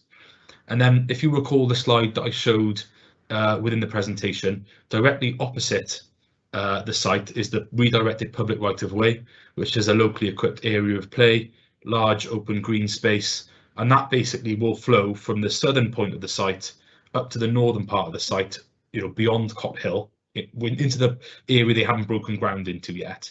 And effectively, as part of the design code and the outline permission, that will be a green corridor. So there'll be a network of public rights of ways running through there, which will allow residents to utilise as a recreational benefit, which sort of all ties into placemaking and recreational and amenity positives for the scheme. Okay, mate, cheers. All right. Okay. If I could concentrate the minds then. The recommendation is part approved with conditions, part refused. Is someone prepared to recommend that and second it, please? Yeah, I'll recommend that, Chair. And I'll second it. Thank you very much, and thank you, officers, for your intense input, and thank you, committee, for your intense questioning. Pamela?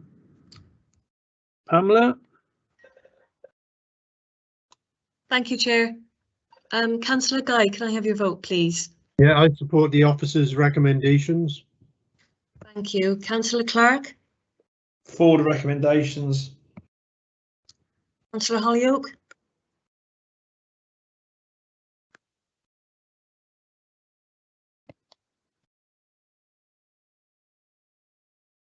Councillor Holyoke. I'll come back in a moment. Councillor Watkins. For the officer's recommendation. Councillor Routley. For the recommendations.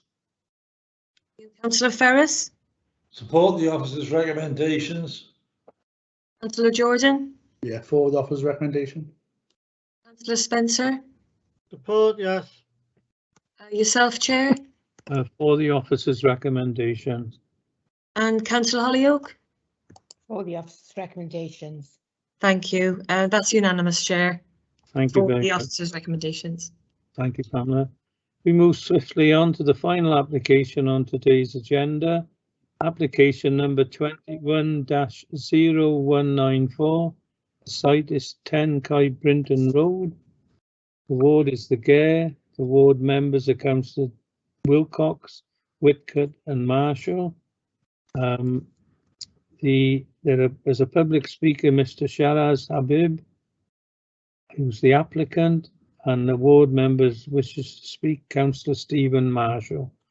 Presenting officer is Stephen Williams. Over to you, Stephen. Thank you, Chair. Afternoon, everyone. I'll just share my screen.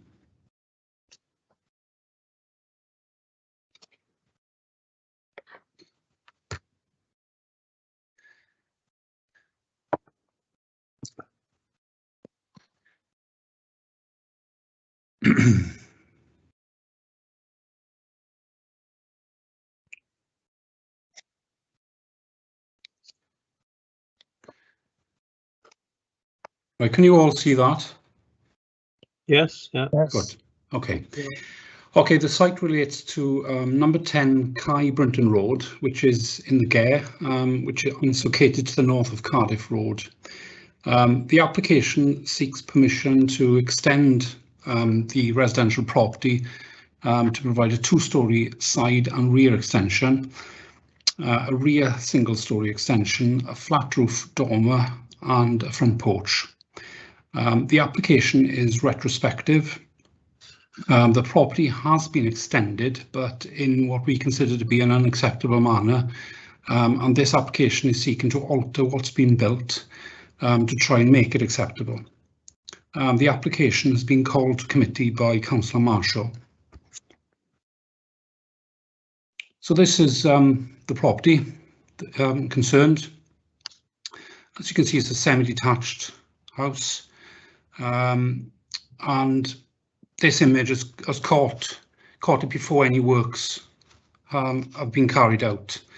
So you can see that there was some sort of two-storey extension that pre-existed the works that we're going to be discussing today.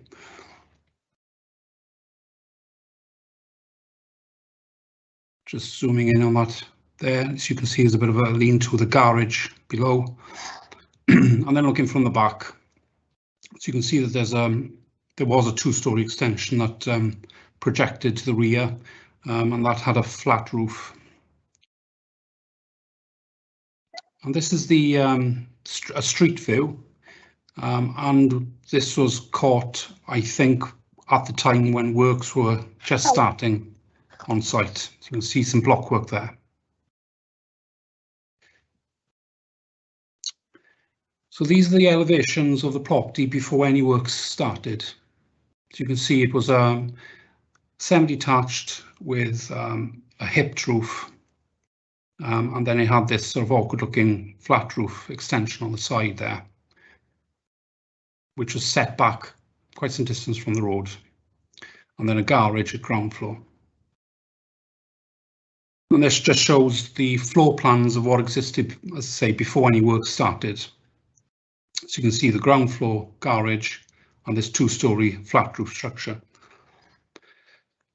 So back in 2016, they came in with a planning application, 2016-1017, and that sought to construct a two-storey extension on the side, and that would extend to the rear as well.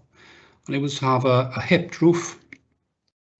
It was going to be set back from the front elevation by over 1 metre, and you can see it was set back at roof level as well and set down from the ridge. So it's got this subordinate appearance. It's got a hipped roof to match the existing. It's set back, and it's SPG compliant, and a perfectly acceptable design. It also had a proposal to construct this little porch on the side there, just like a sort of a lean-to roof. So we granted planning permission for that. Yeah, it also proposed a flat roof extension on the rear as well there. You'll notice on the back there was no proposal to construct a dormer. It was just velux roof lights. However, what was built wasn't in accordance with the plans. So this is what was built. So ground floor, you had a single story that was flush with the front elevation, wasn't set back.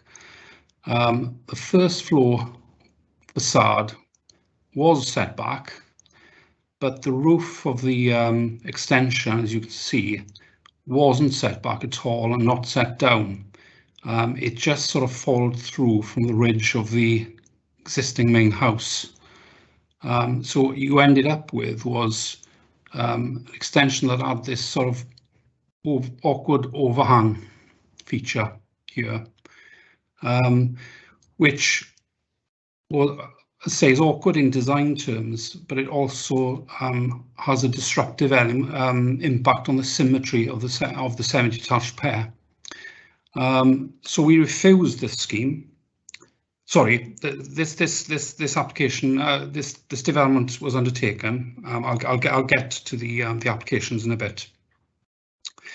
But I'll just show you what was built on the back as well. So the ground floor extension was built, and that was pretty much in accordance with what had been approved. But they also proposed a dormer extension on the roof as well, which extended over to the two-storey extension. That wasn't on the previous plan, so this was unauthorised as well.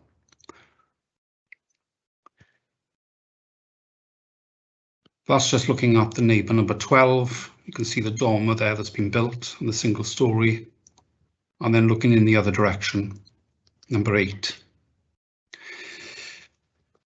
So as I say, that they built the extension not in accordance with the plans.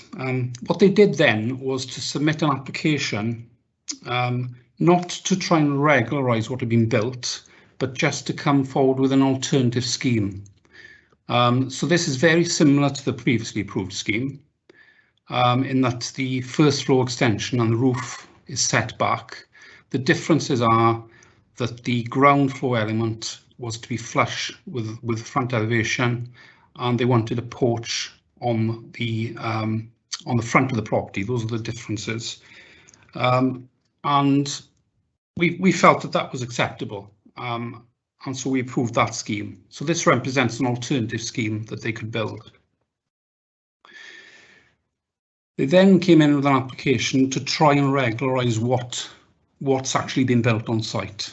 So you can see the extension there, set back only at first floor with this sort of roof overhang here, and then the dormer on the back as well. So they were seeking to get permission for what they built. Now this we felt was unacceptable, and so we refused it on design grounds. They went then to appeal to the planning inspectorate, but the appeal was dismissed. Effectively, the planning inspector agreed with the council that the scheme that had been built was not acceptable on design grounds. They then came in with another application,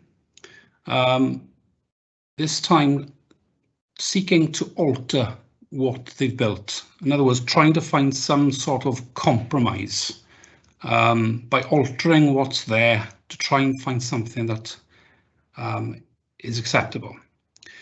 And you'll notice what they are seeking to do is to alter the roof structure. So the first floor is as per built and as is the ground floor. But they're proposing that they would set back the roof. So you'd have this sort of structure. But the difference between this and the previously approved scheme that we were happy with is that they are seeking to retain a gable feature on the main house and not have it hipped. And the reason they want to do this is because there's a stairwell that's been built here. And so to retain or revert back to the hip would mean tearing out the internal staircase.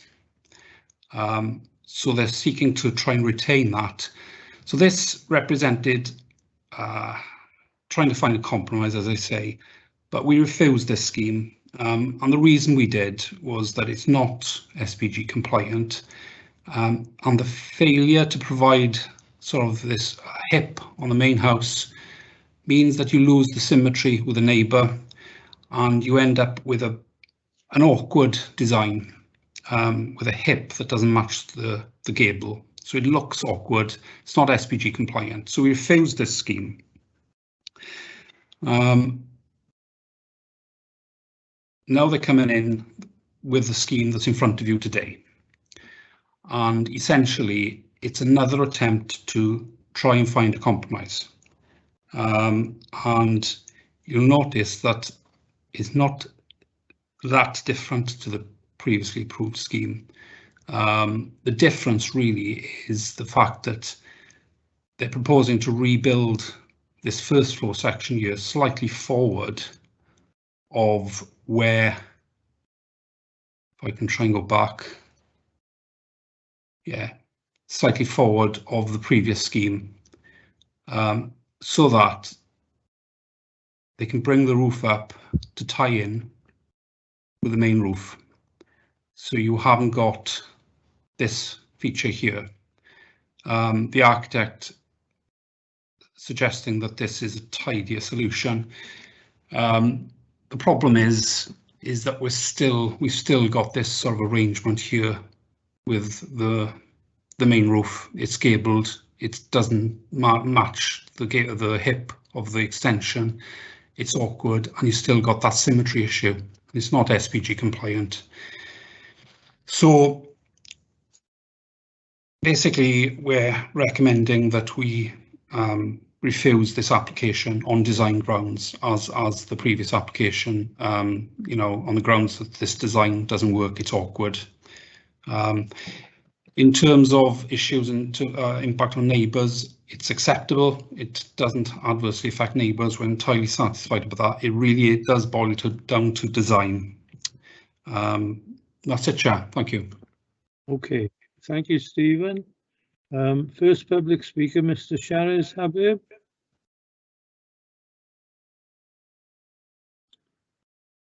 Is he present, Anne? Public speaker.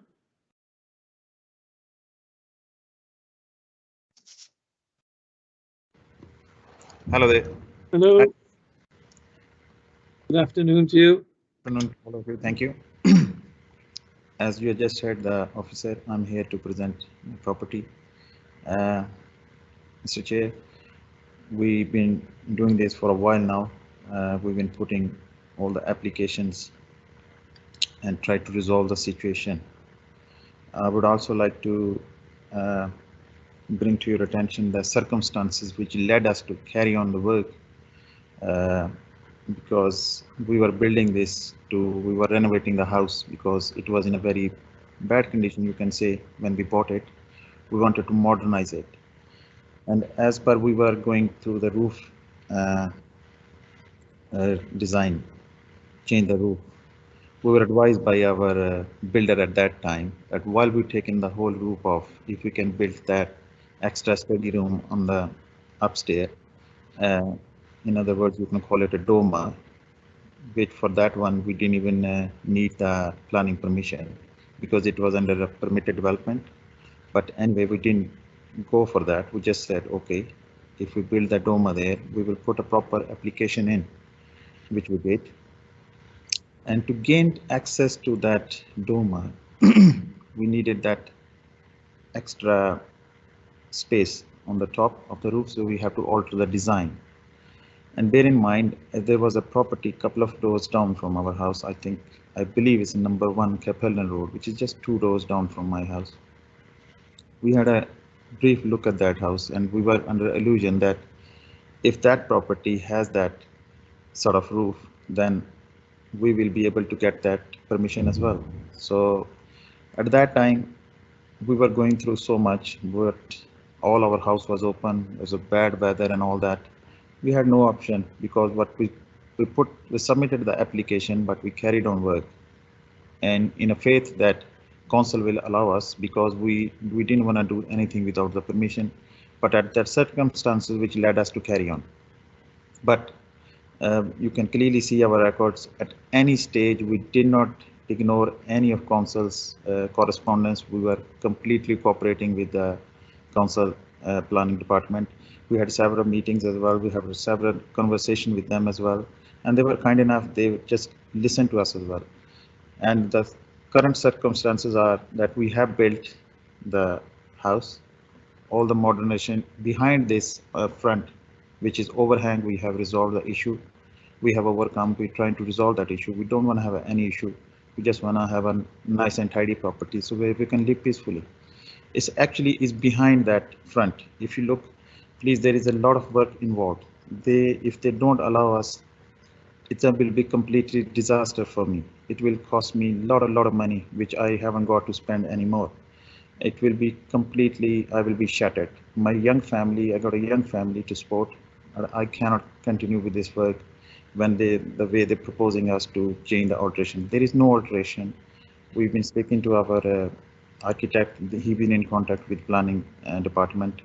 So with the complete resolution, we had a meeting with them as well, with our councillor. He was kind enough to arrange a meeting before we submitted this proposal. So we came to the best solution. So I request the committee, I'm in front of the committee today, to kindly look at it very generously, because it will support my young family. Otherwise it will be completely a disaster for my family. So on a personal basis, I request you to kindly look into this application very generously, Mr. Chair. Thank you very much. Thank you very much, Mr. Habib. Councillor Stephen Marshall.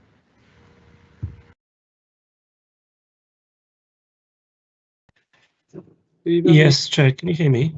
Yes, we can see you and hear you. That's great. Thank you, Chair. And thank you, colleagues, for hearing us today. So if it goes quiet, I apologise. I am at the vaccination centre volunteering at the moment, so please tell me if I go out. But thank you for listening to this application today. And as noted, I am here in support in favour of Mr. Habib's proposed application at number 10 Kai Brinton Road. Now, this application before you today has come from work undertaken trying to tackle a number of concerns, as you've already just heard, which have been refused there, and tried to compromise on these. Now, the application today reduces the over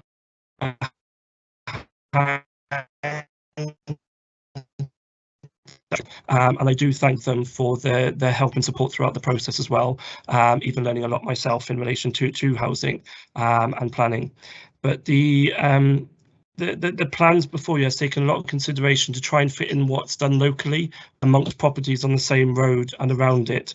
That's trying to keep in with the main character of the actual area that the property is in, of Kai Brinton Road and Kai Perlin Road, where they meet, of where Mr. Habib resides at 10 Kai Brinton. The majority of the proposed works is towards the rear of the property, and obviously, as heard, there's no other concerns about light or privacy of those locally, including those that are adjacent to that property at number 12.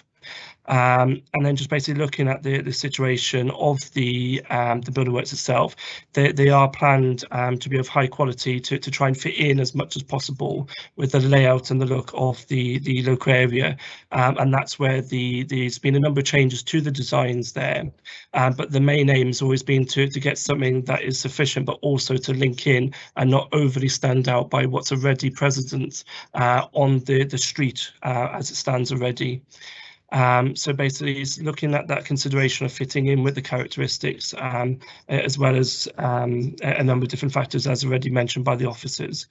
Now, the plan before you, the committee today, has taken, as I said, that inspiration and looked at various other properties, as Mr. Habib has just reiterated to yourselves now, and believe within the wider context and the general environment locally, the plans would not be out of place. I think it's just this complication of the symmetry between the ones there, and that's where we looked at the inspiration of other properties where it has been done and where the symmetry is basically in the same kind of situation as us, on this basis that we look for in the application today. So to sum up, I just kindly ask the committee to look and review, but hope to decide in favour of the plans as you heard today, and looking at the compromises that has been tried to look to rectify it, and bearing on the fact as well, it doesn't necessarily stand out on the true character of the whole area between Caerbrint and Caerpurlen area, and looking at inspiration of what's already been present and the set precedents on the road already. And that's me, and I thank the chair and also the committee members and the officers again. Thank you. Thank you, Councillor Marshall. Thank you. Committee.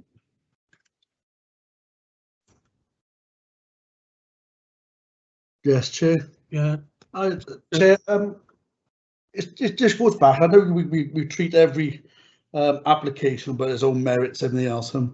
We went back to the first application and everything else where they've put something in place and haven't had proper planning permission in place. Do you mean for it? It's exactly the same with this application. Oh, yes, I know he has put applications in, but carried on with the work anyway. You know, wouldn't it be really better if he actually done the application first before he done the work? Because this puts us in a very, very particular area really, because we're allowed to have the work done without having proper planning permission. Okay, made your point. Councillor Rotley. Thank you, Chair. I concur with what Jason said, but also I'm interested in what the officer said, and he outlined there's no objections from neighbours. It's not sort of overpowering or overseeing next door neighbours' properties, and so there's no objections there. He said it was purely on design. You know, design is in the eye of the beholder. I mean, what I think is nice, you may say no. What you think is nice, I may say no. Can we actually turn something down just because we don't like the design?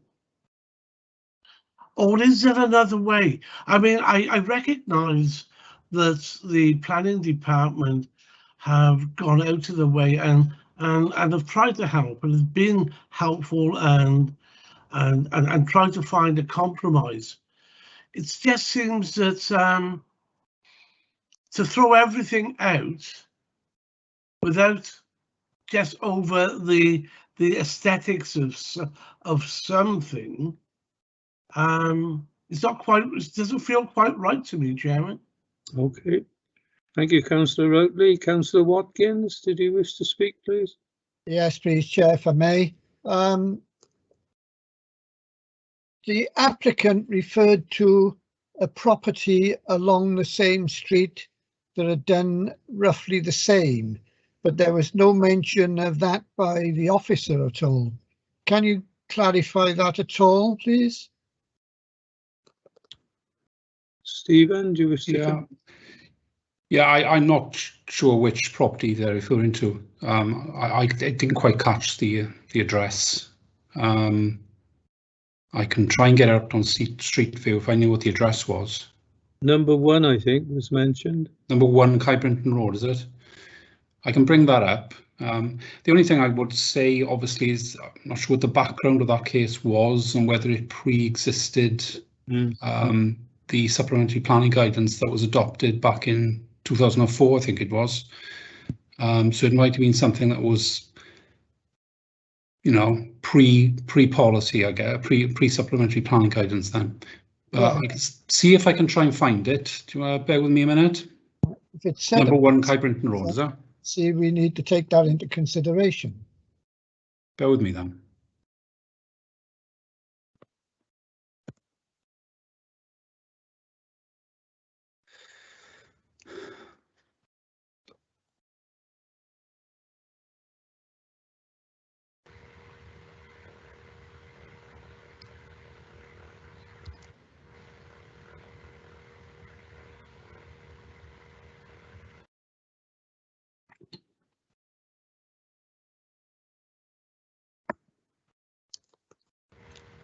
Can I say number 1, Capellan Road, please? Okay. Kai Perlan Road? Yes. Ah, sorry, I thought it was Kai Brinton Road. Okay, bear with me then. Thank you. Yes, Steve, sorry, it's Councillor Marshall. It's where the junction of Kai Brinton meets Kai Perlan. Okay.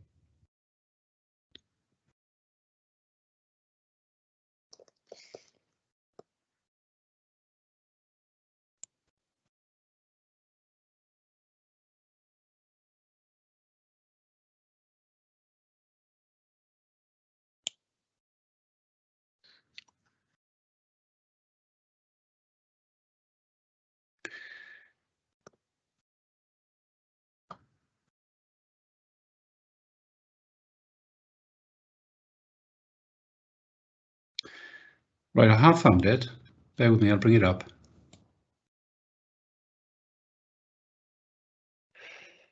Here we go. Can you all see that? No. No. Yes. Yes, you can see it now? Which is number 1? It's this one here. Right. So you can see that that is one we cooked earlier, I guess. So it's up the road and it is similar to what they're proposing. So it gives you an example of something that's in the street environment and has been built. I'm wondering whether I can bring up the presentation a second. Bear with me. It's the roof line I'm looking at, Stephen. There you are. Okay, can you see that? That's Yeah. what's proposed there. Yeah. And that's been built on number 1 Kai Perkin Road, so it's very similar. I don't know what the background of that is, how long it's been there. I can check the planning history very quickly. I'll try to. Bear with me. Let me just see if I can find the planning history on it.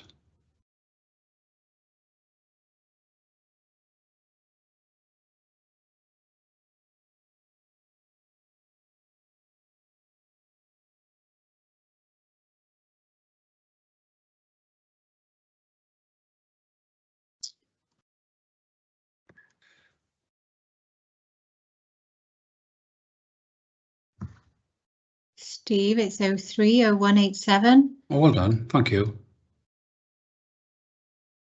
Only decision notice available on the file though because of its age. Okay, and was it for approval? It's number 3 as well, Steve. Oh, is that number 3, is it? Right. Yeah. So that was approved, was it, John? Yes, it was granted subject to conditions, but I can't check whether it accords with the approved plans because they're not on the file. Yeah. I mean, can I just come in? It's an important point, and as the questions from Councillor Watkins are, but we ain't going to do this on the hoof, are we, so to speak? No. And it's a bit dangerous if we do that. I think we've seen the picture. and I think we've gone as far as we can on that. I've got to move on. Councillor James Clark has indicated, Councillor Mark Spence has indicated, and then Councillor Charles Ferris, if you don't mind. Thank you. James. Yeah, thank you, Chair. Just really sort of carrying on what the fellow councillors just said. Councillor Jordan, totally get the point about you know, that the building work shouldn't have gone ahead until everything passed.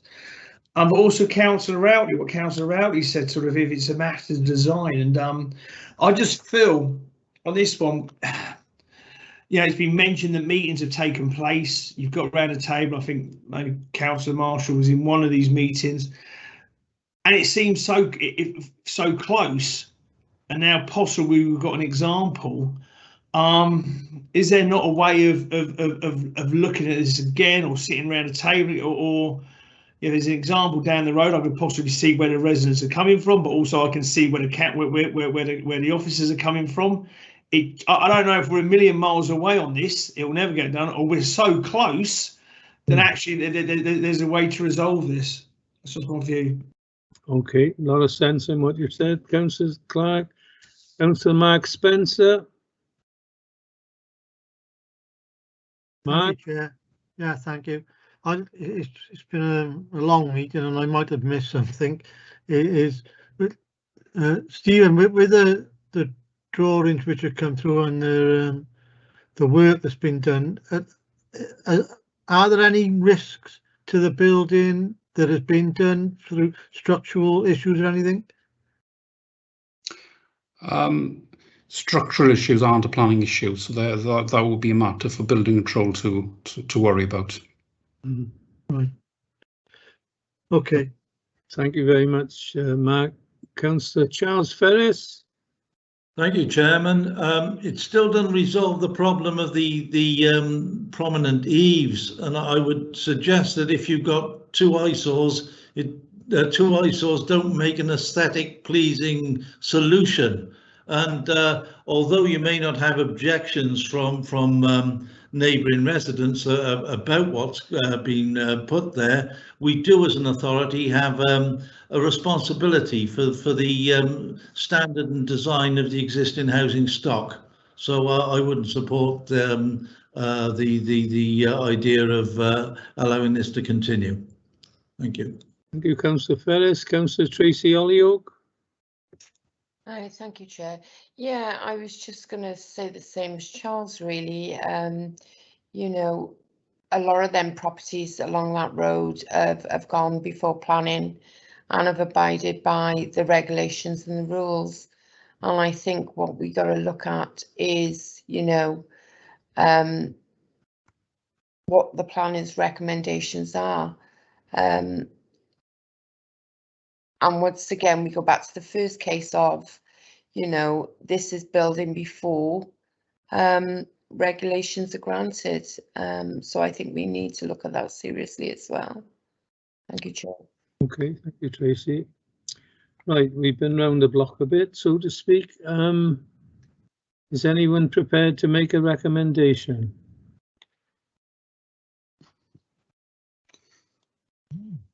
Yeah, Chair, I recommend we go with the officer's recommendation. Which is for refusal, yes? Yes, sir. Okay, I'll second that, Chair. It's been proposed and seconded. We go with the officer's recommendation.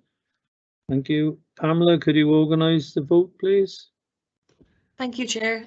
Councillor Guy, please. Accept the officer's recommendations. Councillor Clark. I think if I'm going to be consistent, I have to accept. Okay. Councillor Hollyoak, please. I'm the same, Chair. Sorry, I'm the same, yeah. Accept the officer's recommendations. Councillor Watkins, please. For the officer's recommendation. Thank you, Councillor Routley. With a heavy heart, I accept the officer's recommendations and wish him well. Councillor Ferris. Accept the officer's recommendations. Thank you. Councillor Jordan. Yeah, for the recommendation. Councillor Spencer, please. Yeah, I accept the officer's recommendations. And finally, yourself, Chair, please. I accept officer's recommendation. So that's a unanimous agreement with the officer's recommendation. Okay. That's the last item on the agenda that I've got before me. I'd like to thank you all for your participation, officers and committee members. And I don't think there's any other announcements. No. Wish you all a safe. Sorry. Can I ask a question, Chair? By all means. Ashmouth Power Station? Is it still standing or have it burnt down? I know you can address that question to the boss of planning, I think, is the best. Yes, I know that. Yeah, no, I've got 5 minutes to get to an AGM of Lisweri Primary School, so thank you for giving me that small area of time to do that. I wish you all the best and I'll see you all soon. Thank you And very don't forget, come on, England. Come on, England. And well chaired, Mr. Chairman. Thank you very much. Come on, Denmark. Aye, come on, Denmark. I bet Denmark at 28-1, so you cheer what you want, Bill. Yeah. Well done. Aye. That's a couple of million in the bank, Addy's then. I know, aye. I'm not quite sure whose bank is going into mine, but there we go. Aye. All the best to you anyway. Thank you. Bye-bye.